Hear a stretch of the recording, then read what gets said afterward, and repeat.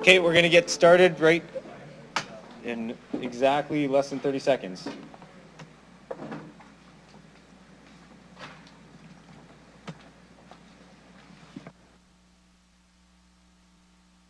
I'll call the meeting to order.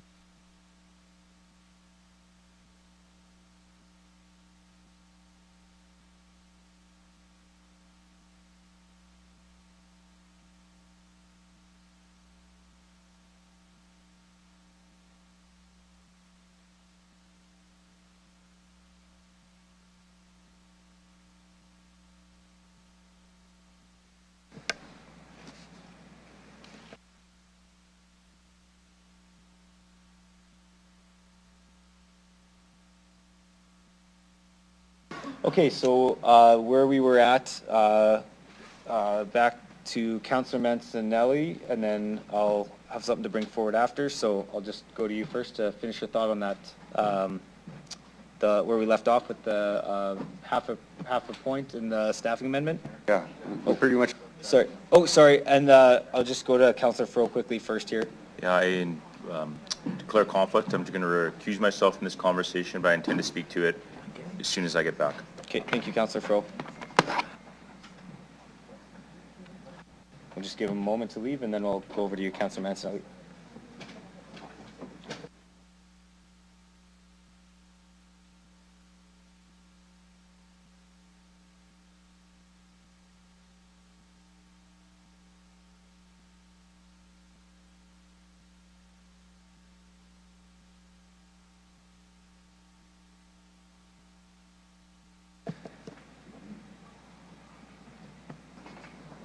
Okay, Councillor, I'll let you speak briefly on that.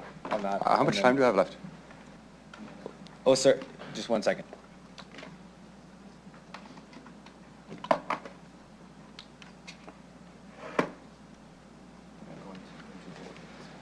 Yeah, so I'm going to interject on the amendment that was yesterday. So if there's anything final on the amendment, then that's fine. But you'll have your time back for the main motion. Well, I kind of wanted to close off on my amendment. Okay. And just to speak to it, because I didn't get a chance to speak to it during the meeting. It was already voted on, so I guess. I know. It was voted on, it was passed. I just had closing comments to speak to it about the spirit of it and let it go to the rest of the meeting if we could. I think that would have been done on closing comments, though. I didn't think I closed my comments yet. We voted on the amendment. Okay, but I was allowed more than one amendment in my time to speak was allowed. Like, I get 5 minutes to speak, I can move amendments in that time. When I move an amendment, then we speak to the amendment, we vote on the amendment, and I get my time back. They get your time back, but I have something to interject on the amendment that was just voted on. Okay. So, sorry, I didn't mean to make that confusing.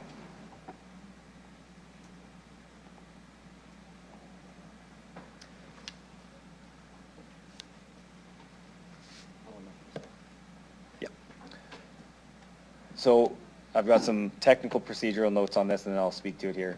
So in accordance with Section 27(1)A of the procedure bylaw, which states that a decision made at the same meeting can be reconsidered with a majority vote, I'm going to move, seconded by somebody that I'll ask for, that council would consider a reconsideration of amendment passed yesterday afternoon, which stated the following. Oh,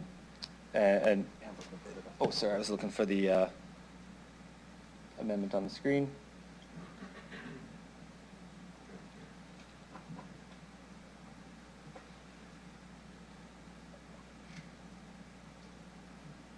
So the amendment which stated the city manager be directed to reduce city operating staffing levels, specifically at the out-of-scope management level positions and higher classifications and external consultant positions to realize the savings equivalent to or of a 0.5% mill rate or 1.5 million by the end of 2025. My reasoning for the reconsideration is specifically around the staffing component being explicit. So what I would be looking to do with this reconsideration, I'm not looking to change, I saw overwhelmingly the 0.5% was amicable by council. I am just looking to open the other component there for where those savings are found to not explicitly be staffing. Not saying it cannot be staffing, that can still be on the table, and I'd be happy to require information back from administration as discussed with everybody. But that would be my my reason for reconsideration. Again, the part of this would be to be open to reconsidering that. It would be bringing the original motion back on the table, to which I would amend to put the 0.5%, keep the 0.5% as was majority voted by council, but just to open it to not be as explicit towards the staffing.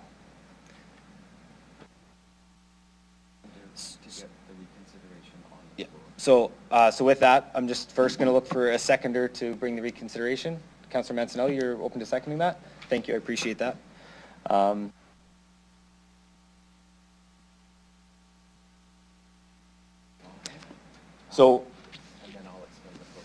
Okay, so there's not much more to say. I think I hopefully clarified that. Again, I think hopefully that was pretty clear where I'm coming from. If I don't think there should be much questioning. There would be opportunity at the next stage if we get to that, but this is strictly around the reconsideration. So I'm just going to ask the clerk to speak to the procedure of what this looks like.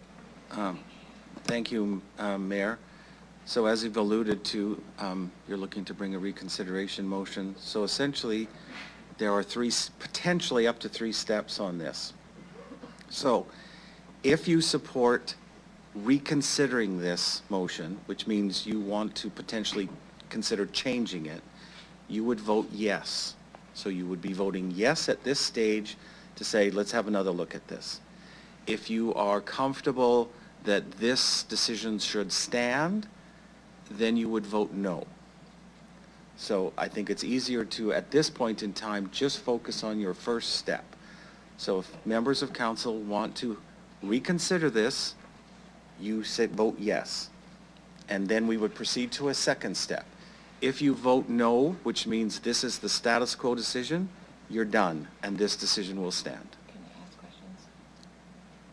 If you're clarifying, yep. She wants to ask a question. I want to ask questions about this. Okay, so just to be clear, this is whether you're open to reconsidering or not. So there'll be, we're not, yeah, and you can ask a question to clarify the process. After this, we would go back and then there could be questions around, like, to consider it. If you are open to considering it, then there can be questions around the details. Okay, no, that's fine. I just wanted to clarify. Go ahead, Councillor Turnbull. Okay, so this is just to get the equivalent of that, and you're just opening it up for administration to find it on their own? So I can speak to that if you're open to reconsidering it. My intent is to leave the 0.5% as is, Yeah, and remove the component around explicitly finding savings in staffing for this year. It would be open to staffing. It could be staffing positions. It's just not exclusively staffing positions. So I think that's actually where my concern is, as we have been through this week, is that there was portions of the budget line item which were taken out, and I don't have faith that certain items won't be touched. So I actually would want administration to say what they are touching. So I would want to know what they're taking Part out. of that would be, sorry, I should add that. So part of that would be to have them tell us where they're finding these savings. Sorry, I didn't say that part. And would we approve them? It would, no, that wouldn't, what I'm saying is 0.5%, this is what they have, and then they would bring forward and say where they found those savings. So, and then we can essentially make a decision going forward from there of whatever needs to be done. So. And that's all happening right now, all of it? Or they're coming back with it? They would have to come back, because that's what we're directing. We're saying that we're reducing, in this case, again, the hypothetical scenario, 0.5% goes down, administration would have that particular mill rate with that reduction, and then they would have to come back and tell us where those savings were realized. Okay, I'm really sorry, but after what has happened, I'm not comfortable with that. And it's just because I'm not comfortable with being told what items are leaving it up, because, Okay. yeah. Okay, so seeing nothing else, so this is just for the reconsideration. So again, I'm just looking for reconsideration around doing this more strategically in terms of looking at staffing. That's what I'm looking for. So with that, I see no other questions, so I will ask the clerk to start the vote on those open to reconsidering with that context.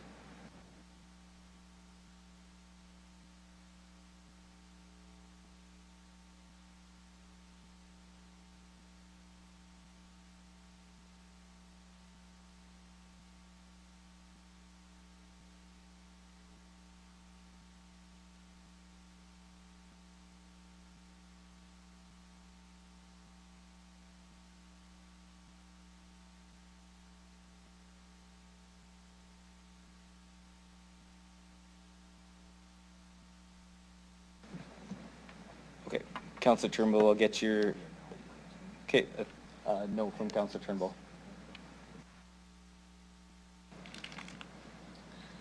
Mayor, the motion to reconsider has passed in a vote of 8-2.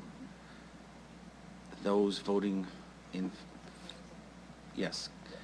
So we have Councillors Mancinelli, Radens, Burton, Rashevitz, Sakidniak, Siklis, Flores, and yourself, Mayor, voting in favor. Councillor Bezo and Councillor Turnbull voted against, and for the record, Councillor Fro is away due to his earlier recusal.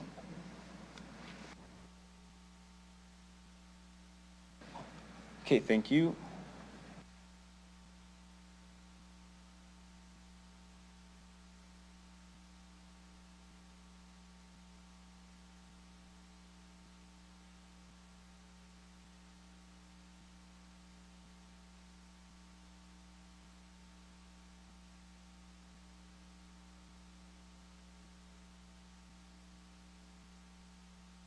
Yeah, so we're back to the original amendment on the floor. So I'll go to the clerk again just to explain the next step. Right, thank you, Mayor. Now that council has procedurally voted to reconsider the motion or the amendment, what is on the screen was what was approved yesterday. If you want to change that, if you want to uphold this and keep it there, you vote yes. If you want to remove this, you vote no, and then there will be a new motion made along the lines of what the mayor has been alluding to.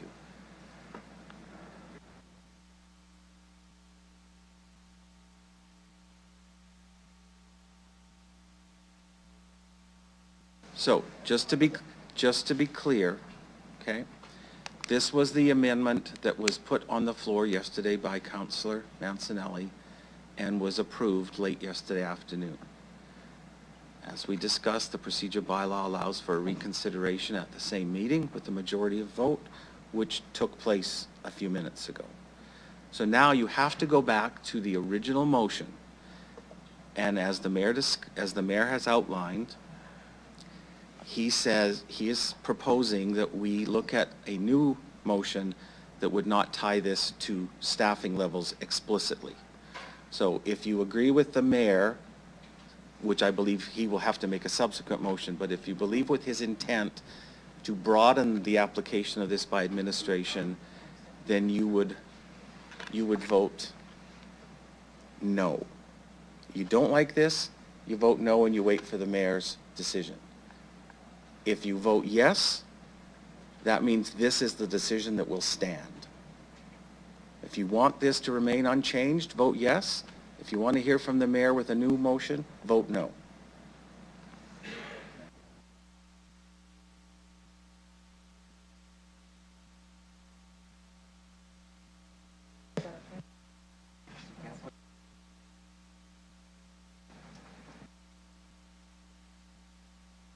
Okay, go ahead, Councillor Mancinelli.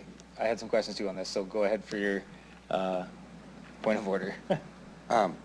So we're basically speaking to my amendment again, correct? And Yeah. with that, I believe you have an amendment that I'm agreeable to alter my amendment. Could I ask the mayor to insert his amendment over mine as a friendly, and can we vote it at once and see where it goes and clean it up, or is that out of line?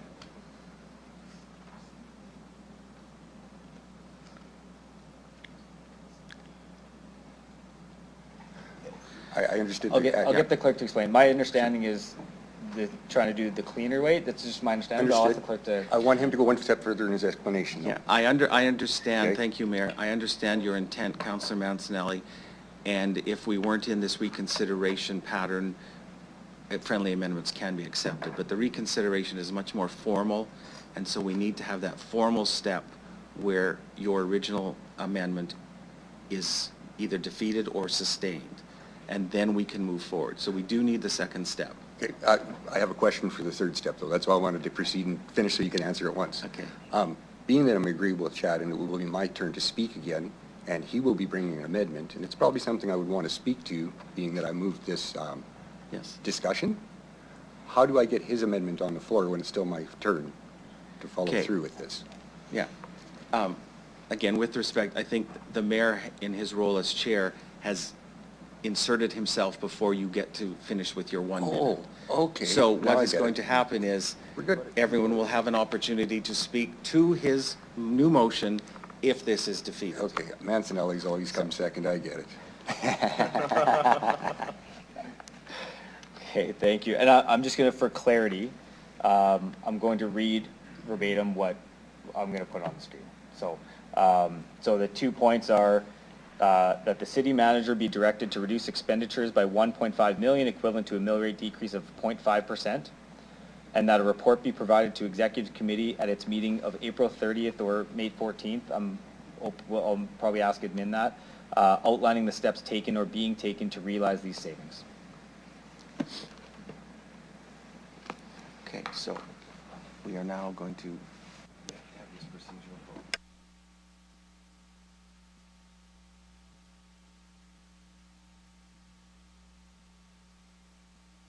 Okay.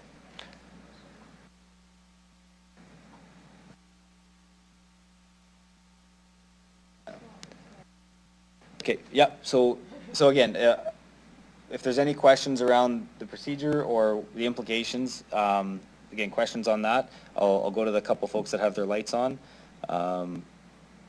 Counselor Rasevich, go ahead.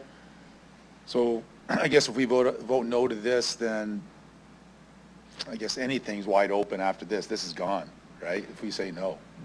Fair comment. Right. So I'm laying it out to say this is my intent, is that Right. I'm going to put this other amendment in its place, interject this based on this procedure to take its place. So that is my intent, and Yeah. if I don't do it, you can hold me to it. Yeah, yeah. And I guess my other question is, I mean, because this amendment's, it's pretty specific about where to look for people for staffing. Because anyways, I thought, I don't know if I'm allowed to say this, but I thought when we were just talking, it was going to be more wide open over the whole staffing, I guess, of the city versus just finding it from other sources as well. I thought Yeah. it was more, So if that's the case, then you would yeah. It's a different, from what I understood. okay, so if you want to see my amendment, that would be adjusting this, then you would vote no at this time, Yeah. and then I would bring that forward. Yeah. Okay. Okay?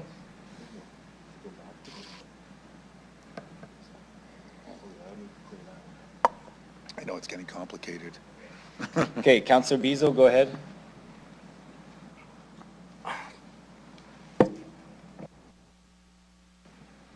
Okay, yeah, no problem. I'll go to somebody else first, if that's okay. Counselor, So I guess when this comes to us at the executive meeting, at that time, do we have an opportunity to say yes or no to the things that they're suggesting, or is it just this is what we are doing? Because I want to have the opportunity for when, and the executive, like, these are the things we're doing. Like, if, let's say, playgrounds are on there or whatever, I want the opportunity to say no, go somewhere else. I would say with that report, I would say that we will get details, and at which point we would be open as council to make a motion if we see something in there that we would want adjusted specifically. So we would, because we would have that information to go by, and then we can make that a motion on the floor essentially to do that. Yeah. So what they suggest, we actually get to approve. It won't be stalled for approval, but because we're requiring that report to come back, you could make a motion to interject at that time. Okay, so then I have another, can I ask a minute question now? I will check. Is that allowed? Sure. Yeah, go ahead. So now that it's open and not just, well, in this case, if it's open and it's not just one thing, do you think it could be higher than 0.5? Now that it's opened up? I think that's outside of what we're talking about, because we're really talking about Okay. what's on the floor now. so- That's fine. yeah. That would have been my question. Okay. Okay, Counselor Zakidniak, go ahead. Okay, so there were some things that weren't necessarily articulated yesterday about this amendment. And I think it is important, as we're reconsidering it, that there's a few additional facts that can come out here. I want to know how many jobs could be implicated by us cutting just saying cut jobs by 1.5 million by the end of 2025. I think that's important for us to all be aware of. How many jobs could this implicate? Through the chair. Ms. Anderson, go ahead. Thank you. Through the chair, we did a quick analysis last night, and it would be up to 34 positions. What I need to say out loud to all the staff who are listening is that as your leadership team, we will do everything we can to not eliminate your jobs. Thank you. And I guess maybe one final point. I believe this was raised yesterday.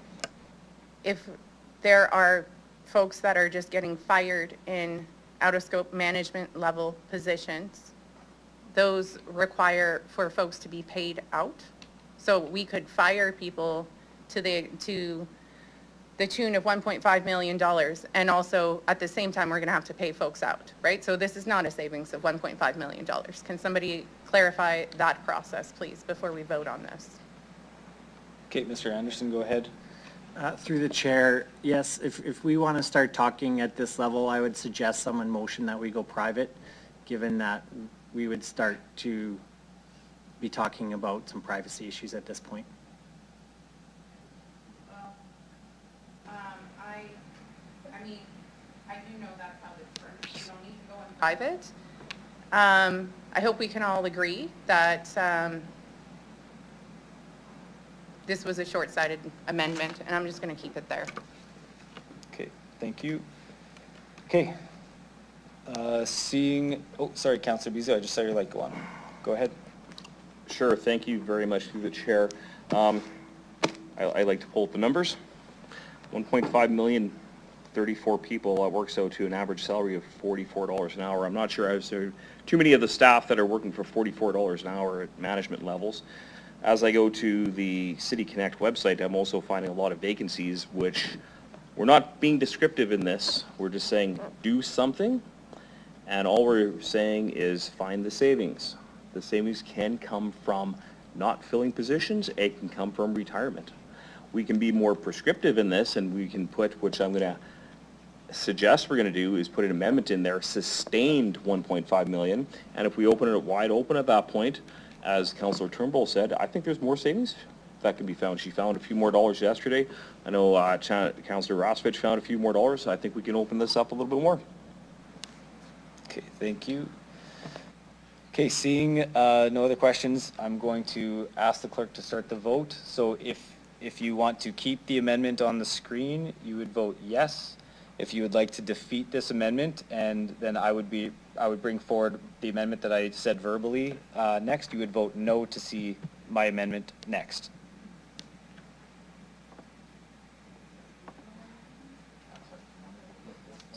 So if you want to defeat this amendment, and then I would bring forward the amendment that I talked about, you would vote no.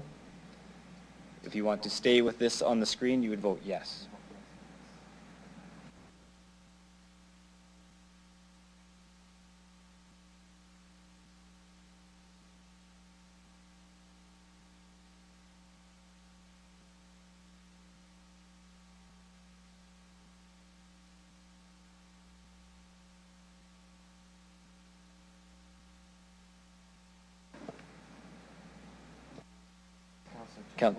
Councillor Bezo, just looking for your vote. Yeah, I'm just going to...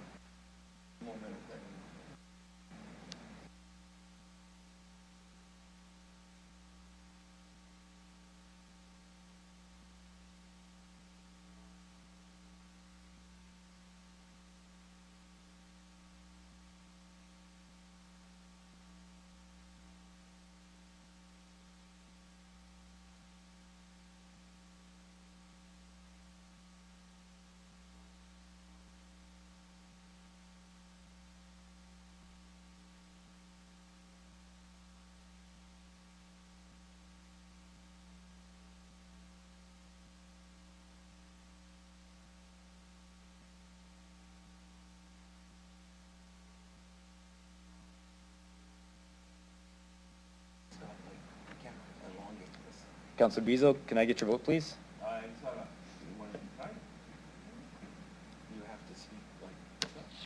Do you have a point of clarification? Okay, go ahead. Okay, so on this motion that we're doing right now, we're saying as if we vote yes, we're going to wipe this one off, correct? No, if you vote No. no, you would wipe it off. If we vote no, we wipe this one off. And then you're going to have another amendment? Yeah, yes, that's correct. Okay.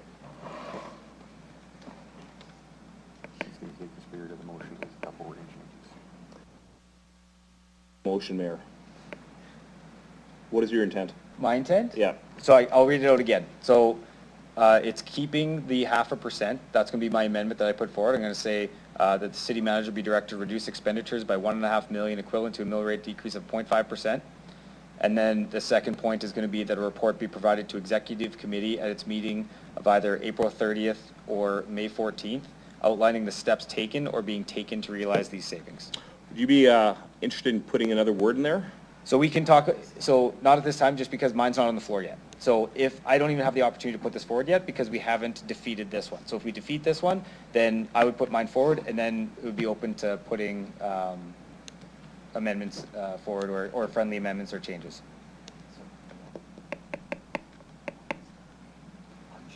Yeah. So yeah, if you want this to remain unchanged, you can vote yes. If you are open to what I'm going to bring forward, you'd vote no.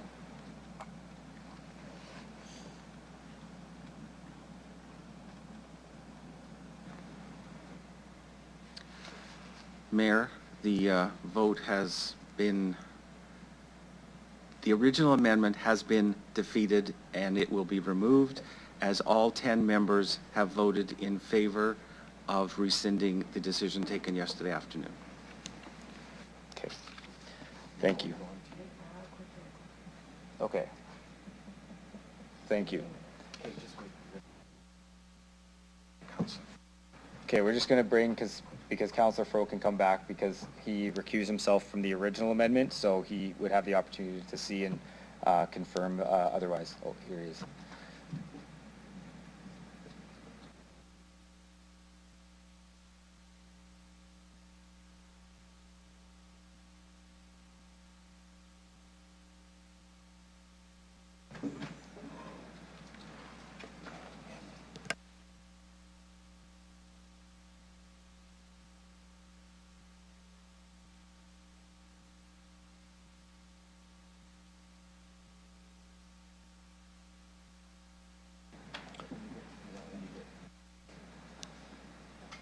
Okay, so as promised, I will put forward, I'm going to put forward an amendment.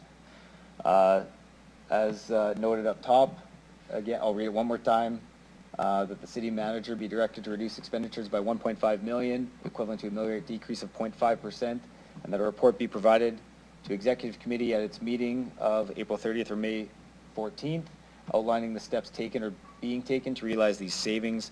I would look to start this, to open this a seconder. Councillor Fro, thank you.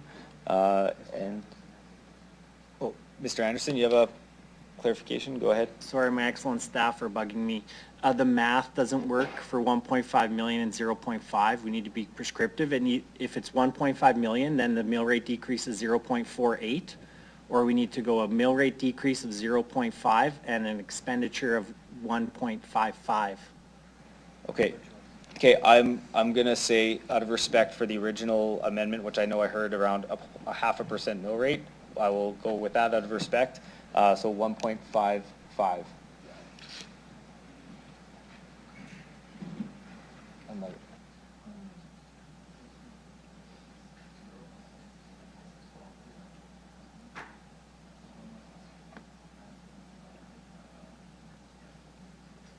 Is that correct, Mr. Anderson? Yes, thank you. Thank you. Okay, thank you, everybody. So, yeah, I don't have a lot more to say on this. I think I said most of my piece already, but again, the intent is to not be as prescriptive. You know, we were talking about trust and otherwise.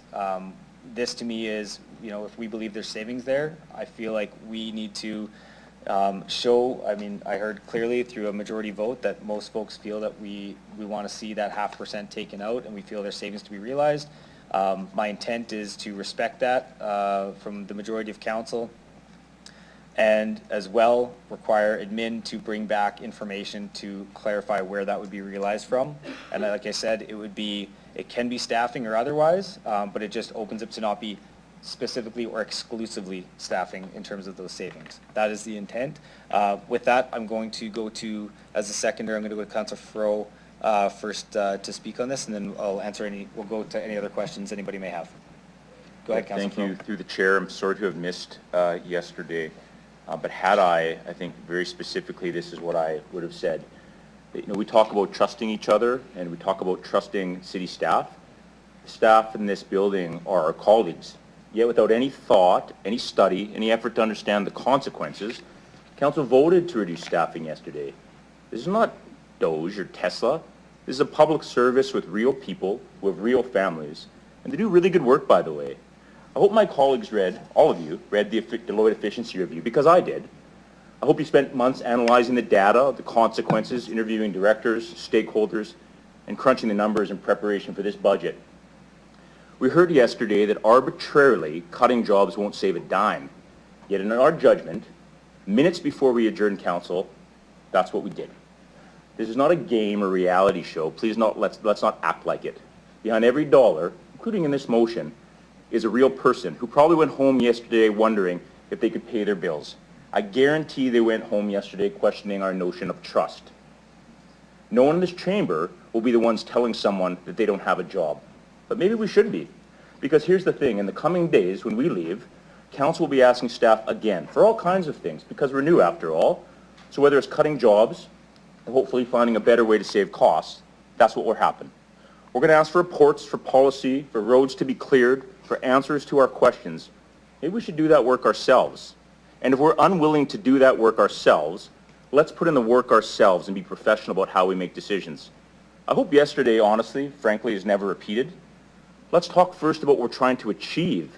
Let's focus on the outcome that we want and choose a professional path to do it. We're a new council. That's good, right? We can bring new ideas and new principles. We can be audacious and bold.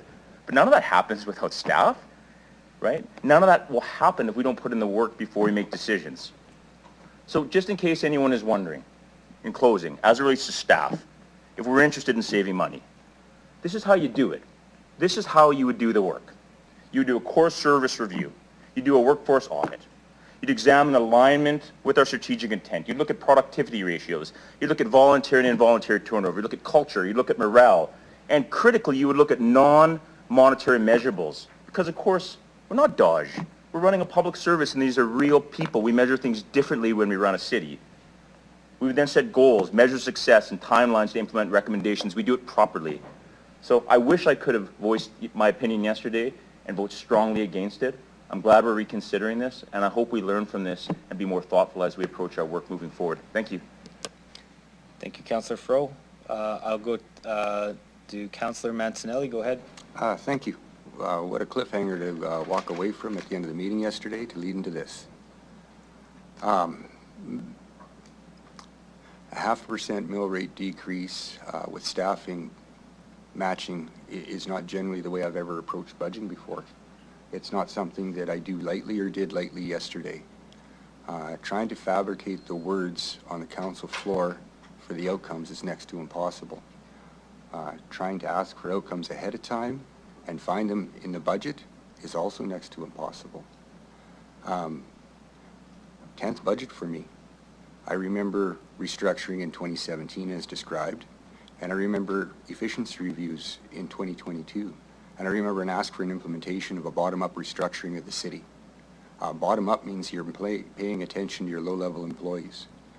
And what I've witnessed leading into this new council is an extra layer of bureaucracy, almost like a bully layer, to make sure no one's asking the questions, to try to implement the changes, to do process reviews, and busy stomping out fires as they flare up instead of fixing the root problems. So if we're asking for the 1.5 was asking to reinvest in succession, normal employee positions, filling levels of service, and having long-term outputs. It'd kind of like be hiring someone to organize a fire crew to put out a fire at the dump because you got a bunch of people there stomping at them and no one to spray water. And instead of showing up with a pumper truck, you show up with 5 bullies to knock people on the head so they don't run away. That's how it feels in just a literal way for what kind of witnessing the restructuring, what's going on with the extra level of upper management that I believe appeared. Because once again, as I mentioned, understanding the structure of this organization, the goals of how they're trying to restructure, where the staffing's being added or why, isn't always shared or explained or communicated to us. So you're left in the outskirts guessing. We don't get direct control over employees, and we shouldn't. But we should understand where the alignment of council's goals and the workforce being put out come together and implementation.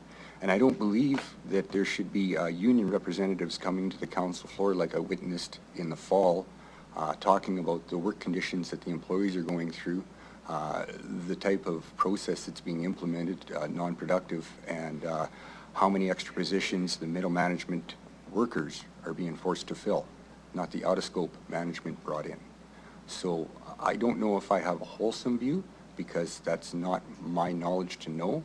A lot of this is built up on both comments from our residents, comments from staff, comments from family. Got about 10 seconds left. And the last part of my spiel was going to be looking towards my comrades in the half circle to please amend the original 0.5% mill rate increase to be a little bit more effective and positive towards the outcomes for staff while still retaining the savings for residents. And you know what? I didn't even get a chance to say that and you picked up on it. So I guess you got some trust from me. Thanks, Councillor. Okay, Councillor Turnbull, go ahead. Hi.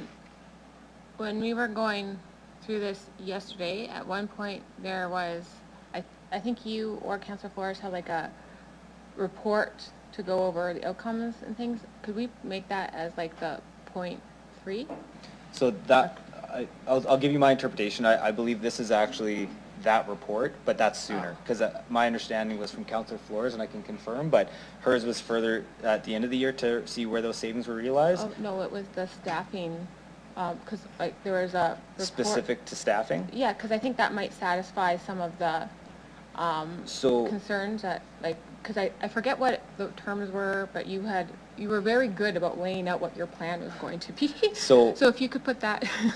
So I think that what I'm hearing is, do you want it specifically called out that the staffing implications are included in that report? No, I don't want the implications. I just think that when this was all going out yesterday, there was a concern of something about staffing and all of that. And I liked the idea at the time. I think both you and Councillor Flores at one point had a report on the efficiency of the staffing and the organization.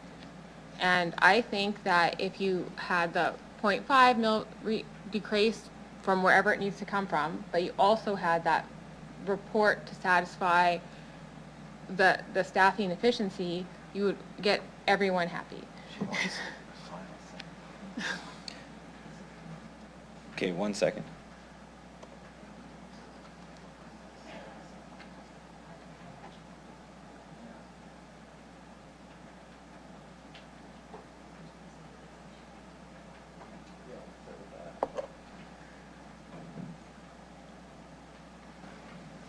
We're just going to pull up Council Flores' amendment, then we can see what pieces you're, just to point specifically.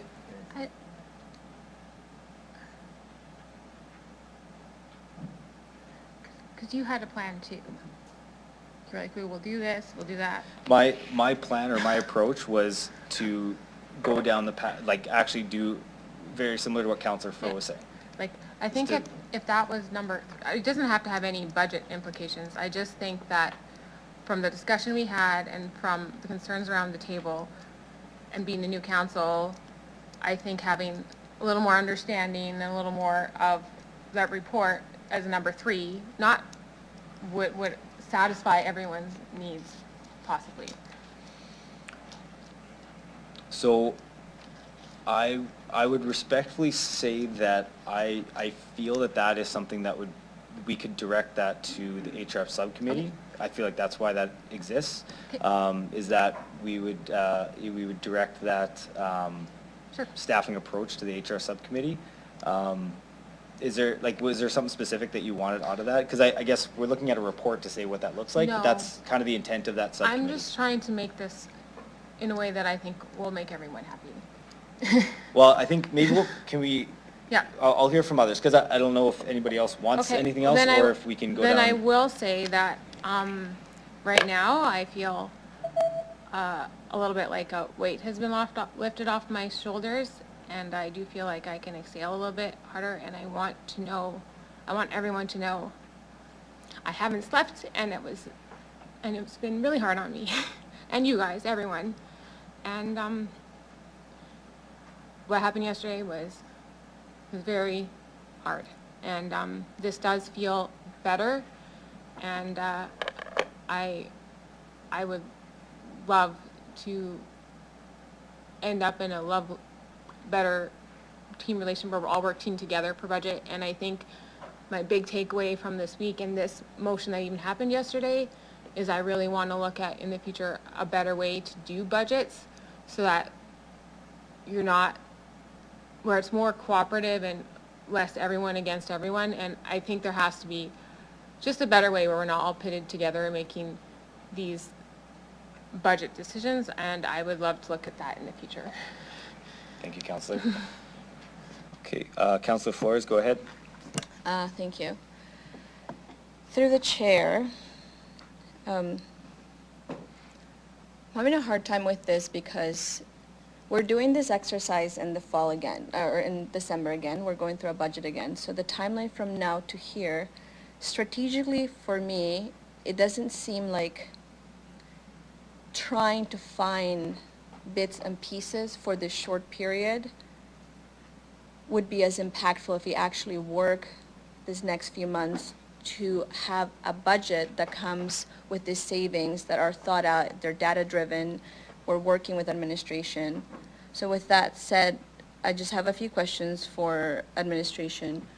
So if we push to just figure out a mill rate to you guys, what would that look like roughly, to give us an idea of where would you be looking at to create those savings? Go ahead, Ms. Anderson. Thank you, through the chair. I wouldn't be able to answer the question today. Like, what I can say is 2 years ago, we were, as administration, put in a similar situation where we were asked to find a dollar amount savings and come back to council. And so we met as an executive leadership team, and then director level, and we just basically tried to come up with a plan that we then brought back to council for approval. And what I would say is our approach as people-centered leaders is that we always look at the least impactful ways to reduce that don't impact our residents and don't impact our staff. Okay, so because we have those two competing priorities, but they work for each other. Like our services are provided by our staff. If we don't have staff to provide those services, then the services are impacted. Through the chair, yes. And I mean, I would say the margins get smaller and smaller. So 2 years ago, we looked at things like reducing our training dollars, reducing travel expenses. Right now, we're going through a review of like our cell phone policy. And again, I've heard every nickel counts, and we are going through it and trying to look at some of those things. Mm-hmm. So I would say we don't have an answer today of what it would be, but our commitment would be to come back by the due date and explicitly lay out a plan, and again, trying to do it in ways that have the least impact on staff and residents. So to be able to lay out that plan and figure all of that out, imagine that takes staff resources from leadership. I imagine it takes time. How would that impact our ability to deliver on all the other projects and reports and things that we're asking as council? Thank you, through the chair. We're constantly reprioritizing our work and our workload, so it's just another thing to add on. All right. And I don't know if this is something that you would have, but again, there's just a few months until we do the next budget, so we're going to spend all of this time to figure out savings and perhaps in an effort to achieve what council is asking of you, trying to figure out a solution. Would that in turn end up costing a larger ask later on because we've removed things that we will likely need? Because again, we're all asking of you to help us realize the ask of our community. We're asking for parks, we're asking for better infrastructure, we're asking for all of these things. That needs to be done somehow.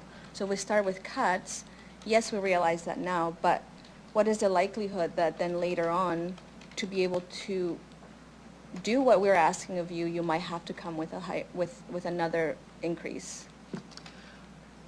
Through the chair, I think that will be the conversation for the next 2-year budget, and I would say as administration, we are much more looking forward to that with this council, because you will get to have deeper conversations, you will get to author the budget in a way that you haven't been able to this year. All right. So, for me, I hear two things from residents. People care about their wallets, care about their money. I do as well, and I really take that into consideration. But I also hear a lot about my roads, snow removal, all of these services that we're providing. And I want to work with everybody to find savings to make our taxes manageable. I just want to do it strategically. I want to do it in a way that we are all working together.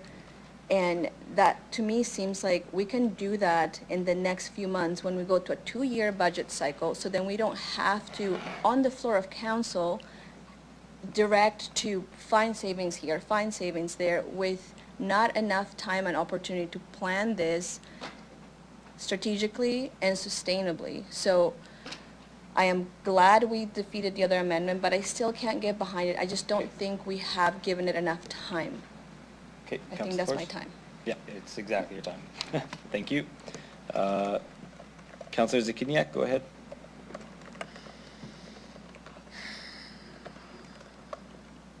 I want to start with some questions about this amendment. There's 2 dates on it. Shouldn't it just say by May 14th? I don't understand why there's 2 dates. Sorry, I hadn't gotten to, I was going to clarify that with administration, so I can clarify that now if you'd like. I'll look to Ms. Anderson. Which of those dates do you think is reasonable? Through the chair, can we come back to that in 1 minute? I'm just going to look and see what we've got on Sure. the agenda for that. Yeah, so maybe we'll get that answer for you. Okay.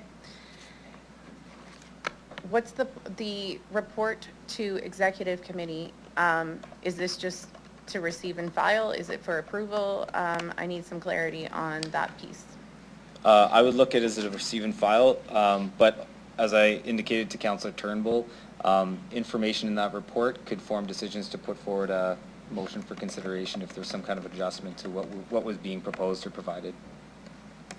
But some of it's already going to have occurred. I mean, the intent is in the next couple months, not by the end of the year. So the idea was to bring it up so we would have some time before the end of this year if we needed to make some adjustments. Sorry, what I'm trying to say is when we get the report, it says outlining the steps taken or being taken. So some of them will have already occurred. So let's say it was steps taken that council thinks is not a great idea. Some of them will have already occurred because they're trying to receive 1.55 million. Yeah, so the idea was to give flexibility. So if there were steps that were needing to be taken immediately, so that they would have flexibility because there is a limited time left in the year. Mm-hmm. So I did live through this before, last term, and just for, to go over that, last time it was 1% mill rate decrease. and administration discussed some of that. There were a lot of unintended consequences because we arbitrarily directed this on the floor of council, and there was also a report to executive committee. It's kind of like Groundhog Day, and also I think a lot of people realized that was a mistake last time. We were also asking staff to make adjustments to their budgets without looking at our own budget, right? They had to cut their travel and their communication and other things. Council did nothing. So it wasn't received well. It didn't go well. Most people realized that it was a mistake. I didn't support it then, and I don't support it now. So to be clear, this process, while less damaging than the earlier amendment, is equally arbitrary. And I do want to touch on the decision that was made last night. I think it's really important for us to realize that the decisions that we make around this circle have far-reaching consequences.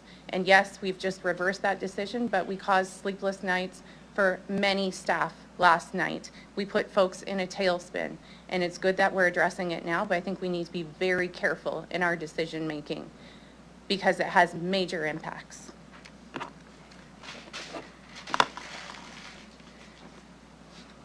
Regarding, I understand the pressure to keep our costs down, and I agree with keeping our costs down. This is why in our executive committee, I asked REAL to come back with other options, and they did that. They came back with a 1.2 million reduction, and we further reduced that. I supported all of that because we had a chance to talk to REAL, and they told us that they could do that.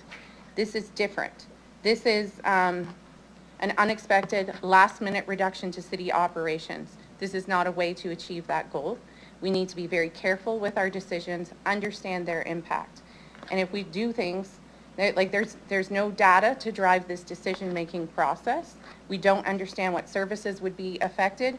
By the time we get this report, things will be already occurring. And if we think that we made a mistake, too late.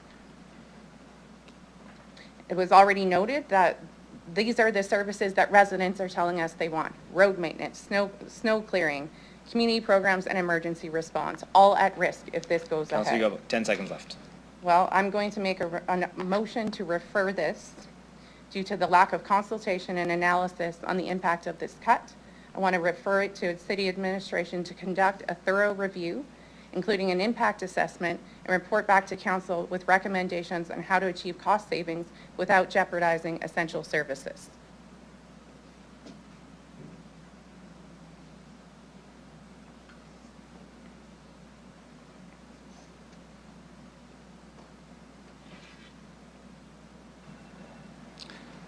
Go ahead, Mr. Clerk, if you could Thank weigh in. you, Mayor. The mayor has asked me to explain what's behind Councillor Zakidniak's motion. Essentially, she's making a referral motion that is, as verbally, if I'm capturing this, she wants administration to be directed to return with a much broader report that would outline the implications and specifics and have the data behind this before making any decision. Largely, that's correct. And essentially what this is that this would not happen at this point in time for the 2025 budget. Yeah. It would essentially be referred and deferred to a later time this year. That's right. So I'm not trying to hold up the budget passing. So what I'm saying is no, we don't reduce our mill rate arbitrarily by, this is what I'm saying, by 0.5%. Instead, administration has the time to report back to us on the implications of this, and then we can consider this for a future budget. So it would mean that the mill rate reduction wouldn't go ahead this year, and then we'd have that information to inform a future budget.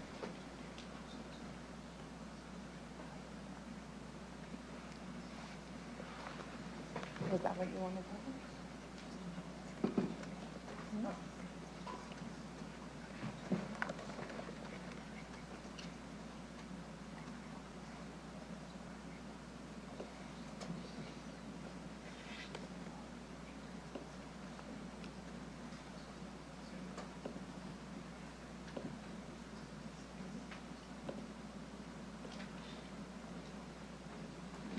Okay, so I just learned about what a referral motion is, so I'll do my best to explain it to everybody.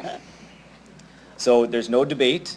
This referral that Councillor Zakidniak has put forward would essentially table this motion until that information would come back. And so, yeah, so this would then not happen right now. It wouldn't happen during budget. And so what we would, there's no debate, but what we would be voting on is if you want to, if you agree with the referral, then you would vote yes to, and that would nullify this right now, and it would go to admin to report back, as Councillor Zakidniak said. If you would like to see this go through or continue debating to vote yes or no to this on the screen, the amendment, then you would vote no to the referral. So there will be a vote coming up on your screen for a referral. This is a separate procedural item that is either to take this and put it off to admin right now, or if you want to keep this on the table, then you would vote no to the referral. And we would need a seconder for the referral motion. Councillor Fro?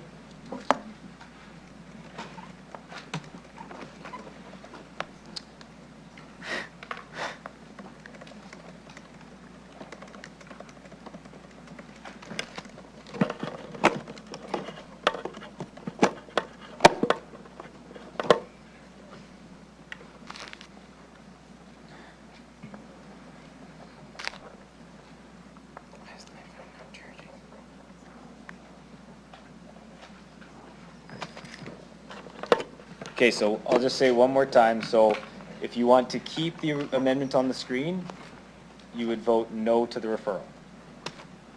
Is that clear for everybody?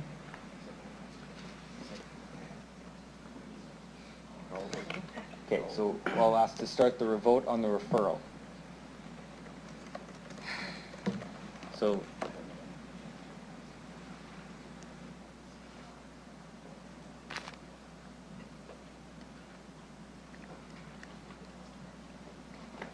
That's okay. Mayor, the referral vote has been lost in a vote of 4 in favor of the referral, 7 against. Those voting in favor of the referral were Councillors Fro, Burton, Zakidniak, and Flores. Voting against were Councillors Mancinelli, Radens, Bezo, Rashovich, Siklis, Turnbull, and yourself, Mayor. So we are back to your motion.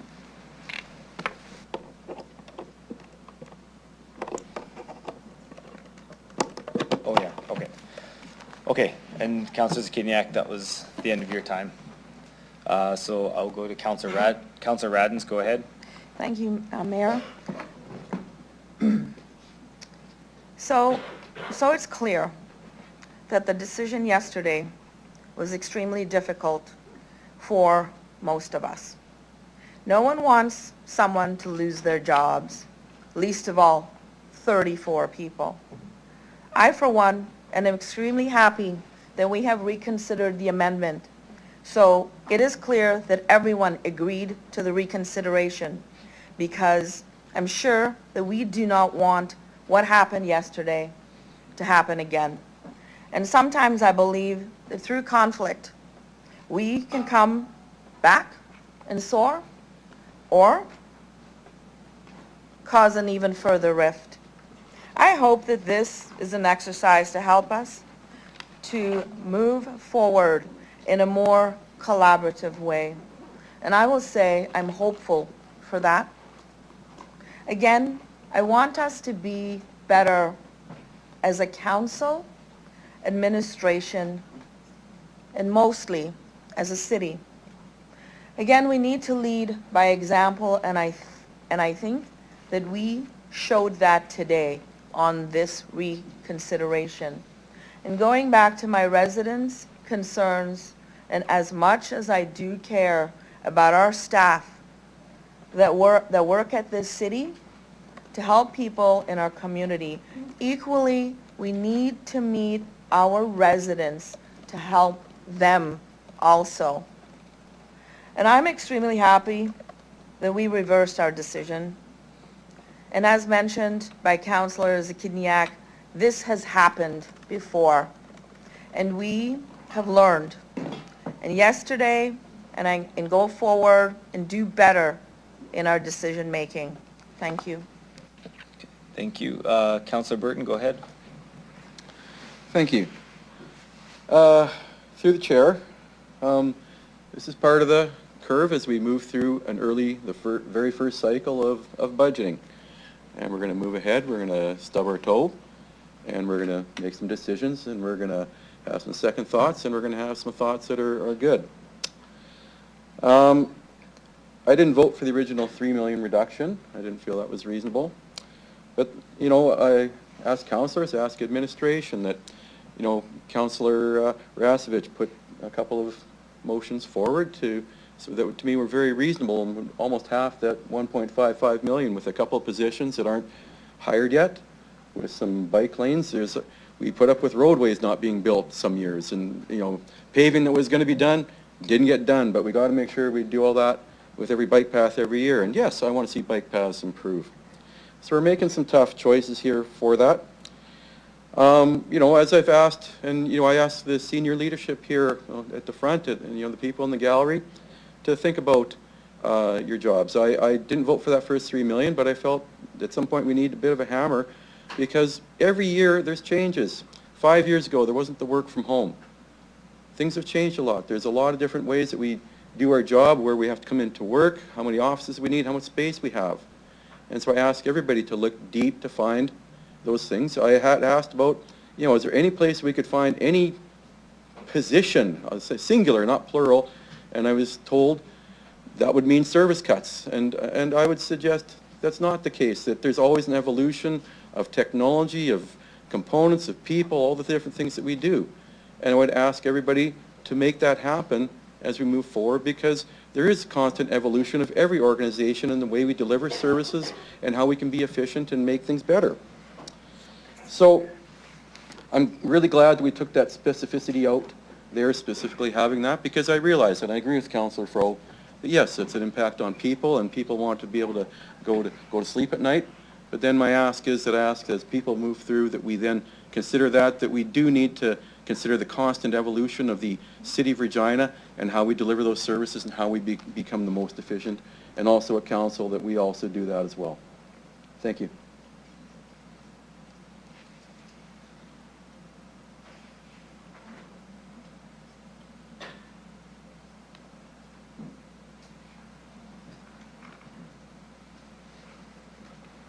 Okay, thank you. Councillor Rasevich, go ahead. Through the chair, you know, I've heard people talking about everything has to be data driven. I agree that things have to be data driven, but we have, I guess, you know, we have transportation plans, we have all types of different plans, we have energy sustainability plan, and sometimes the things that we're doing in this city are driven by these plans, and are they always data driven? Are they always some of them are based on a philosophy or an ideology to a degree? We have to ask ourselves that question too. So, you know, everything's not always data driven, because sometimes we're stepping out and we're doing more in certain areas than we need to.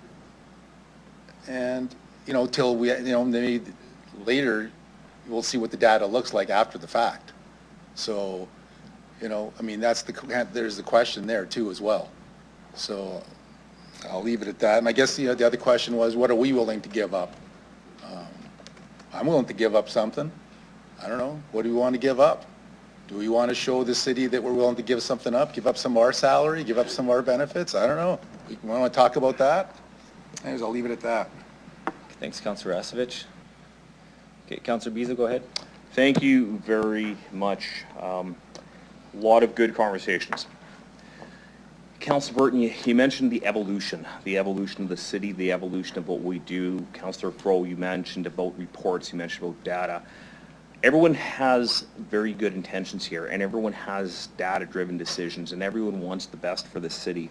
If we want to talk about data-driven decisions, attrition rate on the average for the average corporation in Canada is 3.5%, meaning about 100 employees because we have about 3,000 employees, will retire this year. If you look at a 70-30 split, that means 30 management employees will be retiring. The average salary in the city of Regina is $89,430. The math, and I know our CFO likes the numbers, that's about 15 positions. If we don't fill 15 positions, that number can be achieved. My counselor from Ward 8 said decisions have impacts. 100%, I agree. Our decisions sitting around this table have long-term financial impacts. What we do today decides the fate on the next generation. That being said, electric buses have a data-driven decision with an impact of knowing full well we will be faced with a 6% per year tax increase based on the decision. Administration talked about reports. I'm talking about reports too. 2021 budget. Councillor Froh, I did my homework. 2025 budget. I'm doing my homework. The homework is done. Staffing levels were at 2,800. Today are at 3,000. The reports are out there. Nothing's been acted upon with the reports. Councillor Burton, you are right. This is the time for this evolution. We have to start making these decisions. I'm going to refer to page 10 on this report one more time.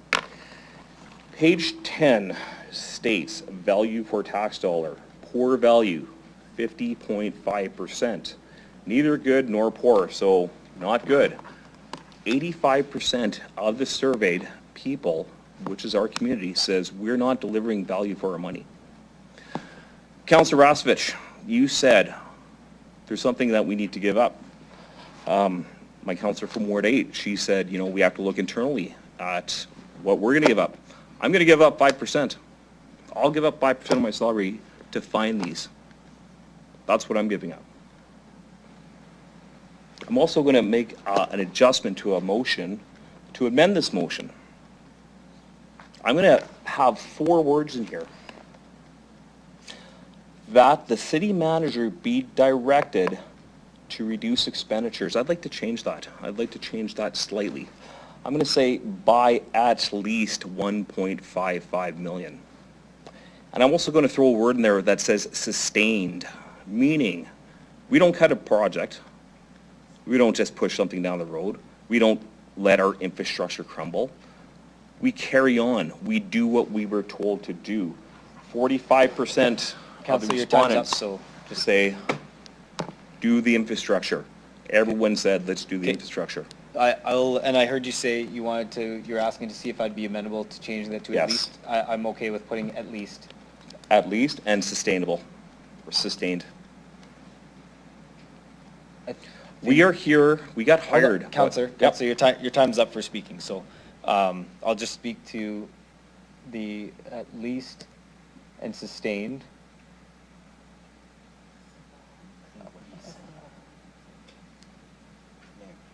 Yeah.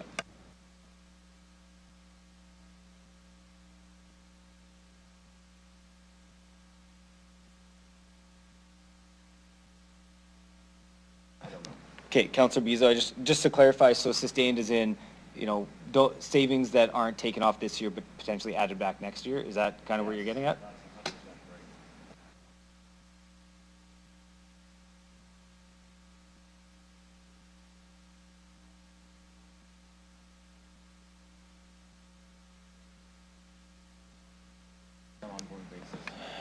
Ms. Anderson, do you have any comment on how you would see that wording in terms of expenditures that would be, or Mr. Anderson, sorry, on an ongoing basis type of thing? Thank you, and through the chair, obviously we can't make budget decisions for 2026 and 2027 today. Council is free to keep these expenses reduced or add to them. We can't commit future years today. Yeah, that's fair. So we would have the opportunity to look at those expenses and see where they are. So I guess I'm open to the at least. I think in my opinion, Councilor Bezo, I think we'd have to look and see, we'd basically have to compare in 2026, because there would be no, like, we're not debating the 2026, we don't have it in front of us right now. I'll say point number 2 if we're getting a report, let's put some wording in that report that says, how can they do a sustained? If we're getting a report back, we're going to look at reports. We like looking at reports. We like looking at data. We need to see the data, how we can sustain something. So, Yeah. And I'm going to say, even if it causes an investment to sustain it.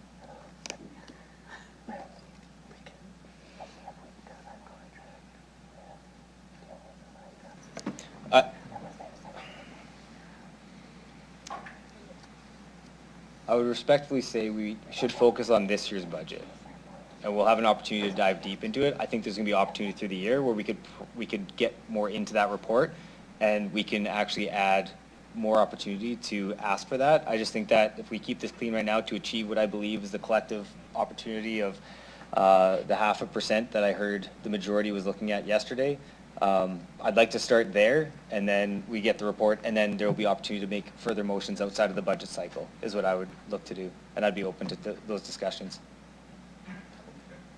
Okay. Okay. Yeah. So with that, and adding the at least 1.55 in there, and then I just need to ask a question of City Admin for the date. Go ahead, Ms. Anderson. Through you, Mayor, I think what I would like to do is pick the April 30th date primarily so that we can have the conversation as soon as possible, and also so that the uncertainty for staff is as short as possible. Okay, thank you. Okay, so we'll put April 30th, and with that, as outlined here, I'll ask the clerk to start the vote on this amendment.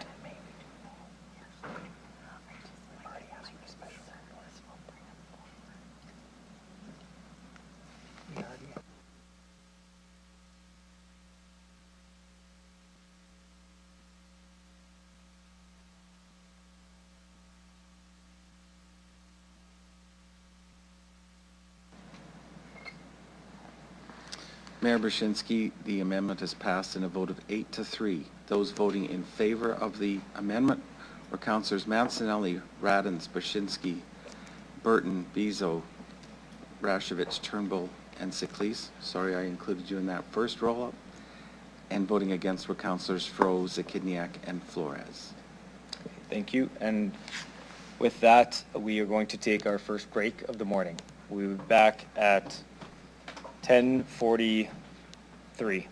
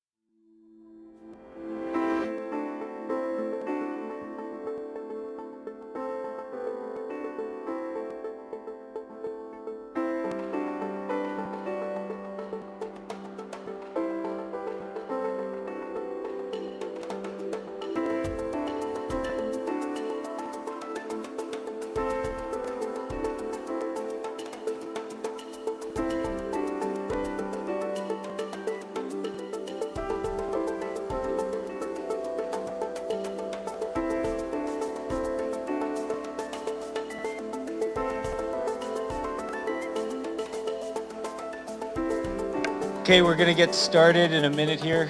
Folks could take their seats.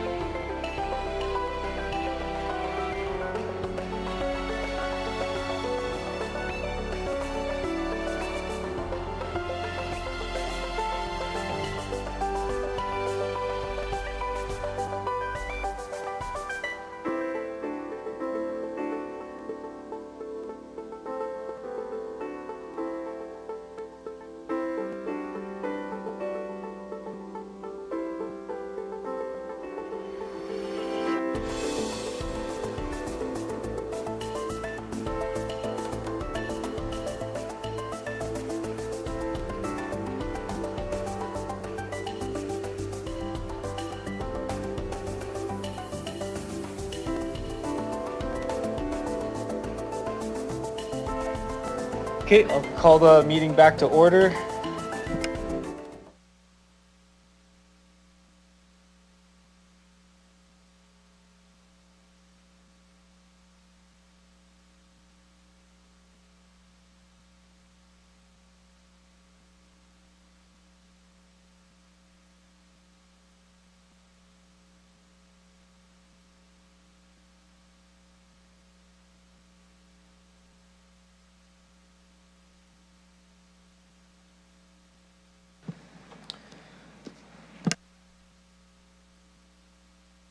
Okay, so we are back to the main budget motion and back to Councillor Mancinelli. You have some time left?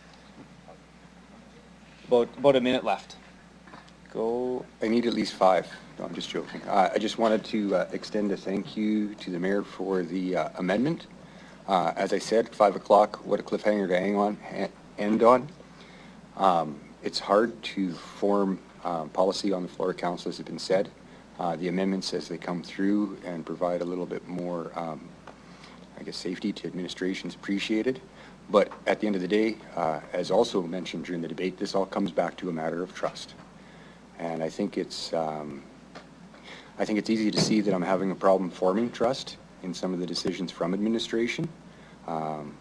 Coming back from things like the houseless shelter, with, you know, things said like, trust me, this is all you can have, with the Albert Street proposal, to have another shelter proposition show up and be able to be acted on in a short time.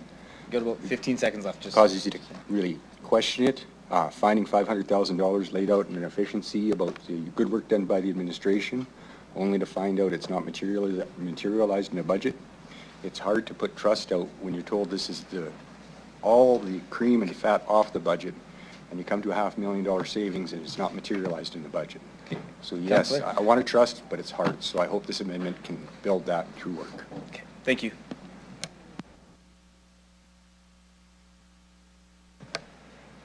Okay, so next, we're, just to refresh everyone's memories, we are on round 2, and I'll move to Councillor Rasevich for the main operating budget. Any questions, comments, or otherwise that you may have?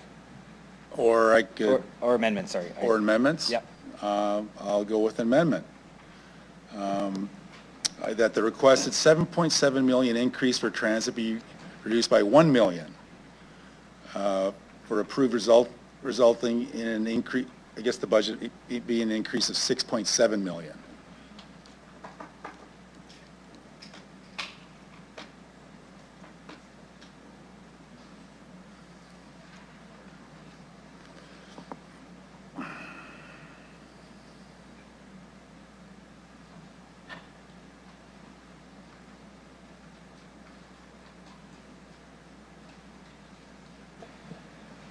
Okay, so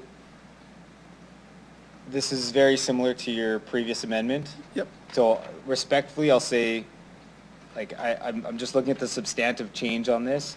I get the dollar amount has changed. I think we know where pretty much everybody stands on this issue. I would respectfully say to continue moving on, that we don't just chip away piece at a time. If I would ask folks to look to see if that amount changes your opinion in any capacity from the previous one, that was a bigger decrease, then I would respectfully say that we could probably vote on this amendment very quickly. Did I get 3 minutes? Yeah, you can have your moment to speak to it for sure. And then if there's no questions and everybody agrees that we know our stance, and we can move to vote, knowing that the only change here is the dollar amount. Yep. Then we'll go to a vote. So go ahead, Councillor Rasevich. So basically, hey, 4.6 million of that still goes to direct expenses. 1.2 million remaining funds for extra 25,000 extra transit hours, 2.4 million right-size the actual spends for fuel, parts, contract increases, overtime, 650,000 for revenue adjustments due to contracts. And Sorry, I forgot to ask for a seconder for this amendment. I should have asked for a seconder before opening it up to you. I'll go back to you for speaking. Do I have a seconder for this particular amendment?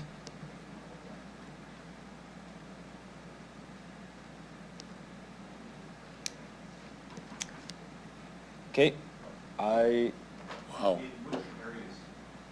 Huh?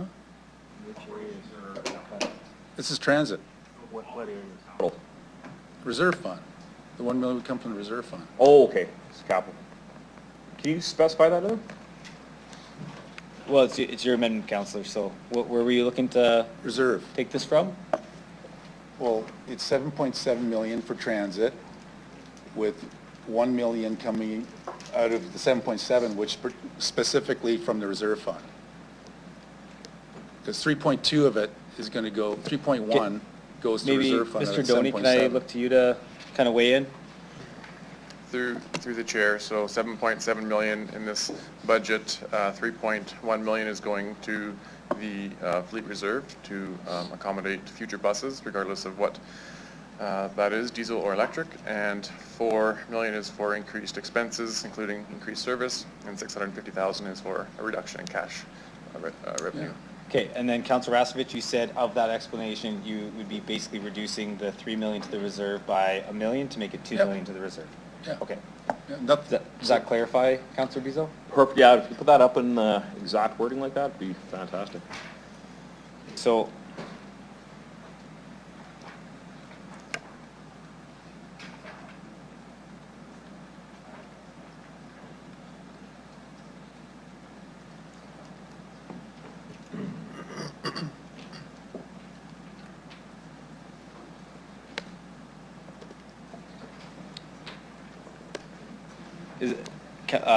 Mr. Doney, what is the specific name of that reserve, just to make sure we get it right? Through the chair, it's a fleet replacement reserve.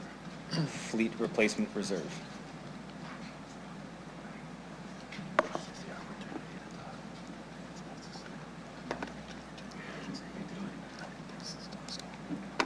Okay.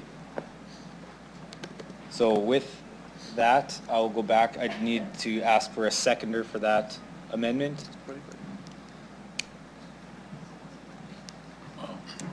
I don't see a seconder for that amendment. So I say, in that case, I'm going to pull this. This is going to be withdrawn because I don't see a seconder. So this one is off. Councillor Rasevich, back to you for the main. Wow.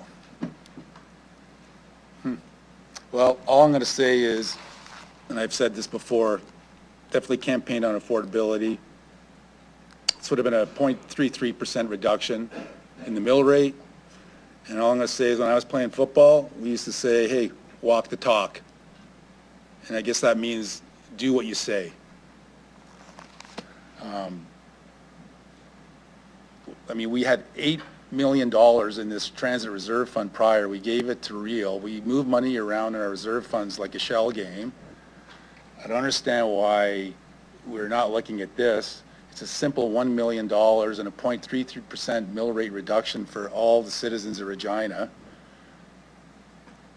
and we have a 26.5% increase in transit, and we have a 4%, just over 4% increase in ridership from last year to this year, and we're putting all this money in to transit. We can't give our residents a 0.33% reduction in the mill rate by giving up $1 million? Anyways, and again, back to sacrifice. I'm willing to sacrifice. If we want to talk about sacrifice, about council. You know, so with Clark, I'm willing to give up 5% of my salary as well. And see what else everybody else is willing to do. Thank you. Okay, thank you, councillors. So we are now on to Councillor Zakiniak. It's your turn in round 2. Go ahead. Thank you.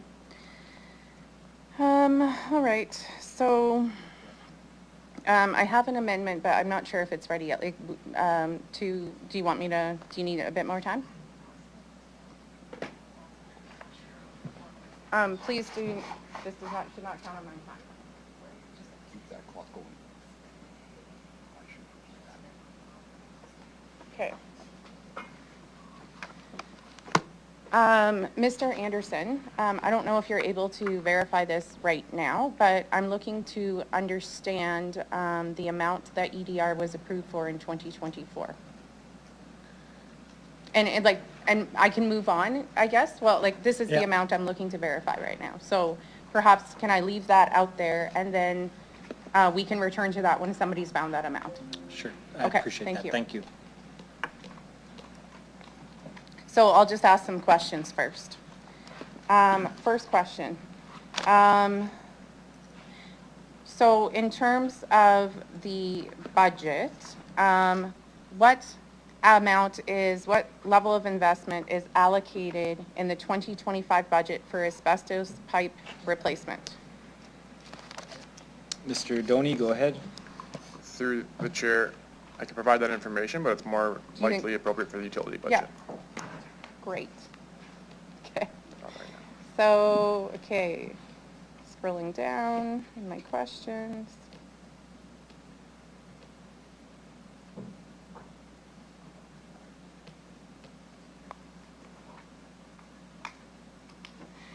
So, is it accurate? So these are, now I'm moving on to, just in case staff need this heads up, questions about our energy and sustainability framework. So, my question in relation to that is it true that the last report update that we received on this indicates that we are not meeting our targets? So corporately, to an extent, and even more so as a community, we're falling short on the targets from the energy and sustainability framework.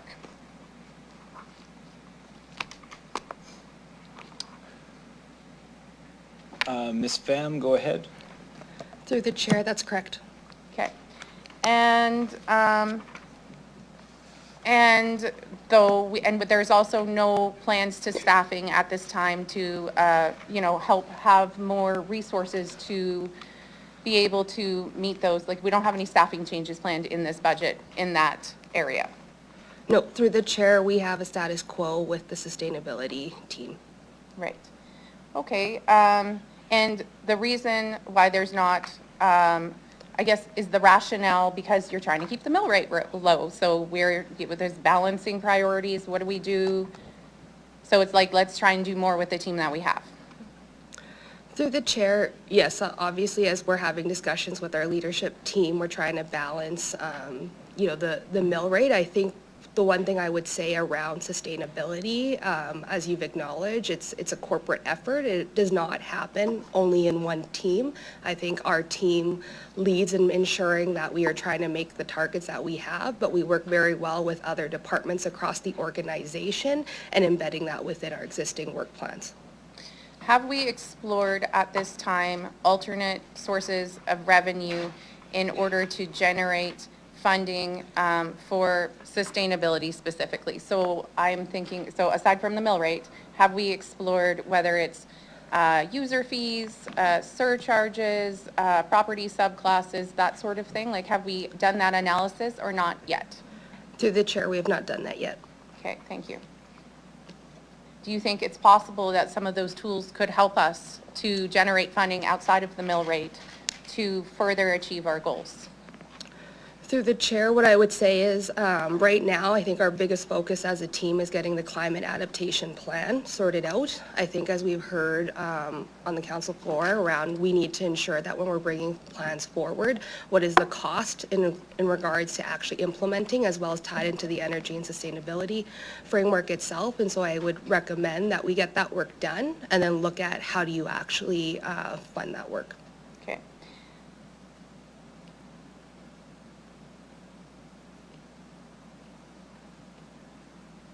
Whenever we do have that number, oh, do you have it? Okay, great.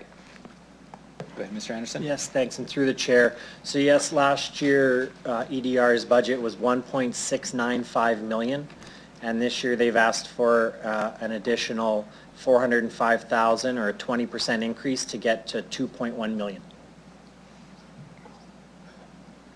Okay, so I can go ahead and make my motion then. So what I'm proposing, in light of recent events, I think it's fair that if everybody's reducing, then I guess everybody needs to reduce. So what I'm proposing is a reduction to EDR's budget to status quo funding from last year. So what I just heard is that's a reduction of $405,000. Is that accurate, Mr. Anderson? Just to make sure I wrote it down correctly. Yes, to get back to last year's budget would be $405,000, correct. Okay. And so now I get my 3 minutes to speak on the amendment. Oh, I need a seconder. Yeah, we'll need a seconder for that. Councillor Flores. Okay. Okay, and then, yeah, go ahead, Councillor Thank you. Zakiniak. Okay, so I was considering initially making an EDR amendment, was thinking that I wouldn't do so, but now in light of the fact that every single partner organization and cities, the city of Regina, are all being asked to reduce their budgets, that is why I'm making this motion. And to be clear, I called Chris Lane during the break. I gave him a heads up on this motion. If you're wondering how he feels about it, he's opposed to it. Okay, so if that's the question in your mind, obviously he does not want this to go ahead. But I felt that it was fair to give him a heads up. I was not planning to move this motion. I understand if you don't support it. What I feel is that fair is fair. If everybody had to reduce their budget, then everybody should have to reduce their budget. Again, this is why I'm doing it. I have no personal attachment, for the record, on how you vote on this amendment, and I understand that it puts us all in a difficult position. EDR is not here to say that they oppose it, but I can tell you they oppose it. I think that's all I have for opening remarks. Okay, thank you, Councillor Zakiniak. Councillor Fro, go ahead for questions. Yeah, thank you. Through the chair, Mr. Lane nor their board, they're not here to answer our questions, so I think I'll just speak generally. And you don't save your way into the black. You invest to become a more prosperous community. I think we can have expectations that EDR evolves as their shareholder to meet our needs. We heard from EDR, I believe last week, that very recently they've been able to secure material external funding, not unlike our conversation with tourism, that is contingent upon city core funding to operate. I also say if we step back, we look at our economic environment here as a community, we've most recently heard of the on pause integrated ag facility with AGT and FCL. There is serious uncertainty on the Viterra soon-to-be Bungie canola crush plant. It is critical now more than ever that we use the levers and tools we have at our disposal to make sure that Regina continues to be a place where you can realize a career. And in my estimation, the time to talk about the budget to EDR and our expectations of them, because we should have expectations, is through a multi-year contract, again, not here where they can't speak to their budget. So I strongly encourage us not to reduce their budget to zero if we're serious about growing ourselves out of this particular challenge we see ourselves in. I think I would just say finally, that when we look at how EDR is funded in relation to other mid-size economic development agencies, it is grossly underfunded. We give them less money than Saskatoon does. And if we were to ask them again to take a 0% increase, and through them their volunteer group of community leaders on that board, we should have a serious discussion about whether we even want an economic development agency. And so with Chris not being here, nor their board not being here, nor again understand the implications of what that will do to their budget, I encourage us to vote against it. Thank you. Thank you, Councillor. Councillor Beazle, go ahead. Thank you very much, Councillor Flor. I 100% agree with your sentiments and your comments on that. From an EDR perspective, they came here, they talked to us this past week. They said they are working on an economic deal that could bring $100 million of development to Regina. It takes a little bit of money to do that. We also heard from Calgary, they have $25 million to generate the city that's growing exponentially compared to our less than 2% a year. 100 million, sorry, 100 million. I don't think cutting our way to the top or cutting our way out of the block or reducing is either a good situation at this point. We have to be mindful of investment as well too. Part of the investment is hearing what Chris Lane has to say. I would like to hear from Chris Lane comments on this motion, if we could bring Chris Lane back or EDR back. I don't think we have the opportunity or time for that. I think that I would argue that we would probably have a pretty good stance of what we heard from them, and that was the intent of having them as delegations, so, yeah. Councillor Radens, go ahead. Okay, thank you, Mayor. So I'm under the understanding, because we talked about our partners reducing and coming with bringing down their ask. And so my understanding is that EDR did not want to bring their ask down. And so, is that correct? I think for the members on the board that are on there, Councillor Fro? Yeah, okay. And so I would like to make an amendment to Councillor Zakiniak's amendment, motion. So if we can bring it, so you're saying that this 495,000 is what the difference was that they were asking for? 405? Yeah, that's the increase from last year. So 405, okay. So I would like to make a motion that we bring that number down and we to 200,000 rather than 405. So I would still ask them to come down 205,000, so. Okay, so first, I can check with Councillor Zakiniak to see. Is that friendly amendment? I'll see if, hold on, I'll check if Sorry. Councillor Zakiniak, is that something that you would accept, or would you want there to be a separate amendment? Just give me 1 sec, please.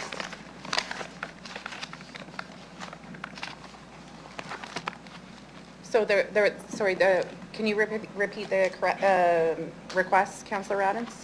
So instead of the 405,000 reduction on their ask, so for it to be 200,000. To a reduction of $200,000. Right. Yeah, I'll accept that as a friendly amendment. Okay. And then Councillor Flores is the seconder. I have to check with you as well. Yeah, Councillor Flores is accepting, so we'll make a friendly amendment to change the reduction to 200,000 on the amendment. Okay, and Councillor Radens, if there's any further comments, the floor is still yours. No, that's it, thank you. Okay, thank you. Councillor Rasevich, go ahead. I guess I'll comment on the amendment, and I think that sometimes it's not always the money that we're giving. Maybe it's the city, us giving them some other options. It's like tax incentives when they're approaching, I guess, customers or companies that they want to bring to the city, you know? So it's not always how much money we're going to give them, but what are the other tools that we're going to give them to incentivize bring some of these opportunities to our city. So whether that's an amendment, I don't know, but another amendment, but it's not always just the money we have to give up now. It's like, what are we willing to give them as tools to bring companies and business into the city? Yeah, I think what you're talking about would probably be more on the Yeah. policies and that, so Yeah. probably something we could do outside working Yeah. with EDR. So that's my comment. Okay, thank you, Councillor Rasevich. Councillor Flores, go ahead. Thank you. Through the chair, I am so happy to hear that many of us agree that cutting our way back to black is not a good idea. I think that applies to all kinds of things, so I'm glad we're on board with that. That's all for me. Okay, thank you. So with that, I'll go back to Councillor Zakidniak to close debate. Go ahead. Okay, so, so I just want to first clarify that do we have is this the updated numbers?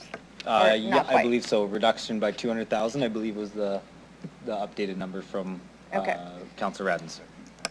And then, can administration clarify, or can somebody clarify, so the total, so the total budget now that we would be approving for EDR, if this passes, is that amount? Okay. So, it's not that they would be receiving nothing, okay? It's almost $2 million, and it's still $200,000 more than what they received last year. And we did have the chance to check in with them, and I did ask them some of these questions about what would be the implications of this, because I think that is really important for us to know every time that we are making decisions. What are the repercussions? I can tell you that what I was told, so that you're informed, with all the information that I have, $200,000, if they have a reduction of that, would lead to restructuring and would have an impact on 2 FTEs, full-time equivalent positions, okay? So, again, I was not planning to move this amendment, but as noted, I think it's important for us to be fair. If we're asking our internal city operations to make reductions, we're asking all our partner organizations to make reductions, this is why I'm bringing this forward. And we talked about like the 405 was a 20% increase over last year. And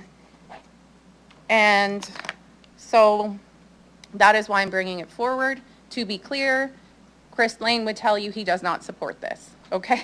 So I want to be clear that I know that of their position on this. I understand what I was told of the ramifications.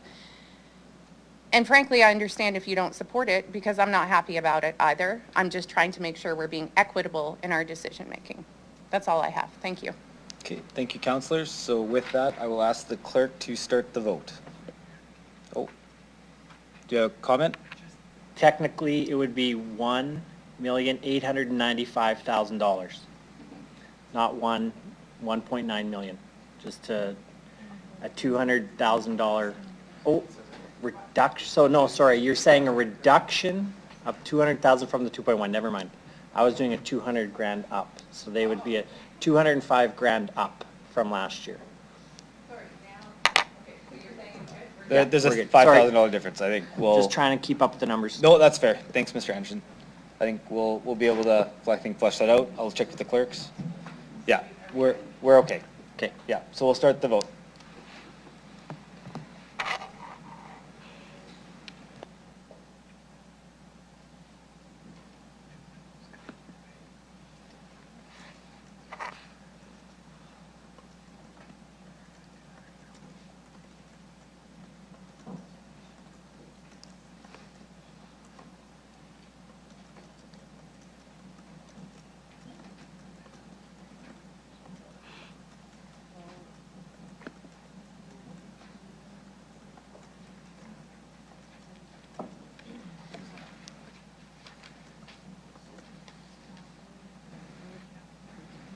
Councillor Sickles and Councillor Mancinelli, I think we're just waiting for your votes.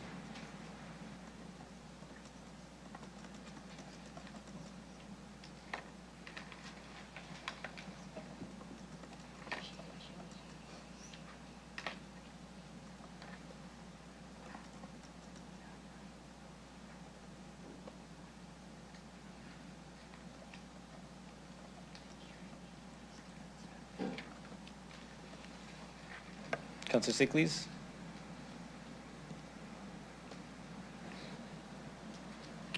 Mayor, the amendment has been defeated in a vote of 3 in favor, 7 against.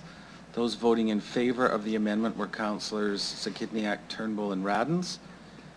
Voting against were Councillors Mancinelli, Fro, Burton, Rashevitz, Sickles, Flores, and yourself, Mayor Brzezinski, and Councillor Bezo was away when the vote was taken. Okay, thank you. Okay, back to you, Councillor Zakitniak, on the main motion. Okay, thank you. Okay. So as noted, I just felt that that was important to make it to the floor as something to consider. Back to my, how much time do I have left? Please. Approximately 4 minutes, just over 4 minutes. Okay. Okay, so,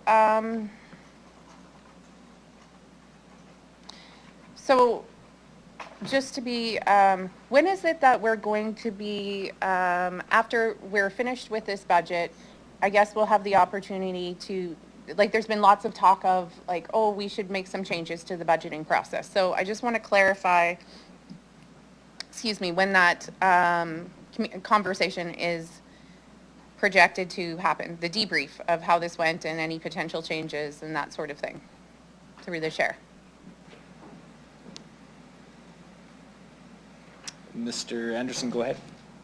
Thank you, through the chair. Don't have that in front of me right now. I don't know if that's scheduled through council, or I'll ask my staff to see if we have something scheduled or if we have to do that. Okay, the reason why I ask is because I think it will be important that we have this conversation as quickly as we can, just because if there's, recognizing that we're well into the year now, that if council wishes to make some substantial changes to how we move forward for next year, I think you folks are now, as soon as we're done here, needing to get started on your next budget. Is that accurate? Yeah, go ahead. And then through the chair, yeah, that's accurate. So I think we have something scheduled for May, but again, we'll get back to you on that exact. But yes, so agree with your comments and sentiment. Okay, so is it possible to potentially do it sooner? Through the chair, we have a really packed schedule. So this is just the first step in the budget. Anyways, there's lots of stuff coming because we have year end, all the reports for all of our exec things. So we'll have to take that offline if that's okay. And Yeah, that's fine. Perfect. Because I had some questions in relation to potential improvements to the budget process. I don't actually want to have those questions, have that conversation right now. That is why I wanted to check in relation to that. So we'll continue this conversation at a different time. And so most of my other questions are related to the utility, operating, and capital. I guess I have a clarification question about process. This is related to the next budget, so I can ask it now because I don't have much more, or else I'll have to turn on my light and do a point of clarification. Do you have a preference? I will ask the clerk what he would prefer. Well, the clerk will do whatever council wishes, but the order that we are proceeding with is we will continue to finish the discussion on the capital and the operating budget with the exception of the Regina Police Service. So when this current debate is over, we will then consider the remaining items on the police budget. When we are done that, we would proceed to the utility budget. When we finish the utility budget, we proceed to vote on the mill rate request from the Regina Public Library. And when that debate and discussion is done, we have a series of other implementation motions to put in place from administration, but those, I will respectfully suggest, are relatively straightforward in their implementation mechanisms. So then, for the sake of clarity, after this round of discussion, we're not voting on this budget yet? Like, according to what you said, I think. We're just talking about it, and then we vote on this budget later. Sorry. At the conclusion of round 2 of this, then the capital and operating budget, as we've been discussing since yesterday, will be voted on as amended as a chunk. And then that will be put aside, and we will still have to do the budget debate and vote on the police, Right. on the utility, on the library mill rate, and then the other implementation steps. Okay, so at the end of this, we vote on operating capital. Then we move on to the police discussion and vote. Thank you. Okay. Okay, so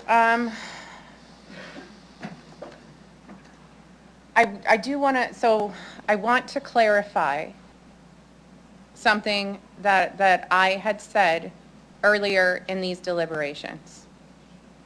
What I said is that I did not run on tax cuts and reducing on tax cuts, essentially.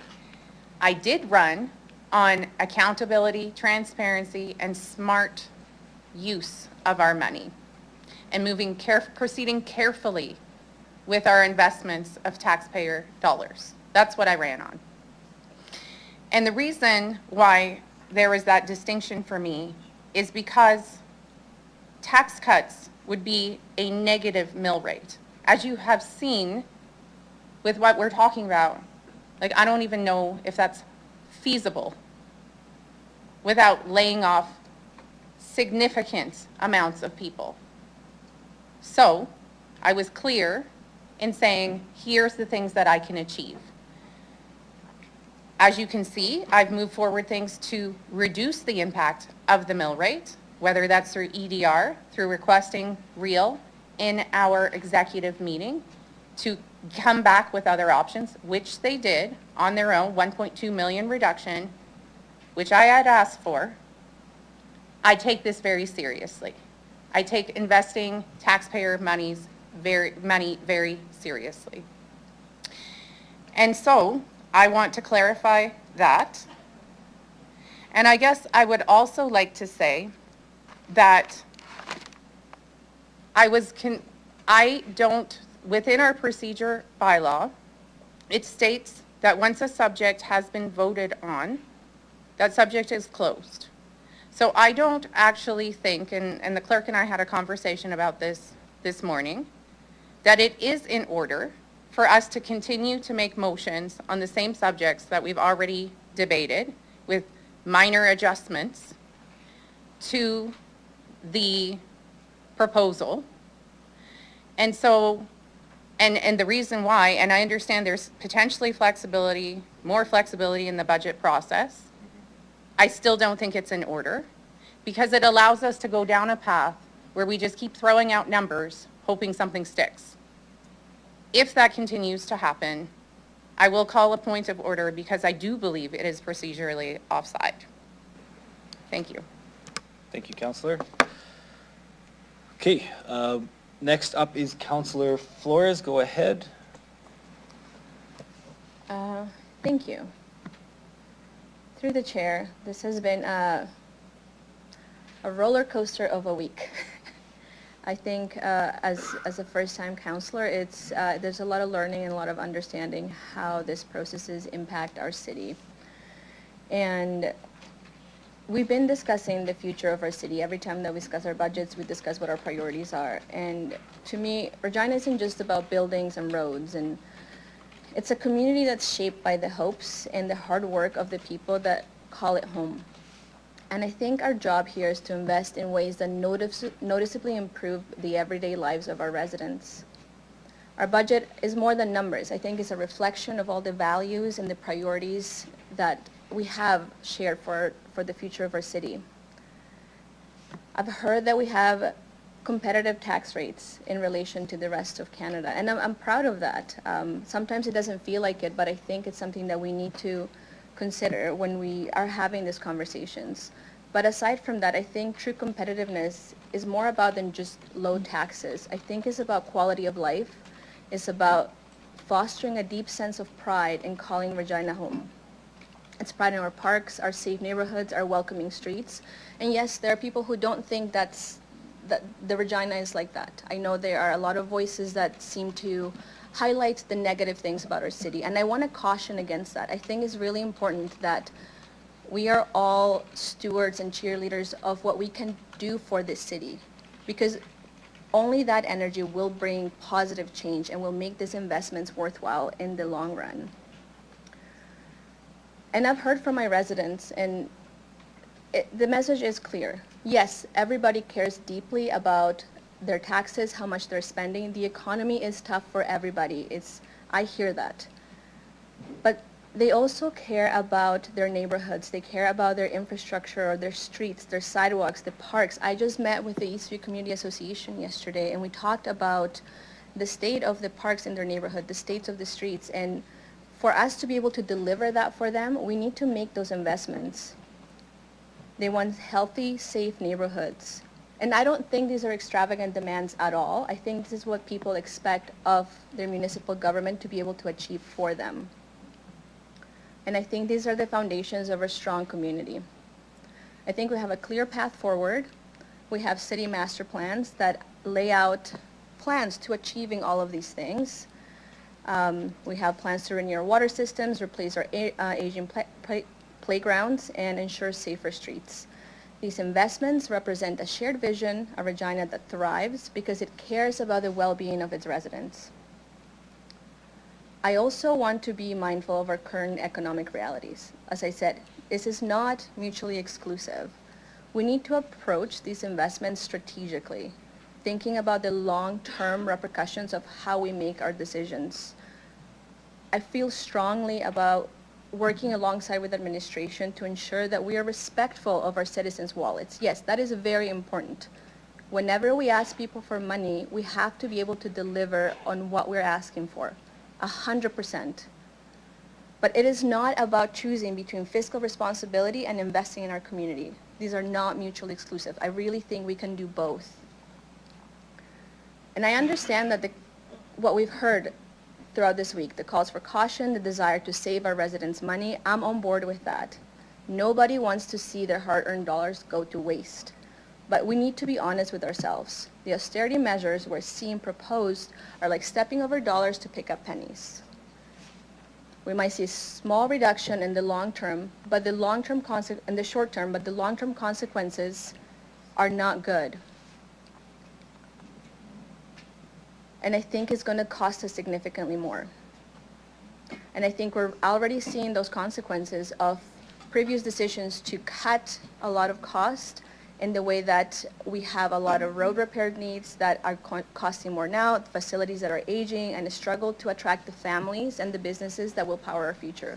If we don't make a city that people want to stay, we don't have that tax base to support all of these investments. I don't think that is responsible budgeting. I think it creates a false economy that will ultimately leave Regina poorer. You have about 30 seconds, Councillor, just so you know. So, all in all, I think we all agree in our purpose here is to do the best we can by our residents, by our community partners. But I think our approach needs to be sustainable, needs to be strategic, really thinking about how we go about this. Big picture thinking about the future of not just this cycle, but how that impacts our city in the long term. And I look forward to doing our work with all of council and our community and our administration. Okay. That's all for me. Thank you. Okay, I'll now go to Councillor Fro. Go ahead. Yeah, thank you. Through the chair, we've had extensive debate, deliberation, and we've dealt with 20 amendments. I'd like to call the vote for the general operating utility budget so we can get on with our important work.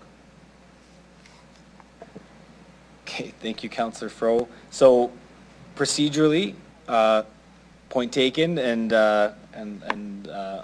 I'll probably show my sentiment in the same regard on my turn. So where we're at round 2. We have Councillor Burton, Councillor Bezo, and myself left.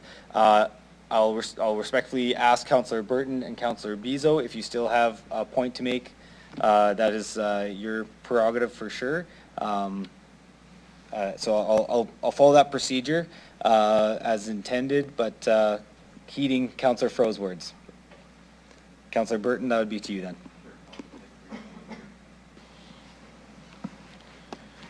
So we've had a busy week. We got a brand new council. We're all working towards goals. Everybody's trying to achieve some outcomes for benefit of the citizens of Regina, and I applaud everybody for that purpose, that objective. We're brand new, we're learning, we're going to make our way through this here. I campaigned on value for dollar. When it comes to the water, I can sell that. Everybody's had power outages every year over the past year. When's the last time you turned on your tap or went to flush a toilet and it didn't work? We know the city needs the water system improvements, and I can sell that to people for that. The pool, it's been controversial. I can sell that. People wanted that from me when I was knocking doors. They said, we want the pool. There are some people that said they didn't, but more people in my ward said they do want the pool. On the policing here, we did see the police come back with some cuts. I'm glad they did, but I had people say to me not to defund the police, and they're proud of some of the new programs, and the new Safe Neighborhood Camera Registry is just an example of that there. In particular, in my ward, you're going to see a new Fire Hall 8. I think I can sell that. My life may depend on that. My residents' life may depend on that. That's a really important thing that people say, I'm getting value for my dollar when I might live instead of I might die or burn or not get rescued quick enough from that car accident. It's very important here for that. Yes, I will continue to push for savings, and I do so in the best possible light, that I am trying to ensure that we are the most efficient as possible, and sometimes there are fixed costs that we can't reduce there with it. But I really look forward to the 2026 planning process that we're going to be entering soon. And that's the time where we can have some real discussions. We can actually get a lot of the data that we need from the administration, from the supporting people, and all the various other management that are in the gallery here. And I really look forward to those discussions to move forward here and actually take it. And, you know, we're here in 4 months, 3-4 months that we've been here, and we're trying to put some changes in place, but let's see what we can do in that next cycle. And I really think we'll be able to achieve some really good outcomes. Thank you. Thank you, Councillor Burton. Councillor Bezo, any final words? Yeah, thank you very much through the chair. This is a very good discussion. We're navigating a path here. We are forging the future of our city. The decisions that we make here today will affect the next generation, will affect the next council. We are here for a short term. 30 years from now, our decisions have an impact on what we do in the city. We have to invest in growth. We have to invest in jobs. We have to invest in our community. If we don't have growth and we don't have jobs, we don't have a community. The whole thing falls apart. My campaign was very much like a lot of other people's campaign. I campaigned on some cost savings. I campaigned on a affordable government. Proceeding down certain paths, having the data shows we're not having an affordable government. I'm going to say this was a budget that was handed to us. We were given an option, yes or no. It was open for very little input, very little debate. We have to move forward. We've got 9 months until we start talking about the next budget. So in that meantime, that is the time to do your homework, figure out what we need to do so we can move the city forward and not put burden on our taxpayer. Thank you. Thank you, Councillor Bezo. And for myself, no further comments. I think it's been great discussion. Thank you, everybody. So let's move forward. So congratulations, you made it through 2 rounds of your first budget, on the operating budget. So now, procedurally, I'm looking for a motion to table the general operating capital budget until after consideration of the Regina Police Service budget. This is a procedural matter. Thank you, Councillor Sickleys. And I'll get a seconder, please. Councillor Mancinelli. Anybody opposed? Okay, thank you very much. Okay, so We will now consider CR 24-138, Regina Police Service 2025-26 Operating and Capital Budget Report. Can I have a motion to receive and file related communications, CP 25-9, from the Board of Police Commissioners, please? Councillor Sickles and a seconder. Councillor Radens, thank you. Any opposed?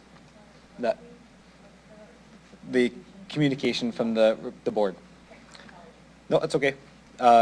Any opposed? And that is carried.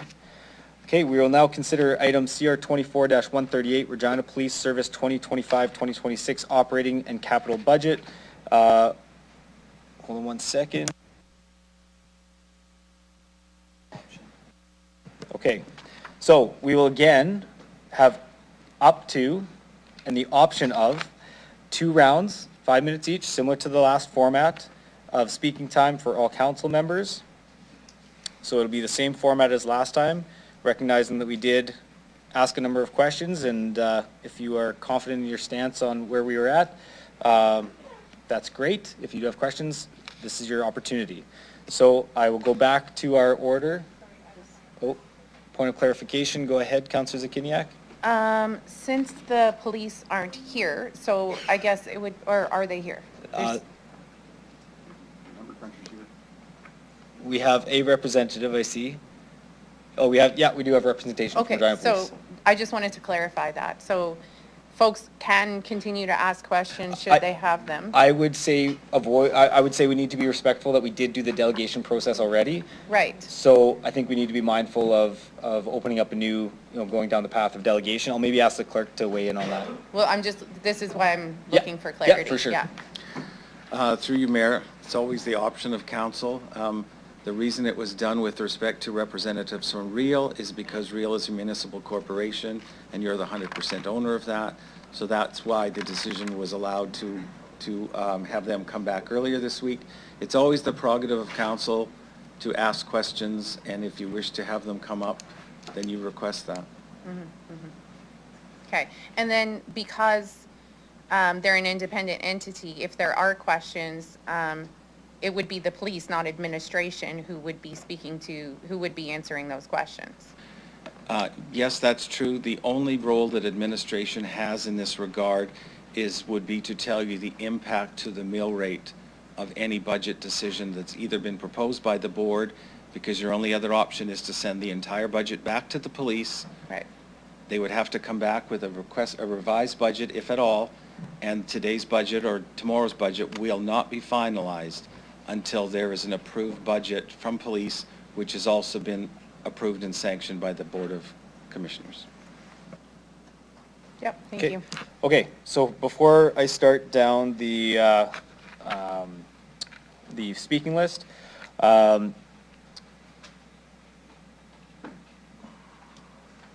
I'm going to ask now to move this report. Oh, sorry, I'm going to see if I can get one moment.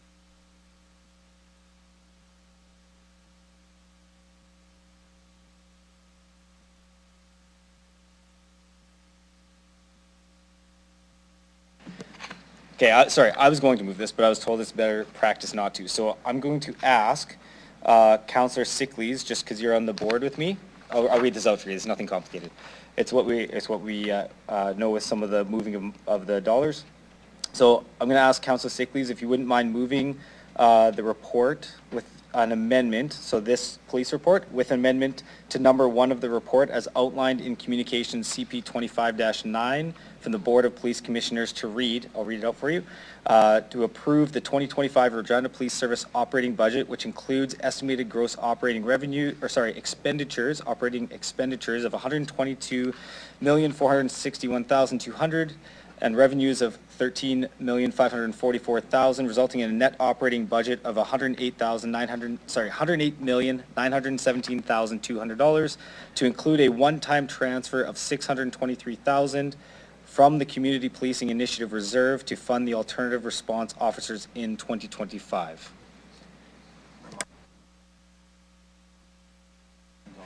Yeah, and so I just want to be clear that this on the screen does reflect the $800,000 reduction that was presented by the Regina Police Service. So with that, that's why it's in red, yeah. Correct. So I'll ask Councillor Sickley, you're okay moving that? Okay, and a seconder, please. Councillor Mancinelli. Okay. So with that, so that'll be a part of the motion. So now we will go down the list of speakers. So Councillor Radens, you are up first. Go ahead. As it stands, I'm fine with how it is right now. So I'm good. Thank you, Councillor Radens. Councillor Turnbull, go ahead. Yeah, I had you on that. There you go. Yeah, no, I am good with the way it is, and I appreciate the efforts to bring down the mill rate on their own. That's great. Thank you, Councillor Turnbull. Councillor Sickley, go ahead. I have nothing more to add. I approve this wholeheartedly. Thank you.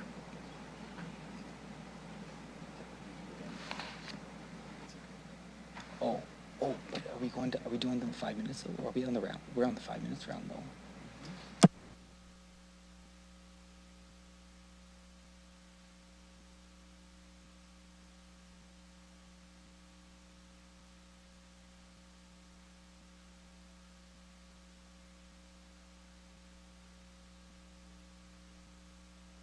Okay, sorry about that. Okay, Councillor Mancinelli, go ahead. Really, I have nothing to directly comment on the budget itself. I have one comment on process. That $800,000 in savings, when the chief and his staff came by to explain how that was found, I understand that it's being filled in for the ongoing. The transparency was provided with. It was a real matter of trust and knowing and having faith in this budget, and I really appreciated the way that came together. Just for comments on maybe a little bit more belief in a budget.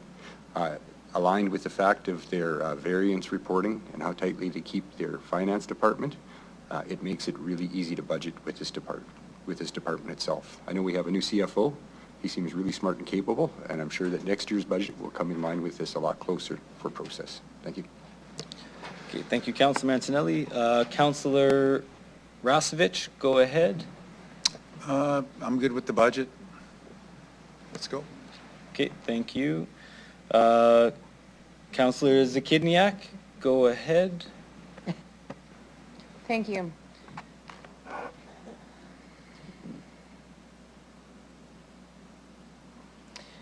So, as we've learned throughout this budget process, as the entire city's staffing costs were proposed to increase by 10 million, half of that, 5 million, is just for the police. We talk about having concerns with spending and efficient use of taxpayers' dollars. I've consistently heard from residents that the rising costs to the police budget are unsustainable, and that's where we should be looking for efficiencies. I appreciate that the police budget was reduced proactively by the police. And I believe that I see things happening with the new leadership that I believe is taking the police on a more sustainable path. It remains the fact that year after year, we've seen consecutive mill rate increases to fund the police. And there's still another increase overall proposed this year. And throughout my time on council, I've carefully weighed which budgets to support, which ones have done their due diligence, is there more due diligence that can be done? Because I take my commitment to smart spending, accountability, and transparency seriously. And so I think that it is important, if we are serious about reducing the costs to our taxpayers, There's more that needs to be done with the police budget. I appreciate the direction that they're going in. My stance is that more needs to be done. Supporting public safety does not mean giving a blank check. It means making sure our taxpayer dollars are used wisely and prioritizing investments that serve the whole community effectively. We need a more balanced, strategic approach to budgeting, not automatic increases without scrutiny. I will not be supporting the police budget, unfortunately, and I will not be supporting our operating and capital budget due to the changes that occurred without that proper scrutiny. Thank you. Thank you, Councillor Zakidniak. Councillor Flores, go ahead. Thank you. I really enjoyed when the delegations came from police and they answered our questions. I think it was in good faith that they provided as much information to us as possible, especially because many of us are new. And what I like the most is the commitment to work alongside community to find ways to make sure that the money we're spending is allocated to the places that are needed based on how that impacts community. So at this point, I just look forward to seeing that work well. I look forward to working alongside police. I know there's a lot of priorities that they need to tend to, but I appreciate the reduction that they brought forward, and I appreciate that commitment to work together to fund community initiatives that perhaps would be better served through other spaces. So at this point, I'm happy with what I've heard and look forward to that work in the future. Okay, thank you, Councillor Flores. Councillor Fro, go ahead. Yeah, thank you. Through the chair, I suspect we're all in agreement that we can't police mental health, addiction, and certainly poverty. I too commend the police for their collaborative and proactive effort. It's my expectation that moving into our next two-year budget cycle that we continue to work collaboratively with the city to identify harm reductions and means that we collaboratively can address the root causes of poverty, mental health, and addiction, which disproportionately affect not just the police but our friends in the fire department. So I'll be supporting the budget with the caveat that I have an expectation that we continue to look at collaborative ways so that we can address why, in fact, we have to materially and continually increase our police budget. Thank you. Thank you, Councillor Fro. Councillor Burton, go ahead. Thank you, through the chair. I was pleased to have the police describe their budget and come back with a few savings there with that. I want to bring the old adage back that an ounce of savings equals a pound of cure. And often the police are considered that pound of cure, that if there's mental health or many things, other aspects that maybe different areas or areas of government may have jurisdiction over, in that ounce side of it, the police end up being that pound of cure. But I do see the police in Regina taking great steps towards being some of that ounce of prevention, and some of the non-traditional programs that they're developing do actually save money and make for a safer city here, whether it's the Cornwall Centre Police Station, the variety of systems or personnel to help out with people in crisis, and the new areas of policing that keep coming up with the evolution of society, technology, and things in general. So I will be supporting the budget. Thank you. Thank you, Councillor. Okay, I'll go to Councillor Beazle. Go ahead. Thank you very much.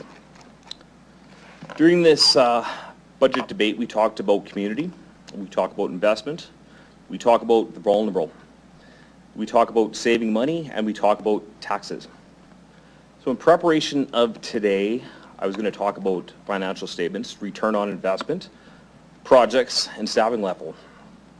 Right now, I want to talk about a few other things. I want to talk about compassion. I'd like everyone to listen to a few words: pain, anxiety, hurt, letdown, PTSD, addictions, mental health. These words trigger emotions. They make us feel uneasy. Our neighbors, our community members experience this every day. Now, let's listen to a few more words. Hope, compassion, comfort, family, success, gratitude. Gratitude is powerful. Sometimes asking a person how their day is, saying thank you provides hope. The power of hope takes away anxiety. The power of hope generates wellness. The power of hope creates community. Pain, anxiety, hurt, letdown, PTSD, mental health. These are words that affect the members of the RPS and fire department. Hope provides, or I want to bring hope to the RPS and the fire department. I will be approving this budget. Thank you, Councillor Bezo. I have nothing further to add on the Regina Police budget. Being on the board, hearing the conversations, I also appreciate the reduction and the service they provide, so I have nothing further on that. So with that, I think I hear clearly that I think everybody has their position. I would respectfully ask if we're ready to start the vote. I would like to do that. If nobody's opposed, let's ask the clerk to start the vote on the Regina Police Service 2025-26 operating and capital budget, please.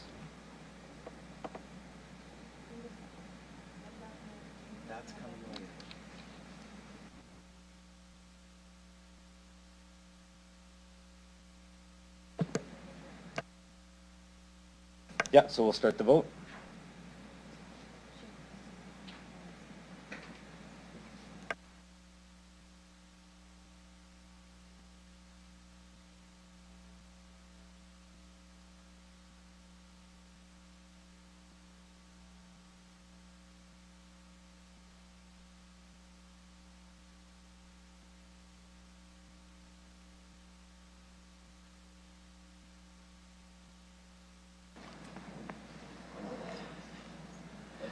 Mayor, the motion is passed in a vote of 9-1. Those voting in favor were Councillors Fro, Radens, Burton, Bezo, Rashevich, Turnbull, Siklis, Flores, and yourself, Mayor. Voting against was Councillor Zakidniak, and Councillor Mancinelli is away from this vote. Okay, thank you. The operating and capital budget with your amendment. So we're going back to the general operating and capital budget. Items 1 to 4.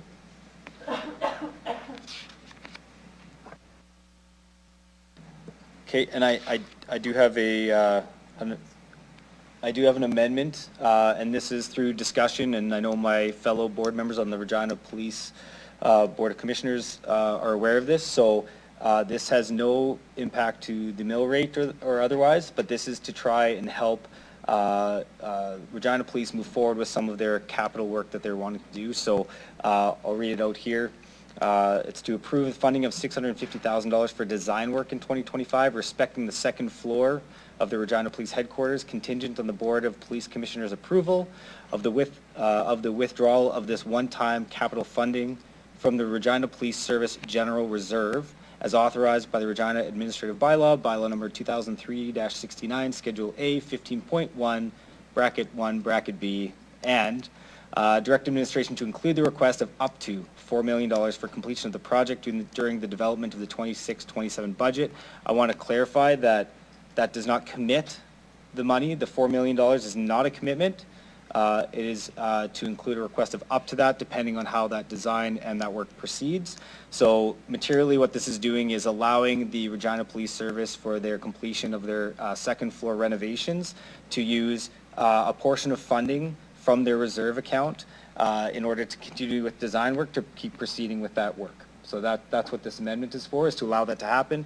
And again, there's no impact to the mill rate or otherwise. And I'm looking for a seconder for that, if I could. Councillor Mancinelli, go ahead. Sorry, and seconder, thank you. And with that, I'll open it for any questions anybody might have. Councillor Mancinelli, go ahead. Oh, thanks. I seem to remember the resources of the Regina Police Service being spread out. The second floor renovation ties those resources together for efficiency.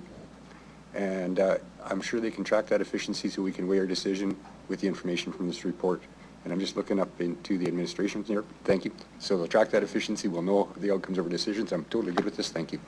Thank you, Councillor Mancinelli. Councillor Zakiniak, go ahead. Yes. Okay, so I want to, I support point 1. To me, that's easy to support. Point 2, though. So this is where we get to the whole consider or include. So what I see in point 2 is that we are directing administration to include this in the 2026-27 budget, not consider it. And is that what is intended here? So it's to include it in the development. I've spoken with administration on this, and this was, and then procedurally with the clerks of how to write this up. So up to including $0 to $4 million, and depending on where that lands. So I could maybe ask Ms. Pham maybe, just because we had talked about this a little bit on how we kind of proceed with what that looks like going forward, and I guess the prescriptive nature of that, it's still open depending on what happens this year. Yeah, through the chair, and I'll start, and if needed, I'll pass it over to Mr. Hansen. But yes, essentially the purpose of this is to actually get the design done on making sure we're doing the clear investment in order to actually centralize all the staff, as we understand that's the efficiency that we can find in working with the RPS. And once we have the design done, that's how we'll decide moving forward what the 26-27 budget will look like. So previously, when we've had a distinction of line items in the budget, and I'm not necessarily talking about this council, what I've seen consistently used is the word consider. When I read it this way, it's saying bolted into the budget. And maybe you don't read it that way, but that's what I've seen as the distinction utilized in the past, is to consider versus include. So I guess I'll just pipe in. I'm fine if we want to put for consideration during development. If we want to change that, I'd be fine with. So I guess what I'm adjusting that. asking is to direct administration to consider the request of up to $4 million. To consider. Instead of include, to just make that crystal clear, which to me is important, because I've seen lots that happened last term when things weren't crystal clear, including a lawsuit.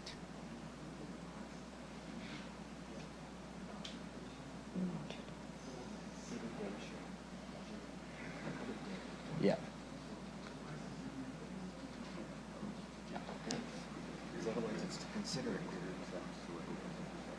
Yeah, so it's leaving the request.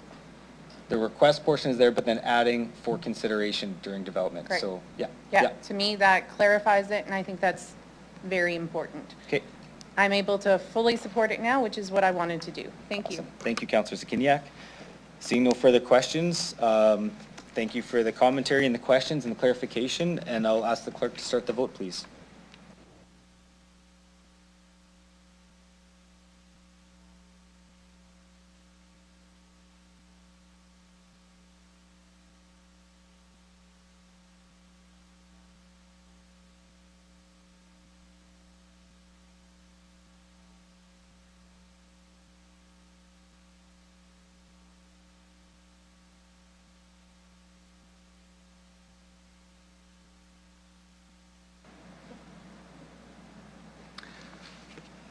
Mayor Brzezinski, the motion passes in a vote of 10-0, with all members present voting in favor, and Councillor Fro was absent from the vote. Okay, thank you very much. So we are going to, I'm not going to say the word because everybody gets up and leaves. So I'll frame it this way, to give administration time to get a final number for the consideration of the general operating capital budget, recommendations 1 to 4. We are going to break for lunch now to give time to get that together before we put that to a final vote right after lunch. So we will break for lunch now, looking to be back here at about 12:45.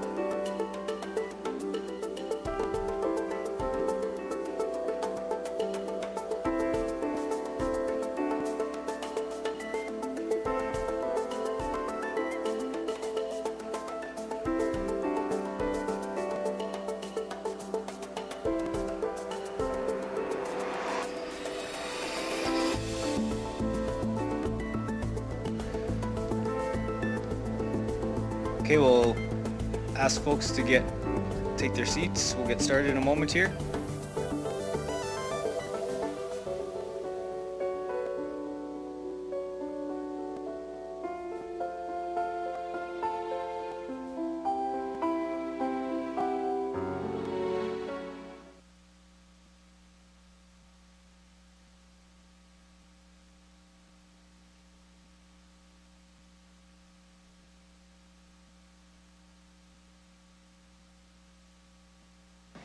Okay, I'll call the meeting back to order.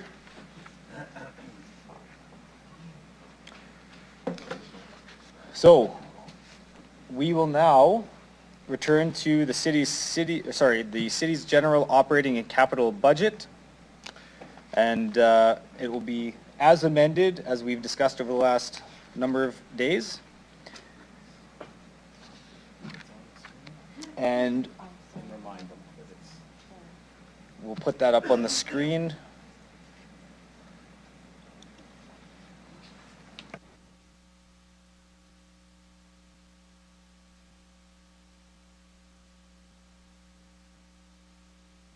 So once we get it up on the screen, I'll just speak to the highlight.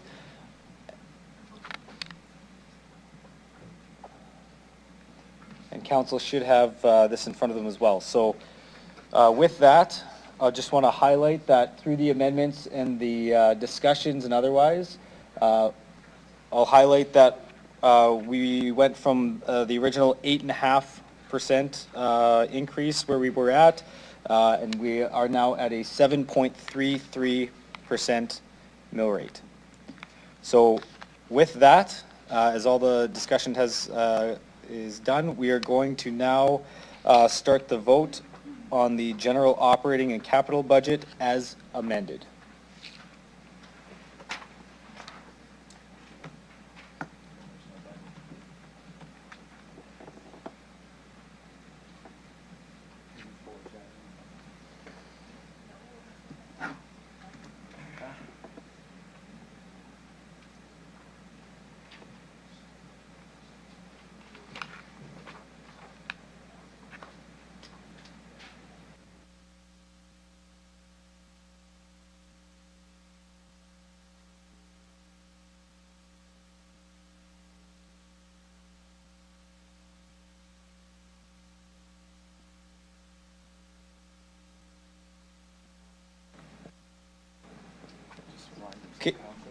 Okay, we're just waiting for Councillor Sickley's, Flores, and Bezo.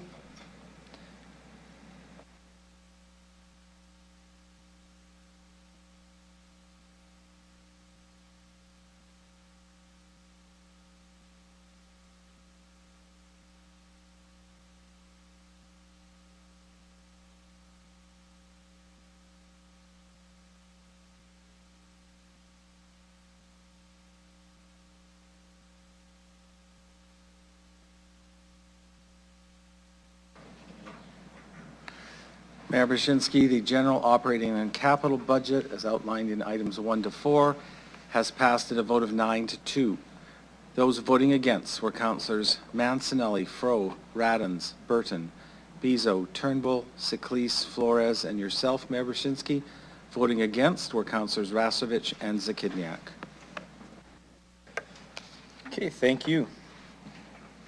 So we'll now consider the utility operating and capital budget outlined in recommendations numbers 6 to 13 of report CM25-3.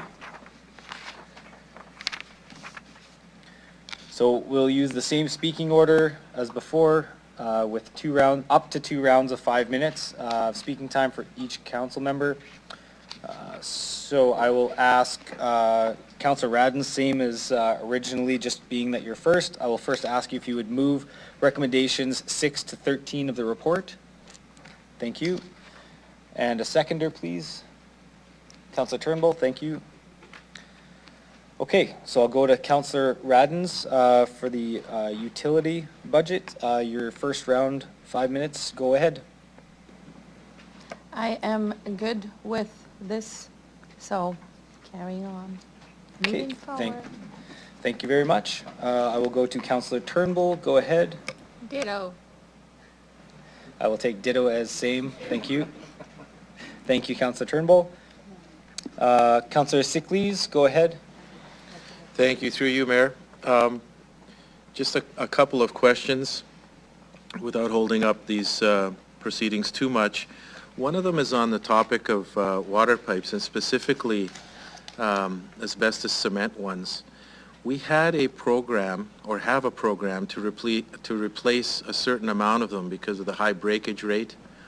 And I just wanted to find out, maybe you could give us an idea, Curtis, where we're at with that and what the future looks like for those and whether there's enough funding there for that.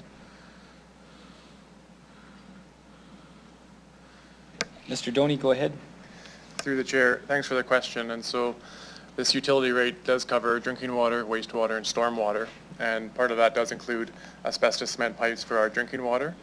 So our asset management plan points us to replacing about 10 kilometers a year on underground pipes for water distribution. We replace those based on break history, like you mentioned, not because they're AC pipes, but because they have a high break history.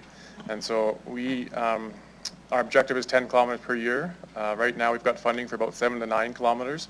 So we haven't increased that budget primarily due to trying to keep the utility rate at that 4%. However, depending on council's deliberations, that's something we could consider for future budgets to increase that to get to that 10 kilometers per year.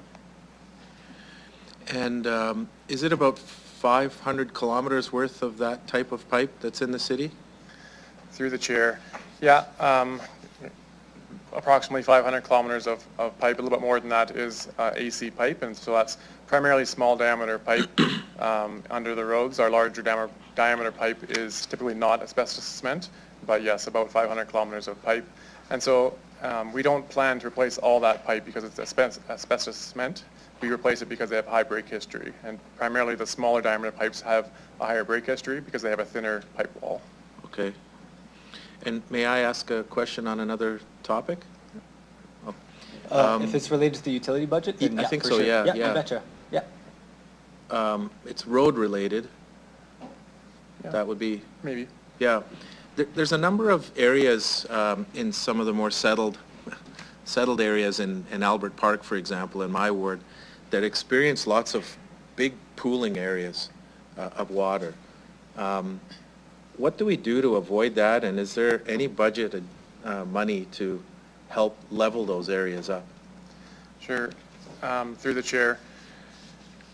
So a little bit more related to the general budget, but I'll provide an overall response. And so drainage is covered by the utility budget. However, drainage is primarily those large infrastructure projects we do to reduce significant risk of flooding.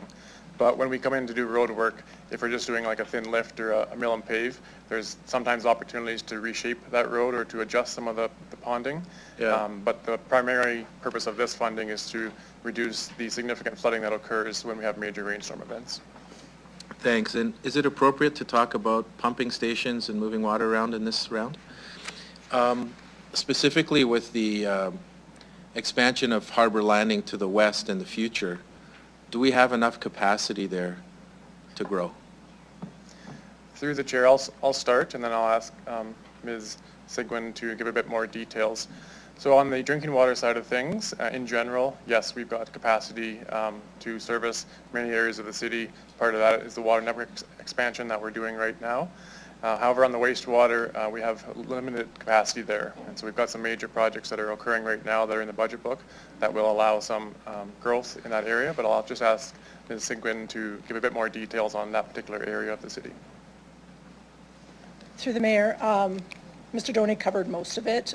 We did just recently undertake a serviceability study that looked both at water and wastewater that serviced the majority of the city. And Mr. Doney summarized relatively correctly that we have good capacity for water, but it is wastewater that we would have more challenges on.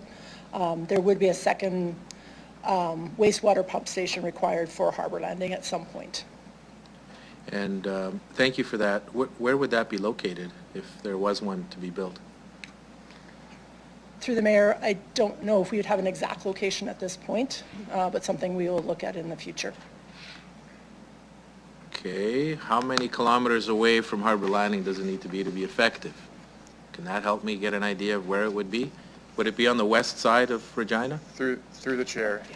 Yeah, so for the development on the west side of Harbor Landing, Okay. we would have a pump station in that area, but the design is very high level right now, so we wouldn't have an actual Gotcha. location. Okay. Ms. Bryden, would you like to speak to that as well?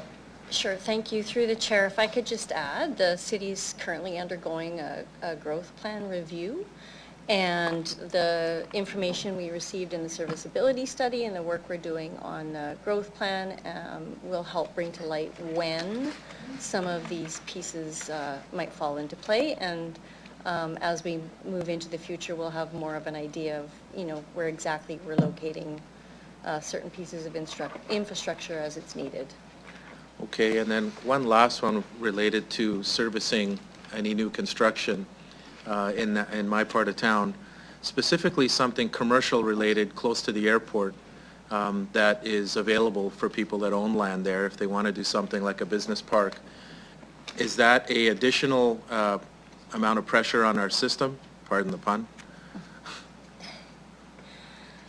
Thank you. Through the chair, certainly for any new development, anything that is hitting the existing system does add pressure, and those new developments have to basically kind of prove out the serviceability to ensure that we do have appropriate services in place as they build out. So there's a chance that any one of my bright ideas to build something out there and help people might not happen unless we have proper waste services there for them. Thank you. Through the chair, that's correct. Okay. That's it, thank you. Okay, thank you, Councillor Siklees. I'll move on to Councillor Mancinelli. Go ahead. Thank you. Through the chair, welcome Councillor Siklees. The next question about pumping stations. I've been asking that question for 8 years with a similar problem in my area as well, but I'm happy to say I think I see something showing up on the horizon. Could I get administration to speak to the Coopertown pumping station and the rollout and what that's going to look like for implementation at a later date? Ms. Bryden, go ahead. Thank you. Through the chair, thanks for the question, Councillor Mancinelli. As you may recall, last summer, Council gave us direction to pursue what front-ending lift station, in particular the Northwest lift station, would look like.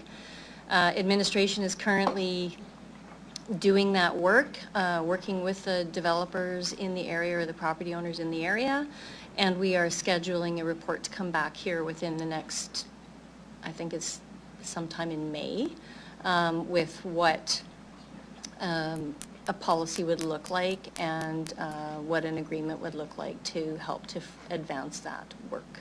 Appreciate that, and just so I don't put too much pressure on and I understand the staging properly, I believe you had said some of the design work had started already, so you understood costs, and when I see the $3 million show up in 2028, is that for implementation money, or is that design money, or like am I misunderstanding along the way somewhere? Just so I know how it's coming through. Thank you. Through the chair, I believe that funding is the city's portion of that lift station. So the city would have some contribution to that lift station out of our current dollars. It does service an existing portion of the city as we bring, I think it's Maple Ridge lift station offline. The residences that are serviced through that will go through the new lift station. Okay. And that'll be the city's portion of the cost, So, or estimated. So the high-level planning stage is done. You'd still have to get more acuity as 28 came about, but it's moving forward to the next stage, and it's to that point. Perfect. Thank you. Through the chair, yes. Thank you very much. I appreciate the explanation. The only other question I have is, if I remember from last year's budget correctly, the fee schedule, of course, is tied to being a self-regulating fund in the utility, and I respect that and appreciate it, and thank you for all the planning. Even though I stuck my finger in there, I really appreciate it still.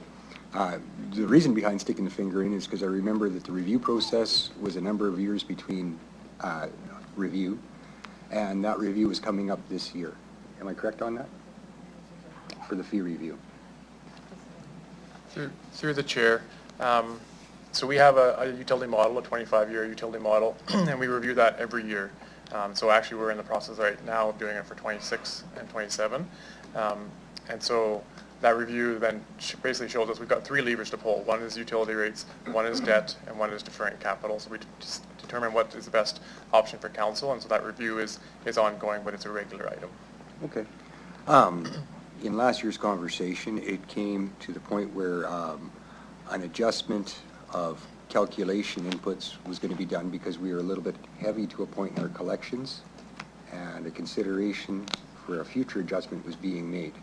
Am I remembering that correctly? Through the chair, I don't remember that conversation quite that way. Sorry. Okay, well, maybe I'm having selective memory then. I'm happy to hear the rate review is done. You've educated me well about the self-funding model, especially when it comes to things like water, which we all need to survive. And beyond that, I don't really have a lot of questions to this file. Thank you. Thank you, Councillor Mancinelli. I will go to Councillor Rasevich. Go ahead. I guess I'll say this is actually a need. It's not I don't think it's a want. So these are things that we need to do. And I kind of noticed, I was just looking, I kind of noticed our the wages and benefits are less than last year in there. I was just kind of wondering what that's all about. Mr. Anderson, go ahead. Yes, thank you, and through the chair. That's an in and out, so it's just the way of our accounting works. So we had some staff that are getting funded through another center, and then they come back through down the line. That's the $4 million increase. Oh, okay. So yeah, that's what that is. Okay. Yeah. And I think I noticed this right too. I noticed more fees and charges and we made more money with revenues and with fees. It looks like 6 million. So yeah, through the chair, so that would be the estimate because we're asking for a fee increase here. So yeah, that would increase our fee revenue, yeah. Okay. Okay, well, thanks. Yeah. Okay, thank you, Councillor Rasevich. Go to Councillor Zakiniak. Go ahead. Thank you. Just finishing my speaking notes, so here we go. I want to follow up on some of Councillor Stickley's questions in relation to asbestos pipes. So as noted by you, Mr. Doney, the reason that the city is replacing them is because they break at higher rates. And so you said that they're smaller. My understanding is it's also because they are due to the shifting in our soils and the lack of, like the rigidity of those pipes. They break more quickly than the current pipes we use, which is PVC pipes. Is that accurate?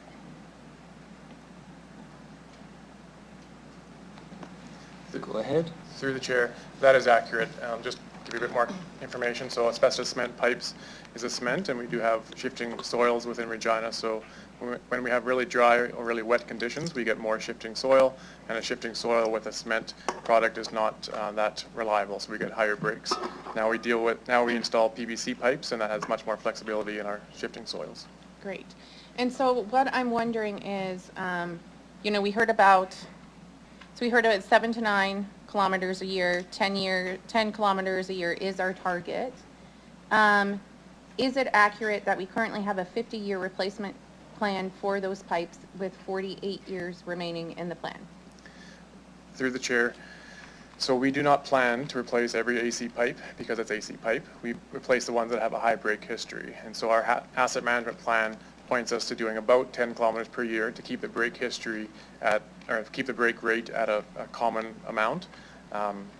So I wouldn't say that we are planning to replace 500 kilometers of pipe, but as the break history changes, that's when we target different locations. In context, 500 kilometers of pipe would probably be $1 billion worth of work, and so a very long-term plan to replace those pipes. Okay. And in terms of the breakage, as you said, like they break at a higher rate than these flexible PVC pipes. Do we understand the annual costs associated with these breaks of the particularly like asbestos cement pipes?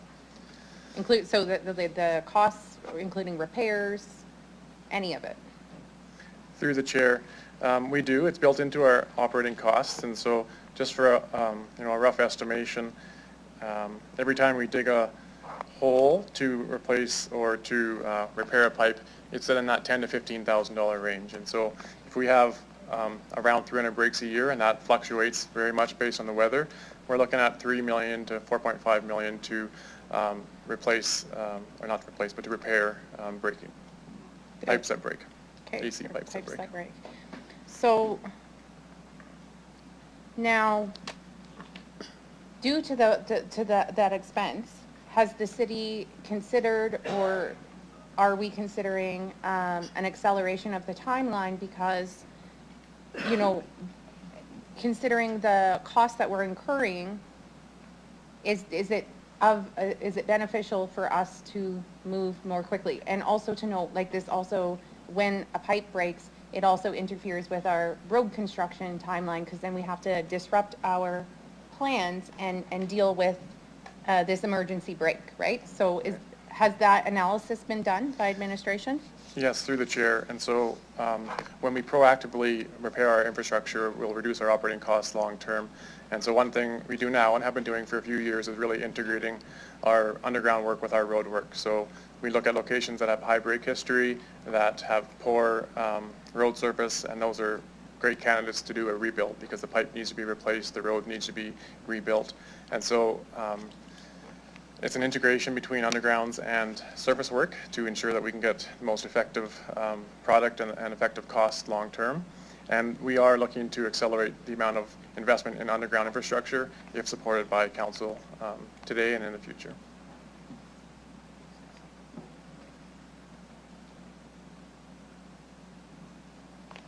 Okay, moving to something else. Okay, so this is, I'm looking for an update.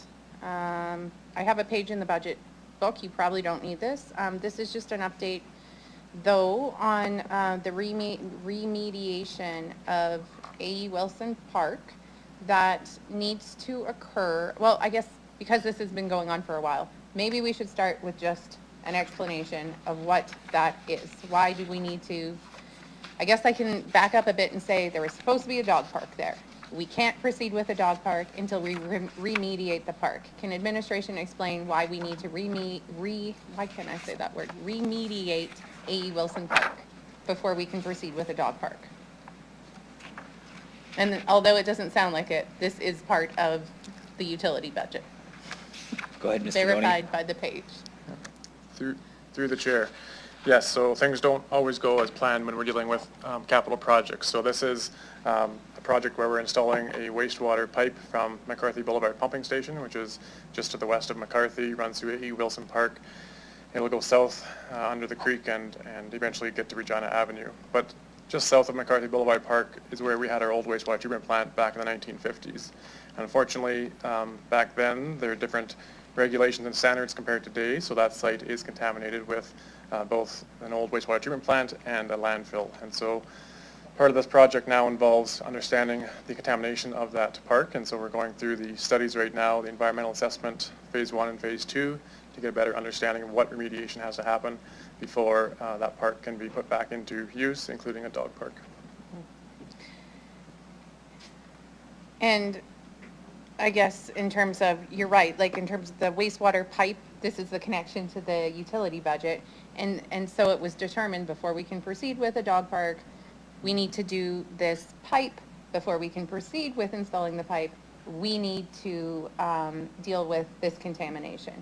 And the contamination that was, that we were able to determine exists was actually, like, this was helpful for us to realize, first of all, the wastewater pipe is important, not optional. Secondly, in my recollection, well, I know this, there were areas of the park that we had to then put up signage and say people actually should not be accessing this part of the park. So ultimately, these delays brought something to the surface that was important for residents to know and for us to address.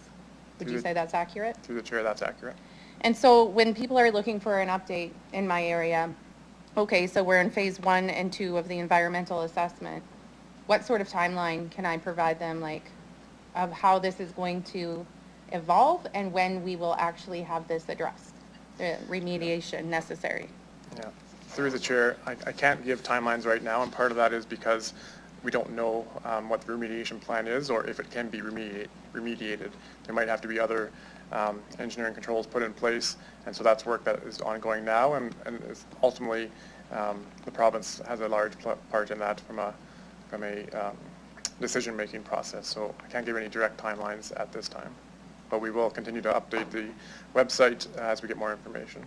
Okay, and do you have any sense of timeline for when folks can expect an additional update on this? Through the chair, typically we do a fair bit of our sampling in the spring and summer, and so we've done that last year and we'll continue to do that this year. So I would look for seasonal updates on the website. Seasonal updates, okay. Okay, moving to a new topic.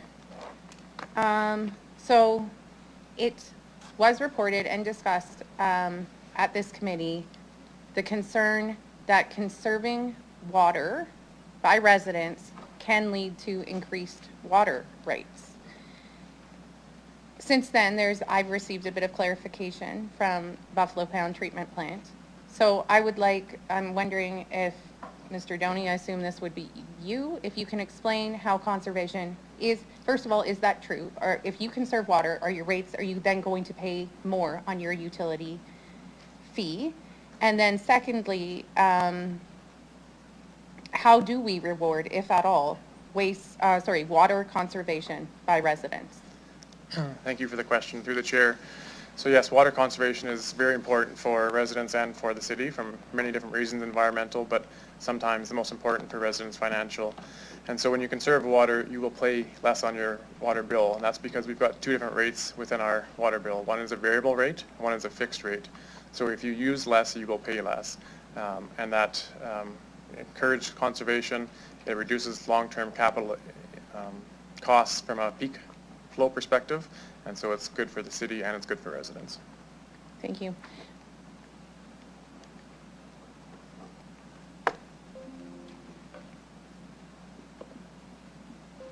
Now,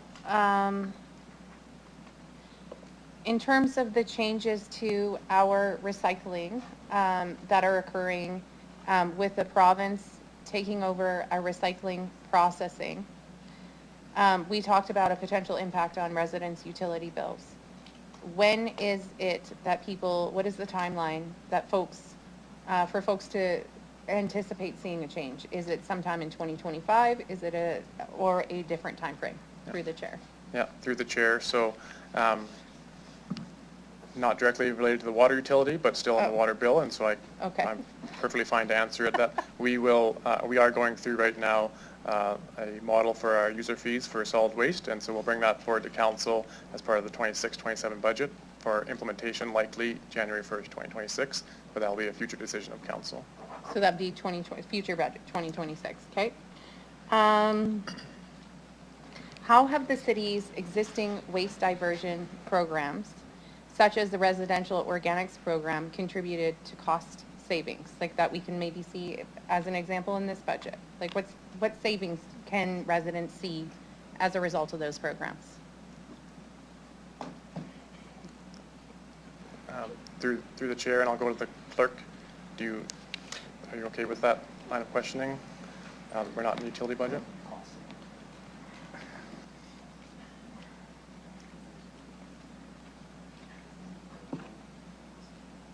I'm there.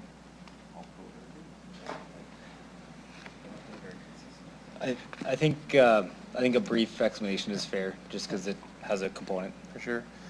And through the chair, just so I can focus on the question, it was about how waste diversion is providing a positive impact on our budget. Is that the question? Yeah. So waste diversion is really important for environmental benefits, but also financial benefits. So as we keep more waste out of our landfill, it will defer significant expansion of our landfill, and closing of our landfill also has a significant improvements on greenhouse gas emissions. So we're expecting regulations in the near future on landfills for greenhouse gas emissions, and every piece of organic material we can keep out of the landfill will have us in better shape to meet those future regulations. Thank you. You have about 25 seconds, Councillor.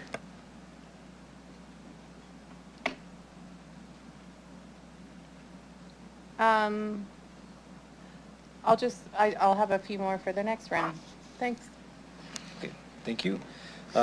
Next is Councillor Flores. Go ahead. Thank you. Through the chair, I just have a couple questions.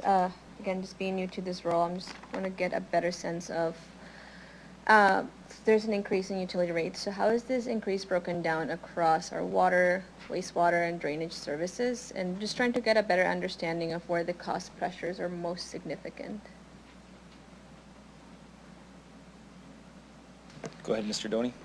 Through the chair. So for our water utility, which is the drinking water, the wastewater, and the stormwater system, we have a 25-year financial model. So all of our expenses go into that model and all of our revenue from these rates. And so we don't have a particular rate for water. I mean, we do, but it's all within the utility model. But what we're seeing across the board is primarily cost increase for construction. And so our capital plan needs to grow with that in order to meet reliable service, whether it's replacing pipes because they're breaking or doing drainage projects to reduce the risk of flooding. So primarily our costs are increasing because of construction projects. And through the work that we're doing for those kinds of things, are we on track to be able to keep up with the needs for updates and all that, looking forward to future costs? Through the chair, thanks for the question. And so that's where we use our long-term utility model to try to project what the future rates are required to meet our need for both capital renewal but also capital expansion. So we project right now we're in that 4% or so range, 4 to 5% range of a utility rate increase needed every year going forward. Of course, every year that you don't get that complicates and compounds in the future. So we are on track for meeting the needs, the long-term needs of the utility. Previous councils have had significant rate increases to get us there in that 8 to 9% range, and now we're hopeful that we can get into a more sustainable perspective in that 4 to 5% range. Okay, that's good to hear. And in terms of lead pipes, I know part of it is different budget, but I'm just curious to see within this budget if there are any specific line items that are allocated to any admin costs or communications or resident support components related to lead pipes in the lead service connection management program. Yep. Through the chair, absolutely. And so we have a lead service connection management program where our objective is to remove all the public lead service connections. Council previously has approved $2.9 million for that program. And this year, there's actually a substantial increase in that based on those construction costs that we're seeing. So we're looking for a budget of $5.9 million to continue with the same long-term plan to have all of the lead service connections removed by 2036. And the majority of that is for lead service connections. There's also some there for filters and for the actual program itself. All right, and in relation to the program and the filters, have we explored other options that, because I understand replacing the pipes is a big ticket item, but to provide residents with lead-free water in the meantime, what would the budget implications be should we, let's say, have a reverse osmosis program for households with lead connections that are not scheduled for years from now? Yeah, through the chair. Thanks for the question. And so, yes, we have a water filter program in place where up to $100 per year you can have a water filter or a rebate on something that you might want to purchase. Something like reverse osmosis is significantly more expensive. We estimate there's around 7,000 to 8,000 private lead service connections. That number is not confirmed because it's on the private side. Basically, if you were in a home before 1960, there's potential for lead service connections, but there's also a potential for lead soldering in your home. And so there's a need to make sure that we reduce that over time. So what I would say is that there could be significant costs for filtering water if we were going to do something as extreme or as large as reverse osmosis. And in terms of, have we explored partnerships with the health region just to meet this, knowing that these costs might like the option is wait, and again, I understand the cost implication of that, but in the meantime, what have we done to continue improving this lead service connection management program? Yeah, through the chair. And so yes, we've had lots of conversations with our regulator, the Water Security Agency, and Sask Health. One thing that I would say is best practice in the industry that we're working with Buffalo Pound on is looking at adding orthophosphate to our drinking water. And so what that does is it creates an internal barrier between the lead and water and will reduce the amount of lead that enters water. And so that is something that Buffalo Pound is working on right now. We have circuits in place where we're testing to see what amount of orthophosphate could be added. It's done across Canada, and it's something that Buffalo Pound is looking to implement once their construction project is wrapping up. All right, that is all for me. Thank you very much. Thank you, Councillor Flores. Go to Councillor Fro. Go ahead. Thank you, through the chair. Thank you, Councillor Flores, for those questions, many of which I was going to ask myself. As it relates to this specific budget, I have no questions. I intend to vote for it. Move on. Thank you, Councillor Fro. Councillor Burton, go ahead. Yes, thank you. Through the chair, just with expenses and all the stuff here for waste, is the Regina garbage dump considered a regional, a city? What kind of landfill is it considered? Sure. Through the chair, yeah, the landfill is in the general budget, but it's a regional landfill, and so we get lots of waste from outside of our boundaries within Regina. Okay. And through the chair, do we receive money from the provincial government or their RMs or communities around Regina? Through the chair, we don't get anything directly from the province or the RMs to drop off waste at the landfill. However, we are always applying for grants and for those items from the provincial and federal government. Okay. Thank you. Thank you, Councillor Burton. Councillor Beazle, go ahead. I'm 100% good with this. Thank you, Councillor Beazle. And I also don't have any further questions. So I will check with my colleagues quickly. I think Councillor Skidniak, you did say you had more to go. So I'll go through the second round, but again, if you have nothing further, you can indicate so, and we'll move on to those that may have something further. So I'll go Councillor Radens, anything further? Okay. Councillor Turnbull, anything further? No? Okay. Councillor Sickleys, anything further? I just have a list of 10 questions. I'm just kidding. I have nothing further. Okay. Thank you, Councillor Sickleys. Councillor Mancinelli, anything further? Okay. Councillor Rasovich, anything further? Okay. Councillor Zakiniak, go ahead. Thank you. So at our March 12th Executive Committee meeting, there was a recommendation that has not been finalized yet. So next week, City Council will decide, obviously how it always works, whether or not we proceed with this. So I'm curious about the implications on this budget. So we have a decision from Executive Committee recommending to defer the implementation date of non-designated residential properties, multi-family sector, from July 1st to a date in the future. There was also other recommendations, but I think that's the only one who had an implication on this budget. So what I want to understand is, because there's now a deferred implementation date, potentially, what impact, if any, did that have on this budget in terms of the utility rate or otherwise? But this is, I'm just curious for an update on that, if there is one. Yeah, through the chair, changing the date for multifamily and IC&I properties to have food and yard waste and recycling in place has no direct budget impact to 2025 or the future. We're looking for a new food and yard waste processor, and so once those costs are determined, that will be updated in the user fee that we bring forward in 26-27. Right, okay. Okay, just wanted to know, since that was like left hanging, how, if any, there was an impact on that. Okay, well, I appreciate the questions in relation to lead pipes, and also learning that there's plans in place in terms of a new component that can be added to help address this issue at the water treatment plant. That's news to me as well, and I think that's great news. I want to close by thanking staff for all of their hard work that they've done and continue to do on behalf of our city.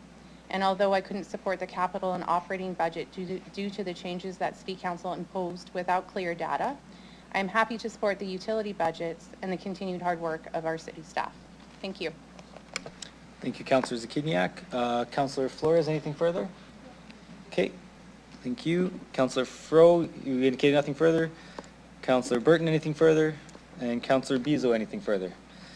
Okay, and I have nothing further. So, in that case, I will move over to the clerk to please start the vote on the utility operating and capital budget, please.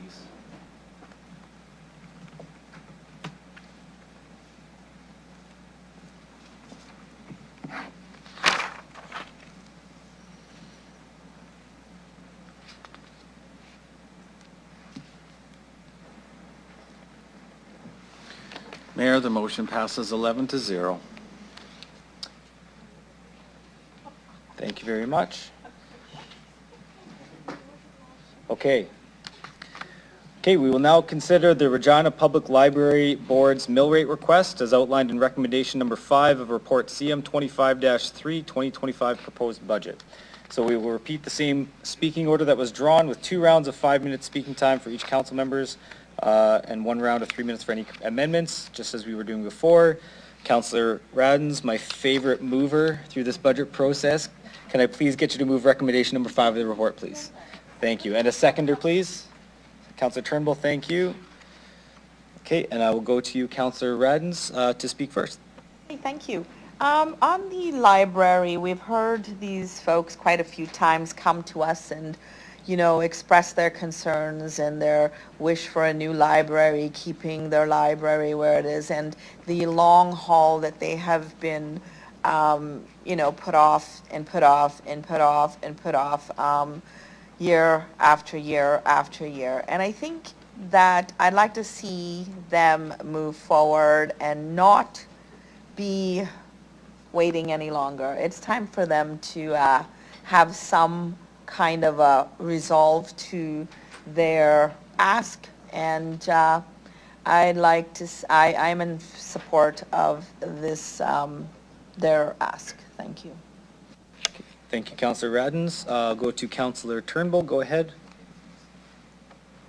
Hello. The library, I've gone back and forth with a few times with my approach to it, because it's been a long and hard budget week where we've asked everyone to contribute and help out, and we've had some really tough asks and some really tough moments, and in that sense I feel like I want to ask the library. But on the other sense, the library's been coming here for 10, 12 years, and it's like Groundhog Day, and they keep coming, and they're 1 year away, less than 1 year away from going through this RFQ and then this RFP to actually finally come out with some plans and some options. And that's so close.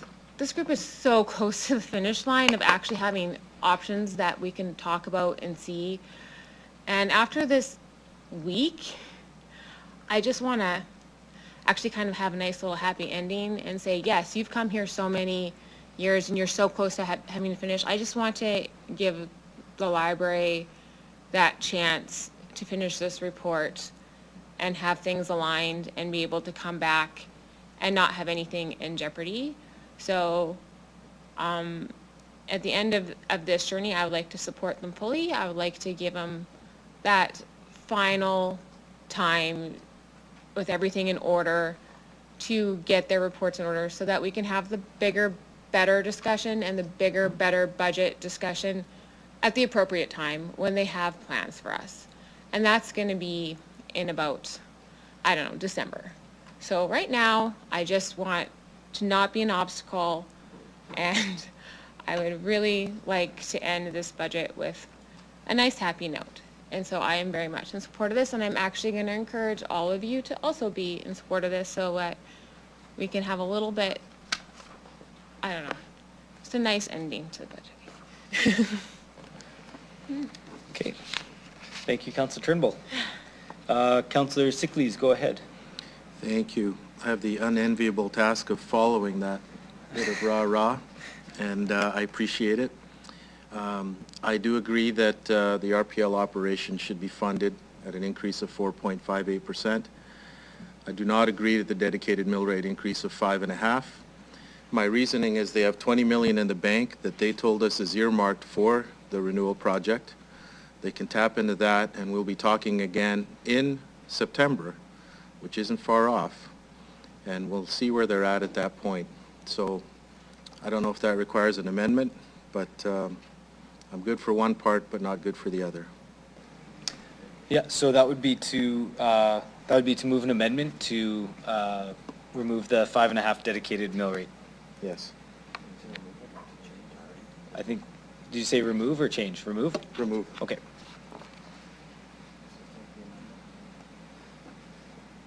Okay, so I'll take that amendment.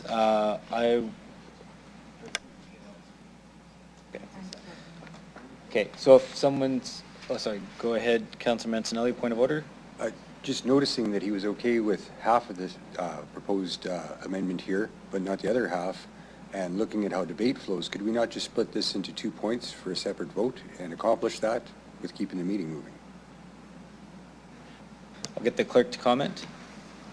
Yes, we can split that. It's just going to require administration to give us the revised mill rate for each of those component parts. It could go either way, like I'm not trying to be No, prescriptive or anything, I thought that might be an easier way to flow the meeting. We just need to break it down. Just give me a minute. Yeah, we'll check, just give us 1 second, we'll check and see which is the more simple option.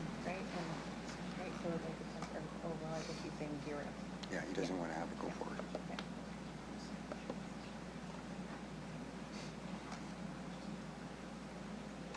Watch out, the mic's on. Watch out, my mic's on.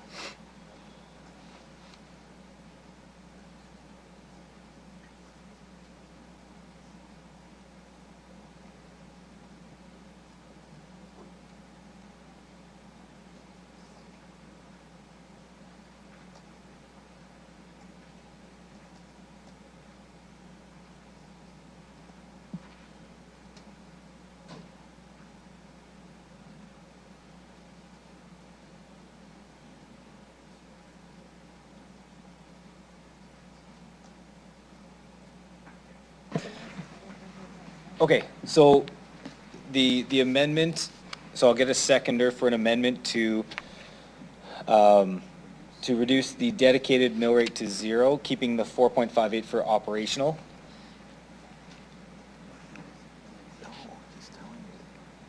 Just checking to see if anybody is a seconder for that amendment. First, this is for Councillor Sickleys, keeping the 4.58 operational, but removing, putting to 0 the dedicated mill rate. Yeah, Councillor Beasley will put his hand up. Council Bezo second. Okay, so with that, I will go to questions on that amendment. Councillor Fro, I see your light on. Go ahead. Yeah, thank you. Through the chair, we've talked a lot today about being fiscal stewards of scarce tax dollars. The library is a good news story. The library has had mill rate increases, roughly 2.5%, several years ago 0. They manage their finances judiciously. It is true they have a reserve, and the reason why they have a reserve is that the previous council passed in principle a plan that would see a revitalized central library. They have set aside that money for intention to follow through on a process which the board approved, which council supported, and which the community has very much been participating in. So here's the thing, as I see it. There's several consequences if we completely reject the dedicated mill rate for central library renewal. First, we will put the downtown library at risk, full stop. We risk losing a downtown branch. Second, we send a strong message to our partners, the community, that when this council passes something, previous, current, or future, that we can't be trusted to change our minds. Third, we will lose the trust of the development community and investors. They could think, you know, if we partner with the library, if we partner with this city, you know, will they renege on their commitment? So perhaps we won't be considered serious and credible partners. And most importantly, if we make this dedicated mill rate 0, we'll send a message that we're not even interested in the art of the possible. Passing this amended motion says, honestly, we don't care about downtown revitalization. We don't care about the tax implications or the service implications. But I think worst of all, setting aside this mill rate will affect nearly 400,000 people who visit the library, many of which are families, children, new Canadians, elderly people on a fixed income. The Central Library is free.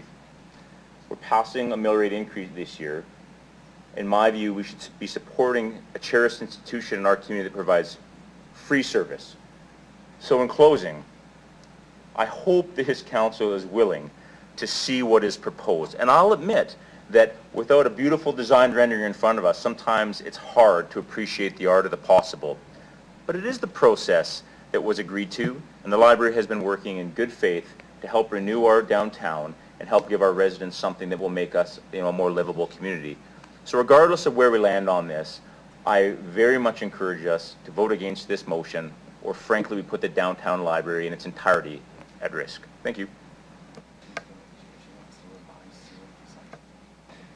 Thank you, Councillor. Okay, one second.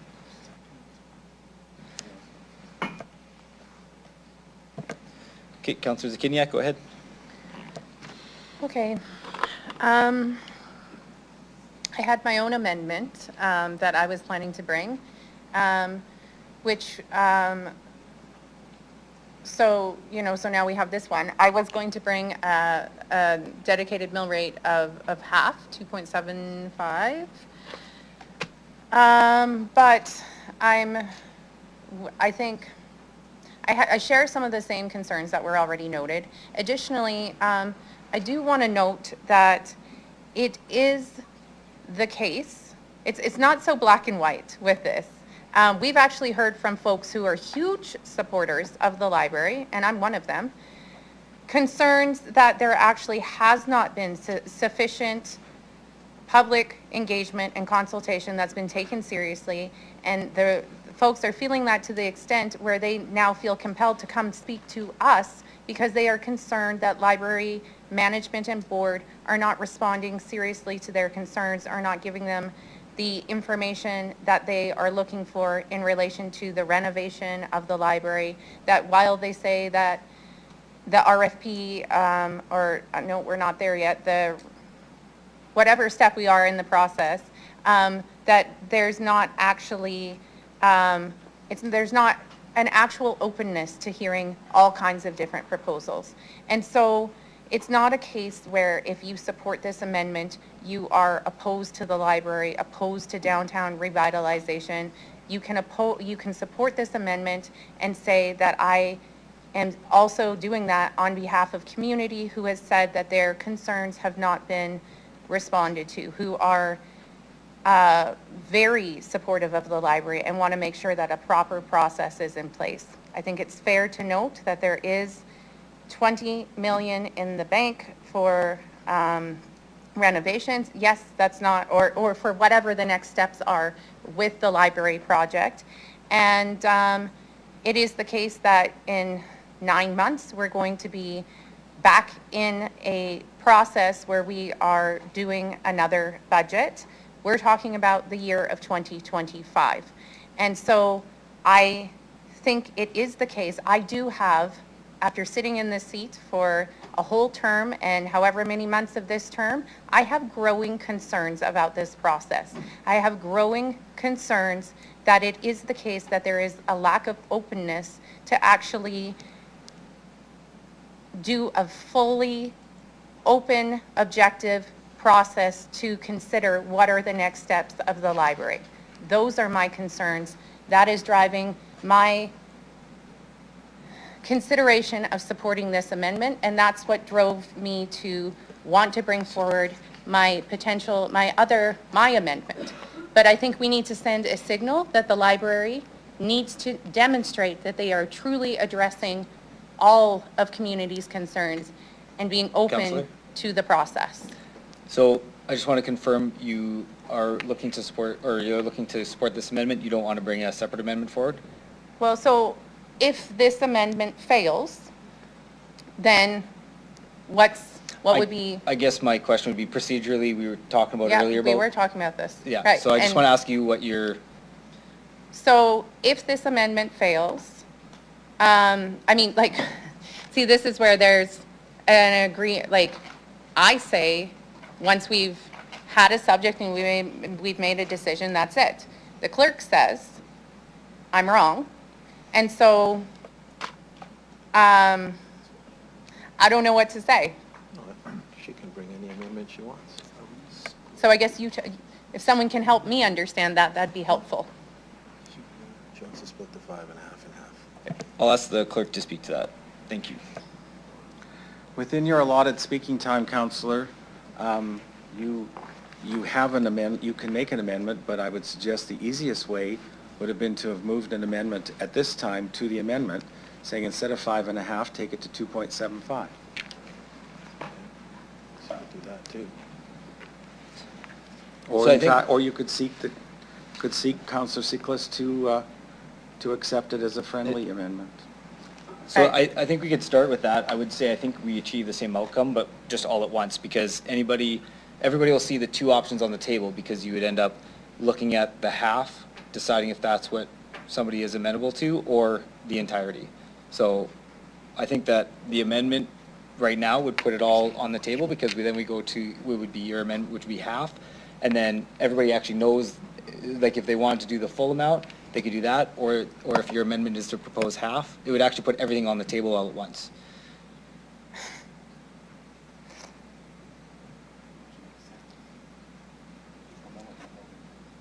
I don't want to make, I'm now going to support this. If somebody else wants to propose an amendment to put it to 2.75, I guess I'll leave that in somebody else's hands. Okay.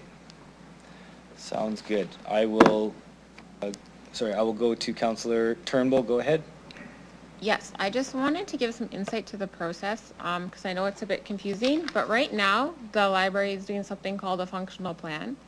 And that functional plan is where they are getting the input, so they are taking all the spatial needs of the library, and they are collecting all the needs of the community, and they are making what is the space needs analysis. And part of that space needs analysis isn't to dictate where it is. They're not saying it's a new building. They're not saying it's renovating building. They're not saying it's another building. They're doing the process to make that report. And within that report, there's going to be recommendations with costs associated with it. So that's where they are. And that report will have those options. And then from there, they do the request for qualifications. And from there, they do the request for proposals. And at that point is when they will actually sort of have a clearer idea of the cost and the vision and where it is. And that's expected to come to us almost the same time as our next budget. So really, when I say they have only about a year left until they have a vision, is in about December, we will actually have a clear idea and some answers from the library of where they're going to be, what they want to do, and then we will have the larger discussion at that time about whether we want to support them and how and the cost. But right now, we just need to get them from here to December so they have the opportunity to do that work. And they've been trying to do this work for about 12 years.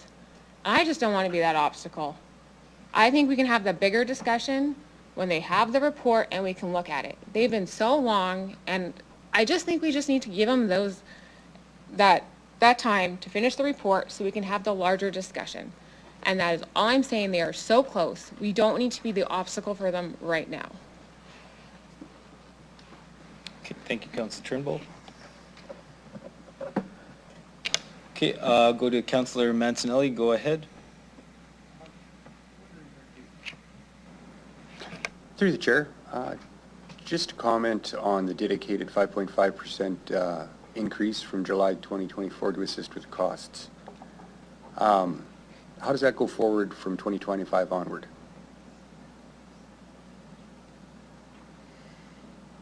Sorry, Councillor, I missed that. You said we have that back in time, point B, 5.5% from July 2024 to assist with costs. How does that go forward from this point? Just, it's kind of a backwards amendment. How does it go forward? Councillor Fro, do you want to speak to that, just being on the board? Yeah, point of clarity through the chair. My understanding, Councillor Mazzanelli, is that the previous council, obviously which you were part of, agreed in principle. However, what they're looking to do is take on debt. There's a dedicated mill rate of 5.5 every year for 5 years to allow the project to come to fruition. One more point, maybe point of clarity to Councillor Turnbull. They're to go to RFQ in May, RFP in June, and they will have a decision by December, according to the project plan. And if I may, one last point of clarification. There has been hundreds of hours of community outreach and engagement. It may not be sufficient. People might not like what they heard, but there has been engagement in earnest. Thank you. Okay, thank you. I thought that was a great explanation. That references how I understand it as well, and I think it makes it a lot more clear. Understanding that this is a potential for a $150 million debt, and being a councillor that had to put forward a mill rate increase from a stadium that others agreed to but didn't agree to the costing and paying for, and having to pay for what they agreed to, I'm not opposed to having that 5.5% starting to be collected for something that I believe is a needed asset for the rejuvenation of our downtown. And I'd like to even just sharpen that point just a little bit more. There's a lot of talk about the input we've had towards the library board, as well as the residents have had towards the library board for their discussions and their deliberations on what type of plan to accept. I think it's become crystal clear the fiscal times we're in our city, the pressures on the taxpayers, and I think they are very, very, very motivated to be very creative with solutions. So although we're agreeing to this as a funded go-forward plan for a pretty massive debt ask, I think that especially many of the new councillors have been crystal clear on their cash expectations on what we can afford to do to facilitate a new library. And I think there's going to be innovation on this project. So to keep it going, I am totally going to support this in its entirety. Okay, thank you. Not the amendment. Thank you, Councillor Mancinelli. Councillor Burton, go ahead. Thank you. Through the chair, I'll just propose a motion to make it from 5.5 down to 2.75, or 0 to 2.75. We can just walk our way through it and see where we end up at. So my motion is to change the 5.5 to 2.75, the amendment on the amendment on the amendment. It'll be an amendment on the amendment. Yes. Okay. Okay, thank you. So hearing that, is there a seconder for Councillor Burton's amendment? Councillor Zakidniak, thank you. So as we get that up, so now I'll open up to any questions on the amendment to the amendment. Again, recognizing it is very, very similar to where we were before, just half of the dedicated as opposed to none of the dedicated. Councillor Fro, go ahead. Yeah, thank you. Through the chair, I just wanted to reiterate what I heard from the library and their board chair, which was that if the dedicated mill rate was reduced to 0, central library renewal is over.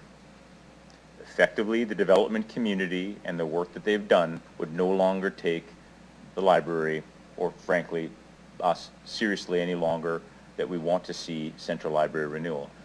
I think we also heard that if the dedicated mill rate was to be reduced, that would not in fact kill central library renewal, that it would delay some things, and that they would need to recoup those dollars down the way. So for those of you considering, how we be mindful of dollars, but also wanting to at least see the opportunities associated with central library renewal, I'd ask that you keep that in mind. I would also say that as a new board member, both the mayor and I have been working very proactively to address the concerns that we've heard in the community, most notably those that would like to see the central library as it stands right now rehabilitated, and to be mindful that our language around the project is open to any and all opportunities. And I suspect there's significant work to do there still. That's all I have to say. Thank you, Councillor Fro. Councillor Rasevich, go ahead. I just want clarification on, we're going to be voting separately on the dedicated mill rate and the operational, correct? Let me just clarify.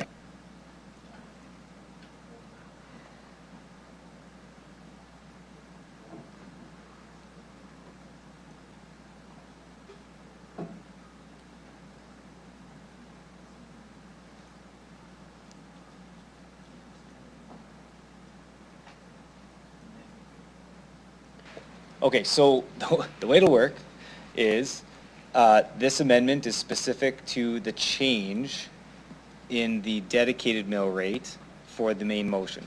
So this would not be, this part of it, this amendment would not be voted on separately. It would be voted on as an amendment, which is saying for when we vote on the main motion, then we would have the opportunity to vote on the operational and the dedicated mill rate separately at that time. So what we're doing here, both the amendment and the amendment to the amendment, are changing the percent amount on the dedicated mill rate for when we do vote on the main motion, at which time we can vote on the operational and the dedicated separately. Separately, Yeah. okay. Does that make sense? Okay. Okay, so seeing no further questions, I haven't got a chance to say this yet either, but ditto to Councillor Fro. So all the things Councillor Fro said, again, I've heard some of the narrative as well, obviously, but being on the board and in the interest of wanting to see the opportunities and the outcomes of the process, and frankly being able to see it firsthand with the board, I do want to see where we get to with that. So I'll just make my point made there. And with that, I will ask the clerk. Oh, sorry, I go back to Councillor Burton for closing debate on this amendment, to the amendment. I am good as we are. Okay, thank you, Councillor Burton. Now I will ask the clerk to, when ready, if you need me to talk slower, I can, to start the vote on the amendment to the amendment. Okay. It's okay.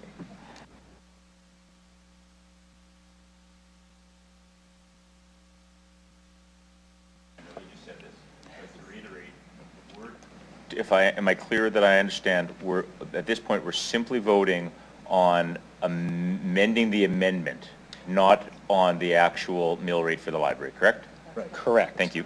That is correct.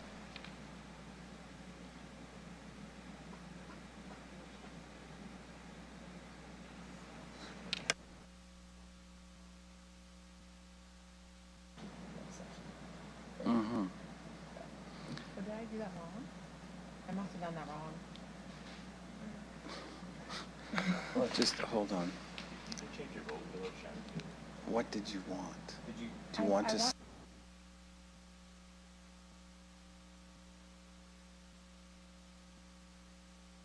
Okay, Councillor Turnbull, do you need to explain yourself? I voted. Okay, so Councillor Turnbull, I'll get you to request unanimous consent from your colleagues to change your vote the way you intended. Or I can ask. So I guess I'll ask, does anybody have a problem with Councillor Turnbull changing your vote? I see none, so we'll change Councillor Turnbull's vote to a in favor.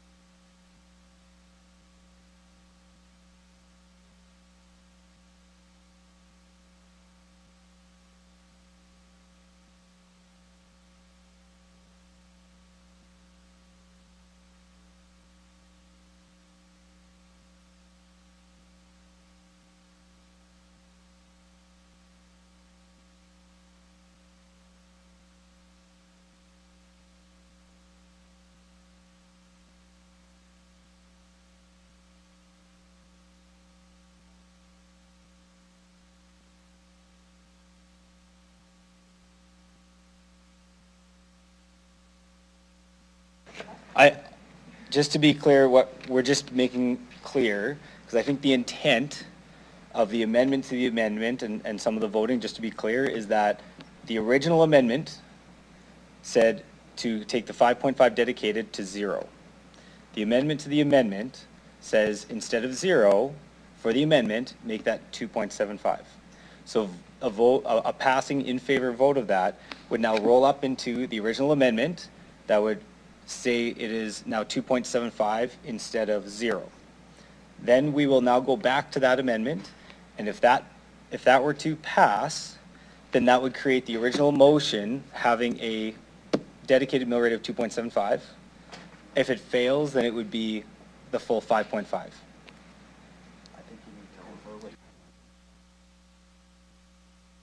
I'm going to confer with the clerks.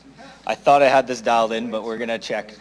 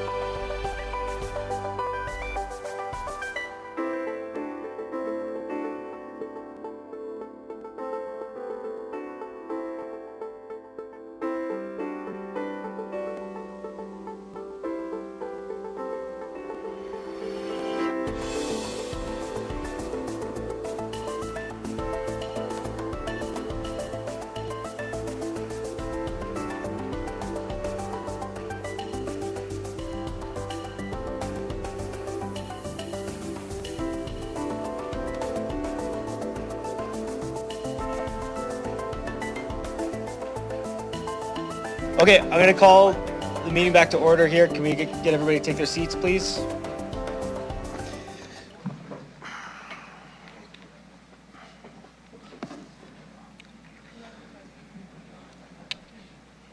Okay.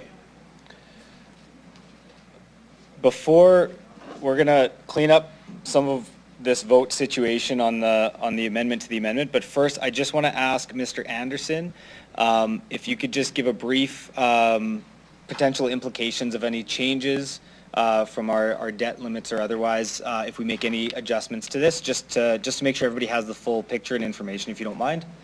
Thank you, and through the chair, appreciate that. Just for clarity, the dedicated mill rate is in our debt plan as well that we are currently talking to SMB about.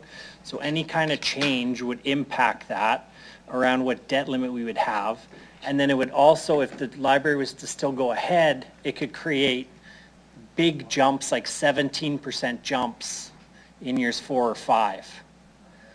So I get I don't want to say, but we're dealing with like $6 a month or a year difference, $6 a year difference, okay, between 2.75 and 5.5. We'd just like you to consider that it will have ramifications around our debt plan. Okay, thank you, Mr. Anderson. So what we're going to do, I'm just going to ask, because in that brief recess, I think there was still some confusion around the voting on the amendment to the amendment. So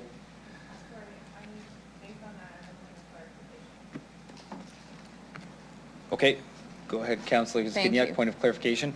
So I want you to repeat what you just said, which is new information. You are saying that even in a reduction from 5.5 to 2.75, right? Yeah. This is what you were speaking to. Can you repeat again the ramifications of that reduction to us in your estimation? Sure, through the chair. So from a yearly basis, that roughly is $6 a year for the median household difference. The thing for administration is it creates some heartache for us around our debt plan. And right now, we are talking with SMB around our total debt plan and required debt funding over the next 5 years. And so 2 things can happen. It can impact what SMB looks at from our debt limit, as well as if it could create a big bounce in this increase in future years to be able to fund the debt. Okay, now, Does that answer your question, Councillor? if I ask something else, it will be a further clarification. Could, right? We don't know for sure, because we also still don't know what debt is actually required for the library. Through the chair, yes, correct. So right now we have an estimate of what debt would be required. And what we do typically in these situations is we'll take a 5-year run at it so that we're not required to have a massive jump to pay for debt in 1 year. Okay. Okay, and we do that with all of our projects Good like enough. this. Okay, thank you. Does that make sense? Okay. Answer your question? Yeah. Thank you, Mr. Anderson. Okay, so a number of folks indicated that they were not clear. So I would, rather than go individual by individual, I would rather go and just redo that vote properly. So that, shouldn't say properly, so that everybody understands, and we'll do it in a way that hopefully everybody is clear now on where this will lead to in terms of the numbers as the amendment to the amendment changes the dedicated mill rate, and then we would complete that on the original amendment from Councillor Sickles, and then back into the main motion. Is anybody unclear still of how they are going to vote on the amendment to the amendment? Okay, seeing no further confusion.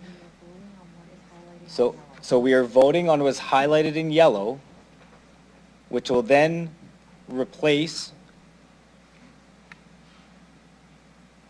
Councillor Sickles' amendment. Okay, so it will, and then once that is done, then we will go back to vote on Councillor Sickles' original amendment as amended or not, if it's passed or not. I'm trying to be very clear. Okay, thank you.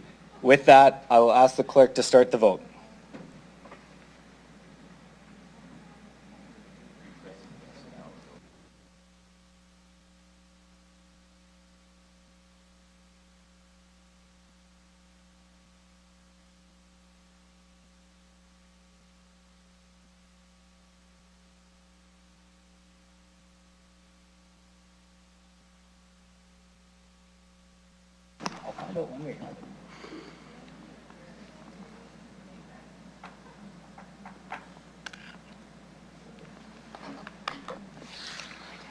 Mayor, the amendment to the amendment passes in a vote of 7-4.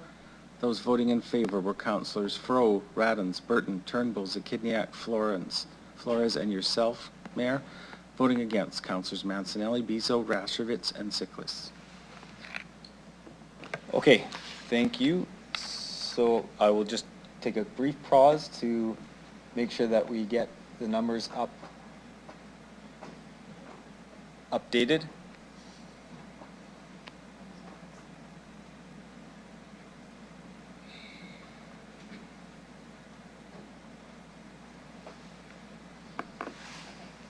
Okay.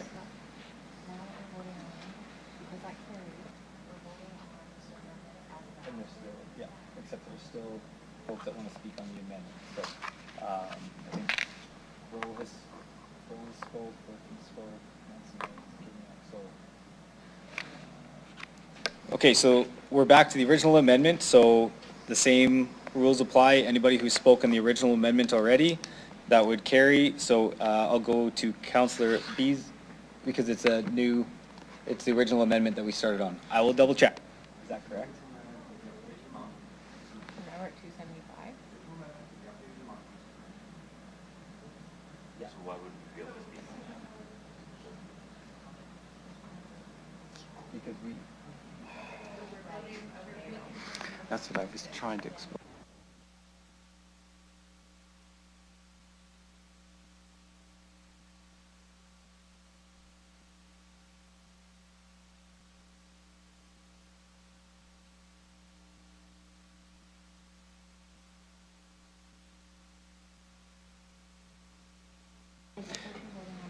Okay. I'll respect the fact that there's maybe a couple comments, but let's be clear. I think we have a good understanding of where most are on this matter. So I'll respect the fact that some folks may have some comments to that to make. I am going to go to Councillor Bezo first because he actually hasn't spoken on this yet. So I'll go to him first. And then anybody else, we will keep it very brief because we have clearly, again, this is very similar amendments in that on the board. Go ahead, Councillor Bezo. Thank you very much through the chair. I just want to express some numbers, just looking at the project, not the functionality of the library, not looking at the building, not looking at anything else except just purely a few numbers. On the number side of the equation, these numbers that we're looking at right now with this mill rate right now works out to $558,000 collected for the library for this project in a 1-year time cycle. Proceeding with the library itself on the $120 million ask to build a building at a 5% interest rate, or as we did before, a 4.5% bond rate, we're looking at a $600,000 a month mortgage payment essentially on it. So this number right here doesn't actually do anything for a project. It doesn't do anything for the library. It does absolutely nothing. It's just, sprinkling a couple dollars around for a multi-million-dollar project. The number for this dedicated mill rate doesn't even pay the power bill for the year. So those are the numbers on this project. So when we're talking about debt, this does not cover debt, this does not cover the building, this doesn't cover anything. This is just an incremental increase in spend, just to have an increase in spend. Okay, thank you, Councillor Bezo. Councillor Fro, go ahead. Yeah, thank you through the chair. I appreciate my colleagues' interest in speaking about numbers. A 1% reduction in the dedicated meal rate equates to 17 cents a month for the median household in Regina. 17 cents a month. This amendment equates to 50 cents a month. I'll remind my colleagues that it's free, and yes, absolutely, the money that my colleague referred to is true. It's because they're not building the library this year. they're finishing their functional plan, they're going out for their RFQ, they're going out for an RSP, they're hiring a technical advisor and a fairness advisor, and they expect to present our community with a proposal likely before Christmas. That's what the money is used for, and I think we need to root our decisions in what this means. 17 cents a month for the average homeowner is $250,000 for the library, because of course the library's mill rate is lower. Thank you. Thank you, Councillor Fro. Councillor Zakiniak, go ahead. So I just want to, so I think Amber has now adjusted the wording to make it clear that, like, we're going to have to vote again, but it's essentially the same vote we just did. Correct. Yes. So I just want to make sure everybody's clear on that, so that we don't find ourselves in the situation we just had with the last vote. And I also would like to point out that to me, it's not about the cents, how many cents we're going to save in a month. It's about the message that we're sending. I think it's interesting that we have a group of avid library users and supporters who are friends of the Regina Public Library, so concerned about this process that they are not supportive of this dedicated mill rate. I think that says something. And those are my concerns.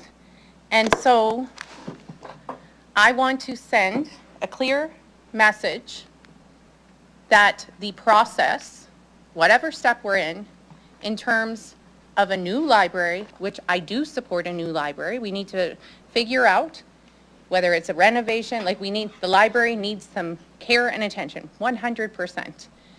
However, the process needs to be transparent and accountable and objective in getting to the final outcome. And so I don't believe, based on what I've heard, that that has occurred. And I also want to note that I thought it was inappropriate for last council, at the end of the last term, and I said this then, and I'm going to repeat it now, to make a decision for this council in principle. And that is why I supported the reconsideration of the library motion at that time. And I ask why? Why was last council asked to pre-approve something for this council? And now the message is your hands are tied. Is that appropriate? Was that appropriate for us to have something dedicated in principle at the beginning of this term? I don't think so. I have real concerns about this entire process. I want to see a new library go ahead. I also want to see these concerns of a lack of accountability and transparency addressed. And that is why I support this amendment. Okay, thank you, Councillor Zakiniak. Councillor Flores, go ahead. No, never mind. You're good? Okay. Okay, with that, I will look to Councillor Sickleys as the mover to speak on the amended amendment before taking a vote. Go ahead, Councillor Sickleys. The amended amendment is now asking for 5.5, it's only talking about the dedicated piece. Yeah. Thank you, sorry. Going to half of what it was before. That 2.75, admin, help me out here, Darren, what's that annually in dollars? About 100 grand? No. 2.75? Yeah. Sorry. Tanya? So I'll just pass over to Ms. Mills. Okay. Ms. Mills, I'll go to you. Through the chair, I just need 1 second here. Yeah.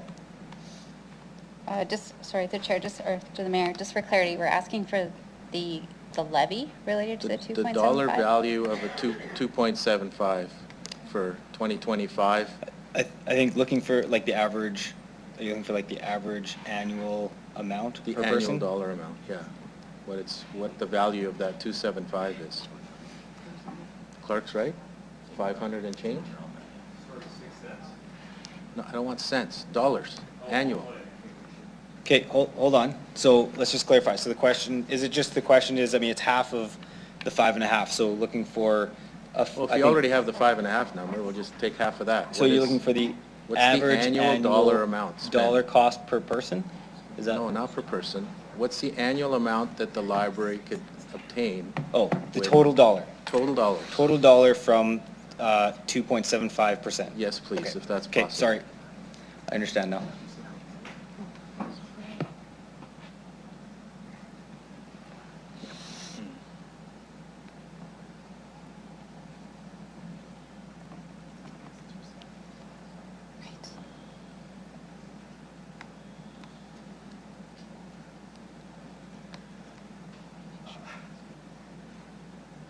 I might be over for decimal point, $5,626.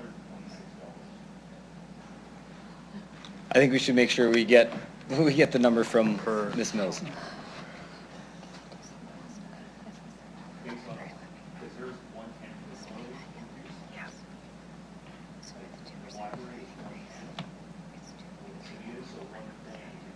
Counselor, let's just let admin pull the numbers. Okay.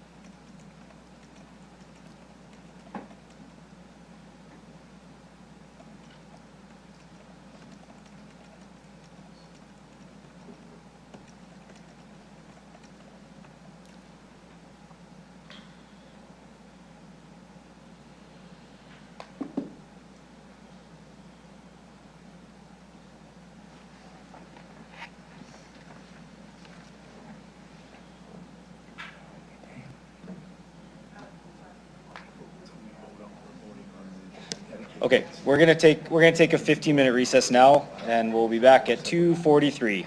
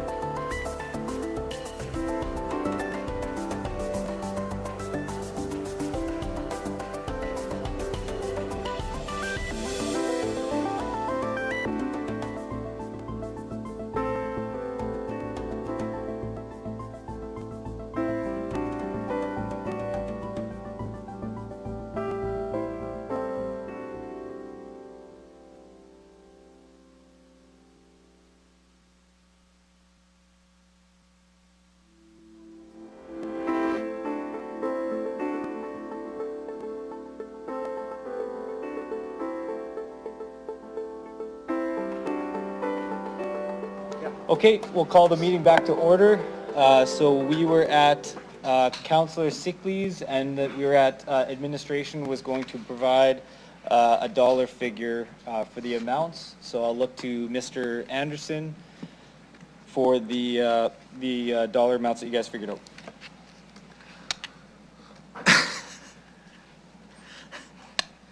Sorry. Scratch with the pen. I'm reading the media release already. Oh. Through Yeah, Mr. Anderson, go ahead. Yes, a 2.75 mill rate is equivalent to $750,000 for the library.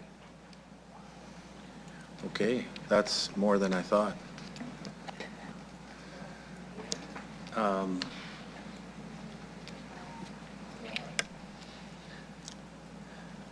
Thanks for that calculation. Appreciate it. Welcome.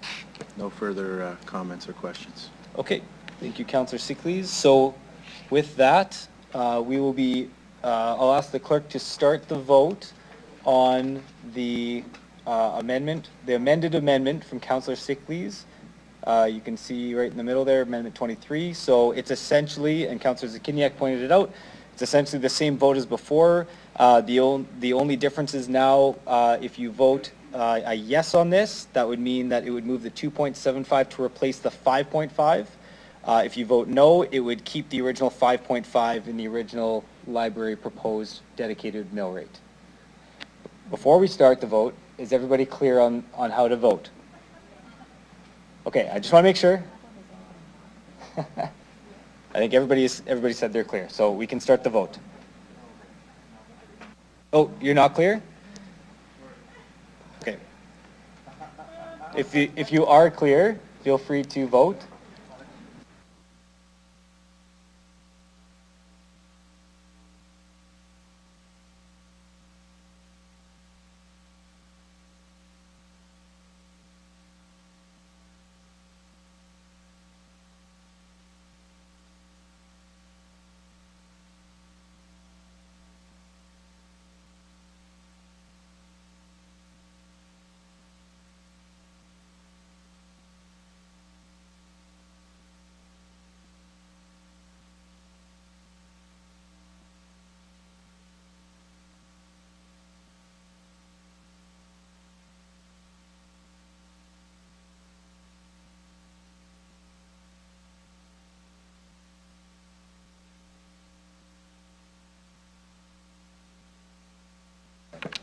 Yeah, so I guess I'll just explain one more step beyond, just for clarity, for everybody. So, again, this would, if voting yes, would move the 2.75 to the main motion. So that would now be what we would vote on next, would be now a operational as it stands, and then a 2.75 dedicated. If a vote of no, that would maintain the full 5.5% into the original motion. When we get to the original motion, there's a request to vote on the operational and the dedicated separately, so there's still an we can discuss after, but it would mean that there's still an opportunity to vote for the entire budget as a whole, yes or no. So just to be clear, as the next step, but again, we're on this amendment step right now.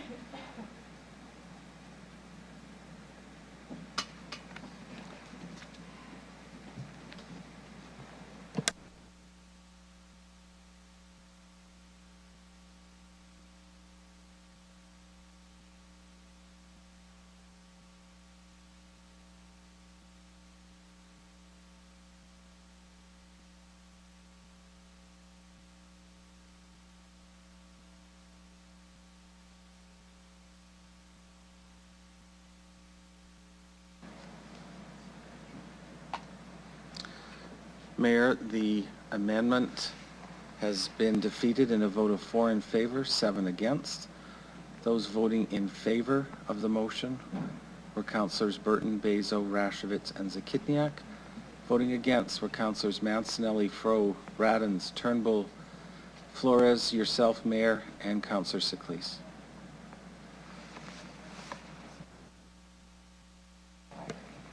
Okay, so hopefully this now is actually a lot simpler because we are actually back to exactly where we started with the library. Okay? So we were back to the same numbers for operational and dedicated mill rate. That's where we're at on the library. So,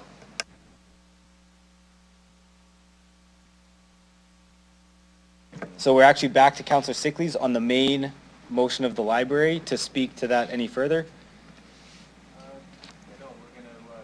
To two, is that what the plan is? Yeah, we can split the operational and dedicated mill rates into 2 separate votes. Yes, we can. Yeah. And do you have anything further to that? Just to have the votes separated like to? Okay, perfect. Okay, I will go to Councillor, so now just to be clear, we're back to the speaking order. So Councillor Mancinelli, that is to you now. I guess I already indicated I'm going to be supporting this budget. Reflecting on the comments from when the delegation was here a couple days ago, knowing the importance of our downtown to invest in, to find some tax safety from our residents, to finally properly price the tax of the downtown.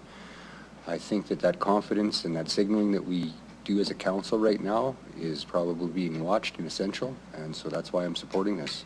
I have a lot of confidence that the library, when they start to get deeper into the analysis of the situation, will come back with a really good solution that we can put to use, and it will help us out for everything we talked about, for activating the downtown and bringing better library services and everything else that everyone wants for the good of Regina. Thank you. Thank you, Councillor Mancinelli. Councillor Rasevich. I'm ready to vote. Okay, thank you, Councillor. Councillor Zakidniak, go ahead. I had a resident, like now that we're back to the main library, comments, questions, whatever. I had a resident ask me a question that I promised that I would pass on. Is there a bylaw that would require homeowners to do repairs on their property before it reaches a state of deterioration that would cause it to be condemned? That's a question to administration. Sir, do that. There is a relationship to the library. Can you explain the relationship? Sure. Part 2. If so, does the Regina Public Library Administration have a similar commitment towards Central Library, especially as regards to in terms of repairs or renovation of the most major problems of the Central Library?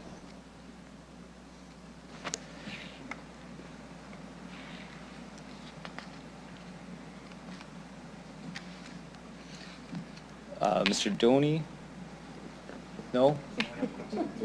Or sorry, yeah, I don't think that's I saw you shaking your head. I didn't know if it was yes or no, but I can see it's clearly no right now. I don't know if there's, yeah, I mean, is this a legal question around the Library Act? Okay. You know what? It's fine. I think, do you want to answer?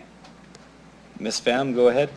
Through the chair, like we have the community standards bylaw, but it's not necessarily explicit about upkeeping property so that it doesn't go into disrepair.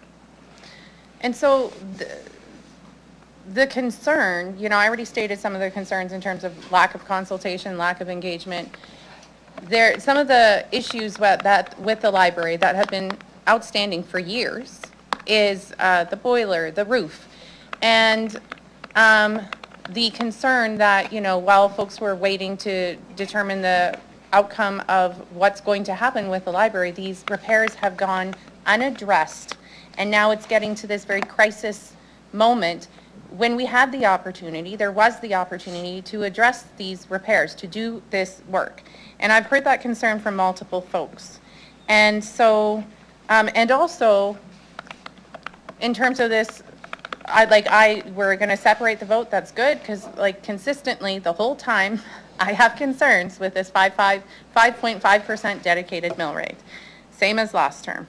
And I also have to represent my ward, and that now that the boundaries have changed, yes, there is a library in North Central. The rest of the ward does not have a library branch, and with this sustained focus on what are we going to do with the central branch, there are parts of the city who just don't have library service. And so it is I can appreciate the desire for there to be a serious look at what is being proposed for the library branch to ensure that we have adequate funds to have branches in areas that don't have them, like Dieppe, like Westera, which are some of the areas that are the farthest away from a library as it currently sits. So, and the whole question about the Heritage Building and what is going to be done in relation to that current status, maintaining that architectural design. Like, there are multiple outstanding concerns. And I guess the last thing I will say is that we don't know still. There is a range of debt. If I remember correctly, well, I don't want to, can somebody actually tell me, so I'm not just making up numbers, what was the debt request from, like, you know, it's gone to the, for approval, it's a range. The library needs between what and what, like, what was approved? It's a range. We don't know. Go ahead, Mr. Anderson. Thank you, and through the chair. So what was, the library has a range in their documents of what they think might be proposed because they don't know what the answer is yet. In our debt plan, we have to make an estimate, so we have an estimate in our debt plan, which is driving then the dedicated mill rate to get us there. And I'll get, I forget your last name now. I'm so tired. Ms. Calendar to respond, I'm sorry. Go ahead. It's been a long week, that's okay, Darren. Yeah, you're right. In the proposal that they brought forward, or the report they brought forward, they had the minimum debt was around 92 million and the maximum was 119 million. Okay. And so they had a range between 92 and 119, but we had to put an actual estimate instead of a range. And so what was the number that we gave for approval for debt?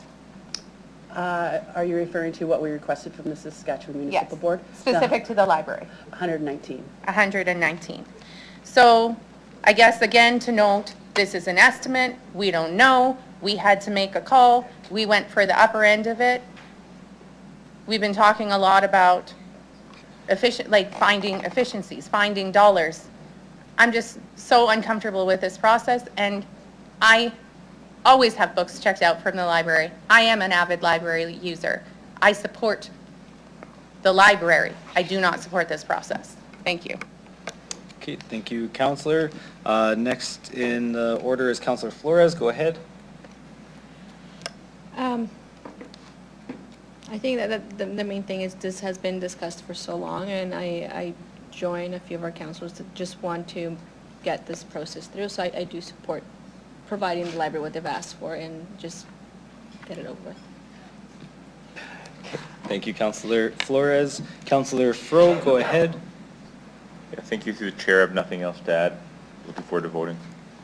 Okay, thank you, Councillor Fro. Councillor Burton, go ahead. Check. Okay, thank you, Councillor Burton. Councillor Bezo, go ahead. Yeah, in a very few words, I support what Councillor Skindiak says. Okay, thank you, Councillor Bezo. And I have nothing further from my perspective. So I will go back to see, is there anybody else that needs to speak to a second round? Okay, so I'll do the same as last time. I'll just check in with everybody, and if there's still somebody that needs or has something to say, sorry.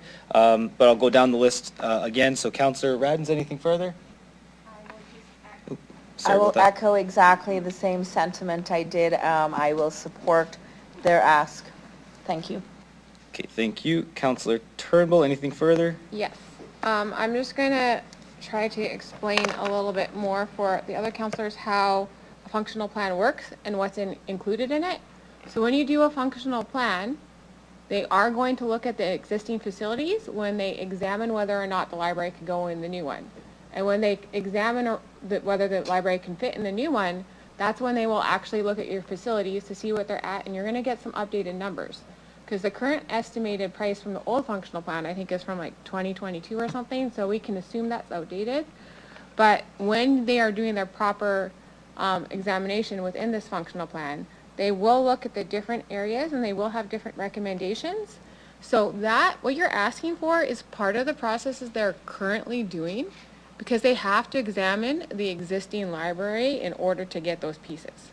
So what you're asking for is what is happening. So I don't think you really want to halt that because it's examining the different, whether it can be renovated or brand new or where it could go. So all these pieces of our information are exactly what is happening. Thank you, Councillor Turnbull. Councillor Sickley's, anything further? Yeah, through you, Chair.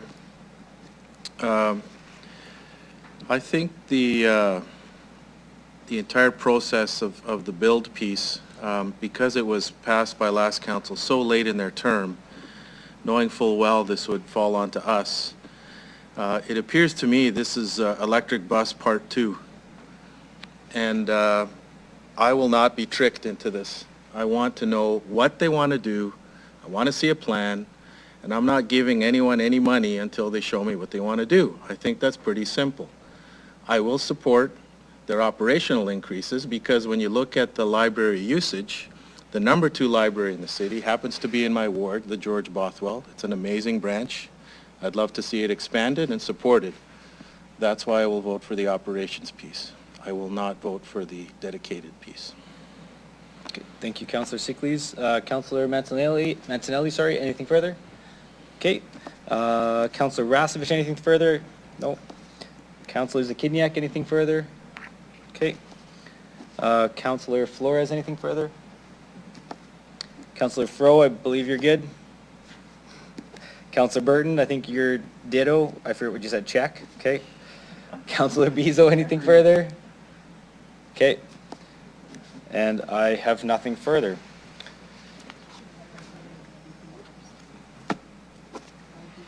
Okay, so we are going to, and at the request, we're going to separate the vote. So there'll be 2 votes, one for the dedicated and one for the operational. We are going to vote on the dedicated mill rate first. So that's B, because I can explain. Because if that does not pass, then we will have to take a break because some calculations will have to be made. For sure, yeah. We're going to vote on B first. So just to be clear, the first vote will be for B, the dedicated 5.5 increase. So I will ask the clerk to start the vote, please.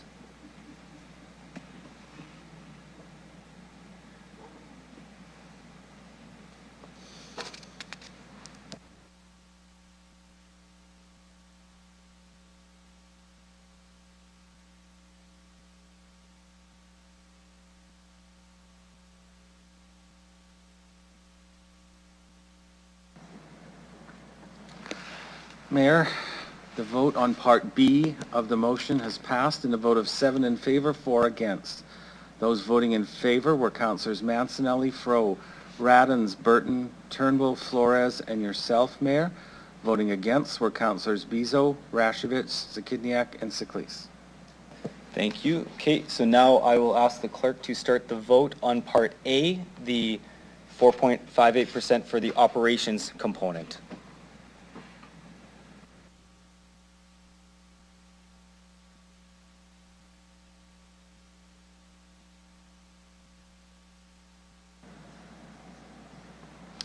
Mayor, Part A of the motion passes in a vote of 10 to 1. Those voting in favor were Councillors Mancinelli, Fro, Radens, Burton, Bezo, Turnbull, Zakidniak, Siklis, Flores, and yourself, Mayor. Voting against was Councillor Rashevich. Okay, thank you. Believe it or not, folks, we are on the home stretch. Okay, so we're now going to consider the administrative budgetary line items outlined in recommendations 14 to 25 of report CM 25-3. Again, we will do the same speaking order that was drawn, but with only one round of 5 minutes for each councillor that would like to speak, and one allotment of 3 minutes for any amendments that would be brought forward. So again, Councillor Radens, if you don't mind, would you please move recommendations 14 to 25 of the report, please? Thank you. And I'll ask for a seconder, please. Councillor Fro, thank you. So Councillor Radens, I will go to you. As I said, up to 5 minutes to speak if you have anything to speak on this item. I have lots. Just kidding. Moving forward, thank you. Okay, thank you. Councillor Turnbull, anything from you? Nope. Okay, thank you. Councillor Sickleys, anything from you? No, Mayor, nothing from me. Thank you. Councillor Mancinelli, anything from you on this one? No, nothing to add. Okay, thank you. Councillor Rasevich, anything from you? Nothing. Councillor Zakidniak, anything from you? No, okay. Councillor Flores, anything from you? The risk of losing district. I just have one question for administration. Yeah. Very quick question. In terms of the schedule for these type of alley repairs, when and how do we get that as council to relate that to our constituents? Mr. Doney, go ahead. Through the chair, if it's a major reconstruction of an alley, that'll be part of the construction program. If it's just a basic repair, that wouldn't be provided to council in advance. Okay. Is there a place to get like, you guys don't have to send it, but for us to know what is happening within our ward? Because it's something that comes often as a request? Through the chair, that'll come in, I think, April, the overall construction plan. That'll be given to council, broken up by ward. All right, perfect. That's all for me. Thank you, Councillor Flores. Councillor Fro, anything from you? Nothing. Okay, thank you. Councillor Burton, anything from you? Nay. Thank you. Councillor Bezo, anything from you? Oh, I'm good, thank you. Okay, thank you. And I do not have anything. That will be the one round for that particular item. So I will please ask the clerks to start the vote on recommendations 14 to 25, please.